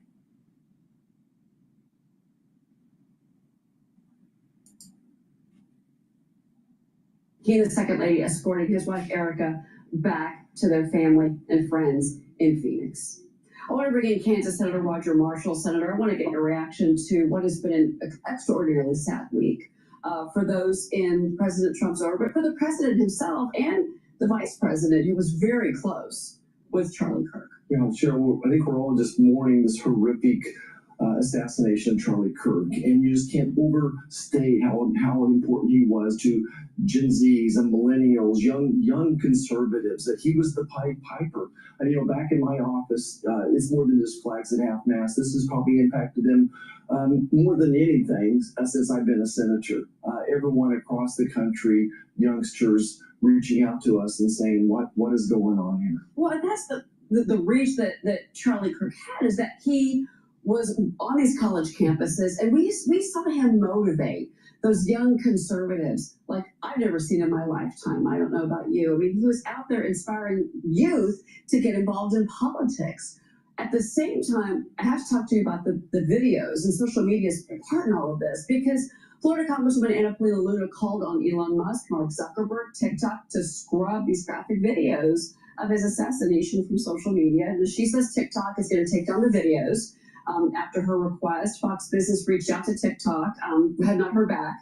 Meta, meanwhile, referred us to a video policy, which is this: per our violent and graphic content policies, we're applying a mark-sensitive warning label to footage of the shooting, and we're age gating it to 18 plus, as with similar events. We do not allow content that glorifies, represents, or supports the incident or the perpetrator, and it will be removed. Senator, you have the power on Capitol Hill, you and your colleagues, to put pressure on these social media companies.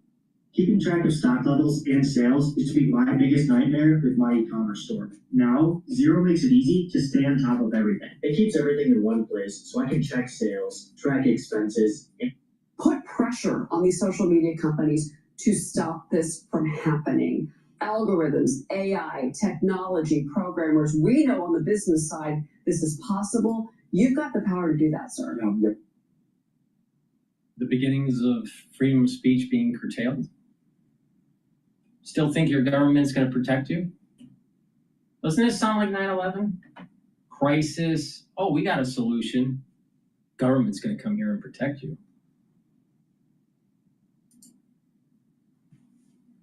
Well, this is one of the reasons we have this epidemic of mental illness among our children is because of what they're seeing. But my advice, first of all, if you haven't watched this video, don't. I purposely have not watched it. Let's not glorify and give this killer any type of credit for that as well. But these companies should have some self-respect too.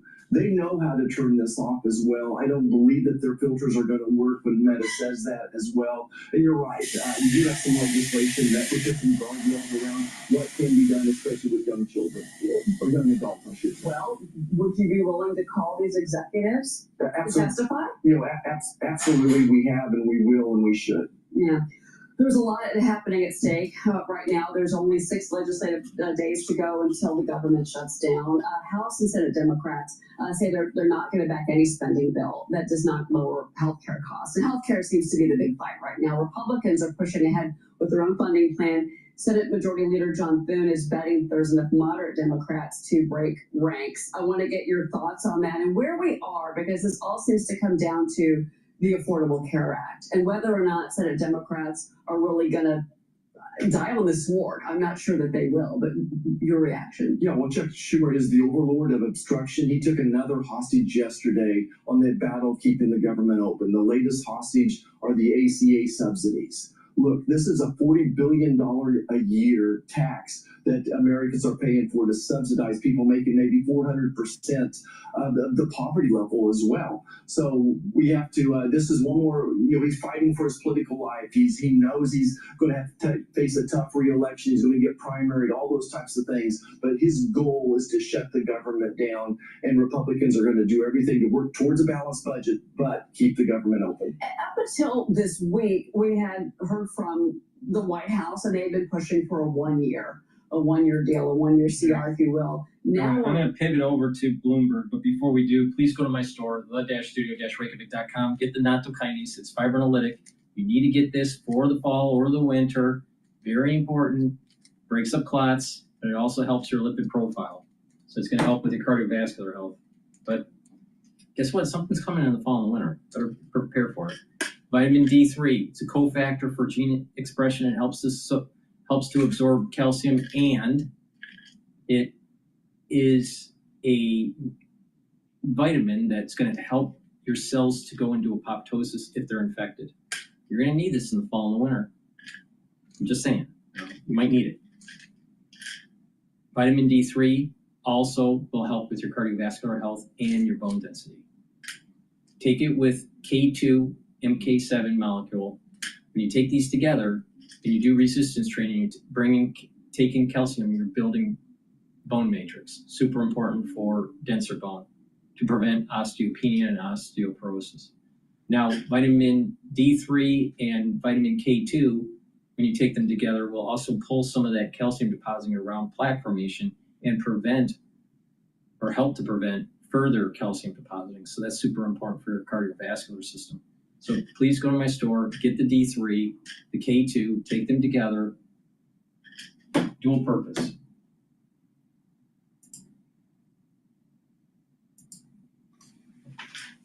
So if that's what he's hearing, and he's hearing from voters and he's hearing from the electorate that there is a concern about the various American cities, then that to me is him answering those campaign requests and those campaign promises that he's going to do what he can to try to address these concerns in these cities. And so while Jeannie makes a very valid point about how it is and what is the vehicle that he's going to use to continue to do this, I also think too that the president sits at a place where he wants to keep his word and he wants to demonstrate that he can make things happen. And so that is precisely how I'm viewing this conversation that he had from the couch just the other day, that he's trying to make good on those promises. Well, you live here, Lisa. What do you think about what the president is saying? 30 days in D.C., it's all it took for me. There's no crime in the city. Of course, we know that's not true.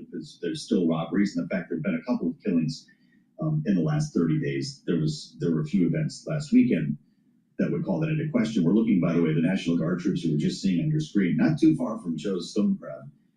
Do you think that this has been a model, Lisa, that should be carried out across the nation? Do I think that? No, Joe, I don't think that. I do not think that is. I think that this is a image campaign. I think that that's precisely how the president carries out his work. He's demonstrating he is answering his concerns. Whether or not there is valid reason and or any example as to how this has made any difference is questionable to me. I mean, I've been working in and out of Washington, D.C. now for almost 25 years. It's an American city. American cities have been troubled with crime for a long time. And has crime ticked up over time? Yes. Does it also tick down? Yes. A majority of those inner cities are run by Democrats. We're there to protect the cities in a way that makes good sense. But that's not the way this president operates. And I think we need to remember that that's the way he's going to do these things. Well, I just think it's funny. Everybody around the country is weighing in on what's happening in the District of Columbia. And every now and then it's worth asking people who actually live there. Jeannie, the Shelby County Mayor, Lee Harris, confirming local news. Washington, D.C. is supported by our American taxpaying dollars. So shouldn't people in Michigan and Utah and Texas have a say on what's going on in Washington, D.C.? You think?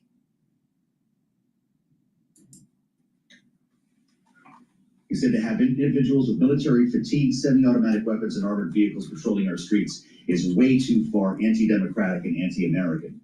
So this is going to be a different wrinkle. You're going to have a mayor at odds with the governor. We absolutely can, and you would assume if you had a Republican governor of Illinois, we'd see a similar thing working in Chicago and Illinois as well. And he is absolutely right. I read that quote as well, and he makes a very good point. And of course, public opinion polls support him. Americans do want to address crime. They don't want troops on the streets of their cities to do that. And so there are other ways to address crime. In fact, most crime experts, most people who live in the criminal justice. Now, Jeannie, she used to work for Iona University, and then she went to Harvard just recently. She's a fellow at Harvard now. Why doesn't she talk to double Harvard Mayor Wu in Boston and tell her, wait a minute, socialist Mayor Wu, maybe you should clean up your city because it's a shithole. Maybe you should reduce the crime. Maybe you should get rid of the illegal immigrants. Maybe you should stop the overuse of illicit drugs on the street. Maybe you should clean up the city. Come on, socialist. But Jeannie won't do that because Orange Man bad, double Harvard good. Something that he doesn't poll well on right now, which is the economy, to something he thinks he can make a winning issue out of, which is crime and immigration. Well, okay, so is he making a winning issue out of it? Because here's the thing, and maybe I hope we have time for you both to weigh in on this. Memphis recorded the 4th highest homicide rate of any city in the country, Lisa, with a population of at least 100,000 last year, according to FBI data. Republicans think they have set a very effective trap for Democrats here. Why wouldn't you want help with numbers like this? The president knows this. Is it working? Well, I'd be interested to see what the data is over time, Joe, certainly. I mean, I love the city of Memphis. I mean, politically, and I hate to say this on Bloomberg because we're driven by data, but put the data aside for a moment, and just politically speaking, you want to be a Democrat who says no to fighting crime? Absolutely not. But do I want to be a Democrat that talks about the fact that we don't need the U.S. troops to go in to save American cities? I don't necessarily think that that is a difficult argument to have. I think people would much prefer to incentivize their local law enforcement and those who they know who love and want to protect the city in the way that they've been hired to do so. That's fascinating. Jeannie, I'm guessing that you agree with Lisa in this case. Donald Trump thinks he set a trap for you. Yeah, I think the reality is about effectiveness. We should all want to clean up crime. The question is sending in the troops, is the president sending in troops that are not trained to address crime? Why aren't the mayors cleaning up their city now? they had chances multiple years they've been running these cities. Visit. We need to hire more police officers. We need to have better training. We should partner up. So what we see here again from Donald Trump is very much performative. He doesn't want to use effective known strategies to address crime. He wants to make a show of force. I want to clean up crime. I don't necessarily need the show of force. And I think that's the argument Democrats have to make. Help us really address crime, Mr. President, not just put on a show. Well, I'll tell you what, Bloomberg has compiled the stats here, and it's pretty interesting. Remember, we were going to go to Chicago? Well, we started in Washington. U.S. cities with the highest reported homicide rates in 2024, Jackson, Mississippi, followed by Birmingham, Alabama, St. Louis, Missouri, Memphis, Tennessee, then Baltimore, Maryland. You do not see Washington until you get out of the top 10. And guess what? This top 20 list that we have on the terminal does not include the city of Chicago. Kind of interesting if you do want to talk data. We do that pretty well around here. Our panel will stay with us. Jeannie Chanzano and Lisa Camuso-Miller back in our second hour as we welcome. Balance of Power has never said anything positive about Trump. Please go to my store, the-studio-reykjavik.com, and get the C60. Take a teaspoon a day every day. Take it on an empty stomach for best absorption in the morning. But take it every day, teaspoon a day. It's going to soak up free radicals. It's going to help the health of your mitochondria. You're going to have more energy. The cell's going to be less stressed. They're going to perform better. They'll help with your immune system and your endocrine system, even your vascular system and your brain function.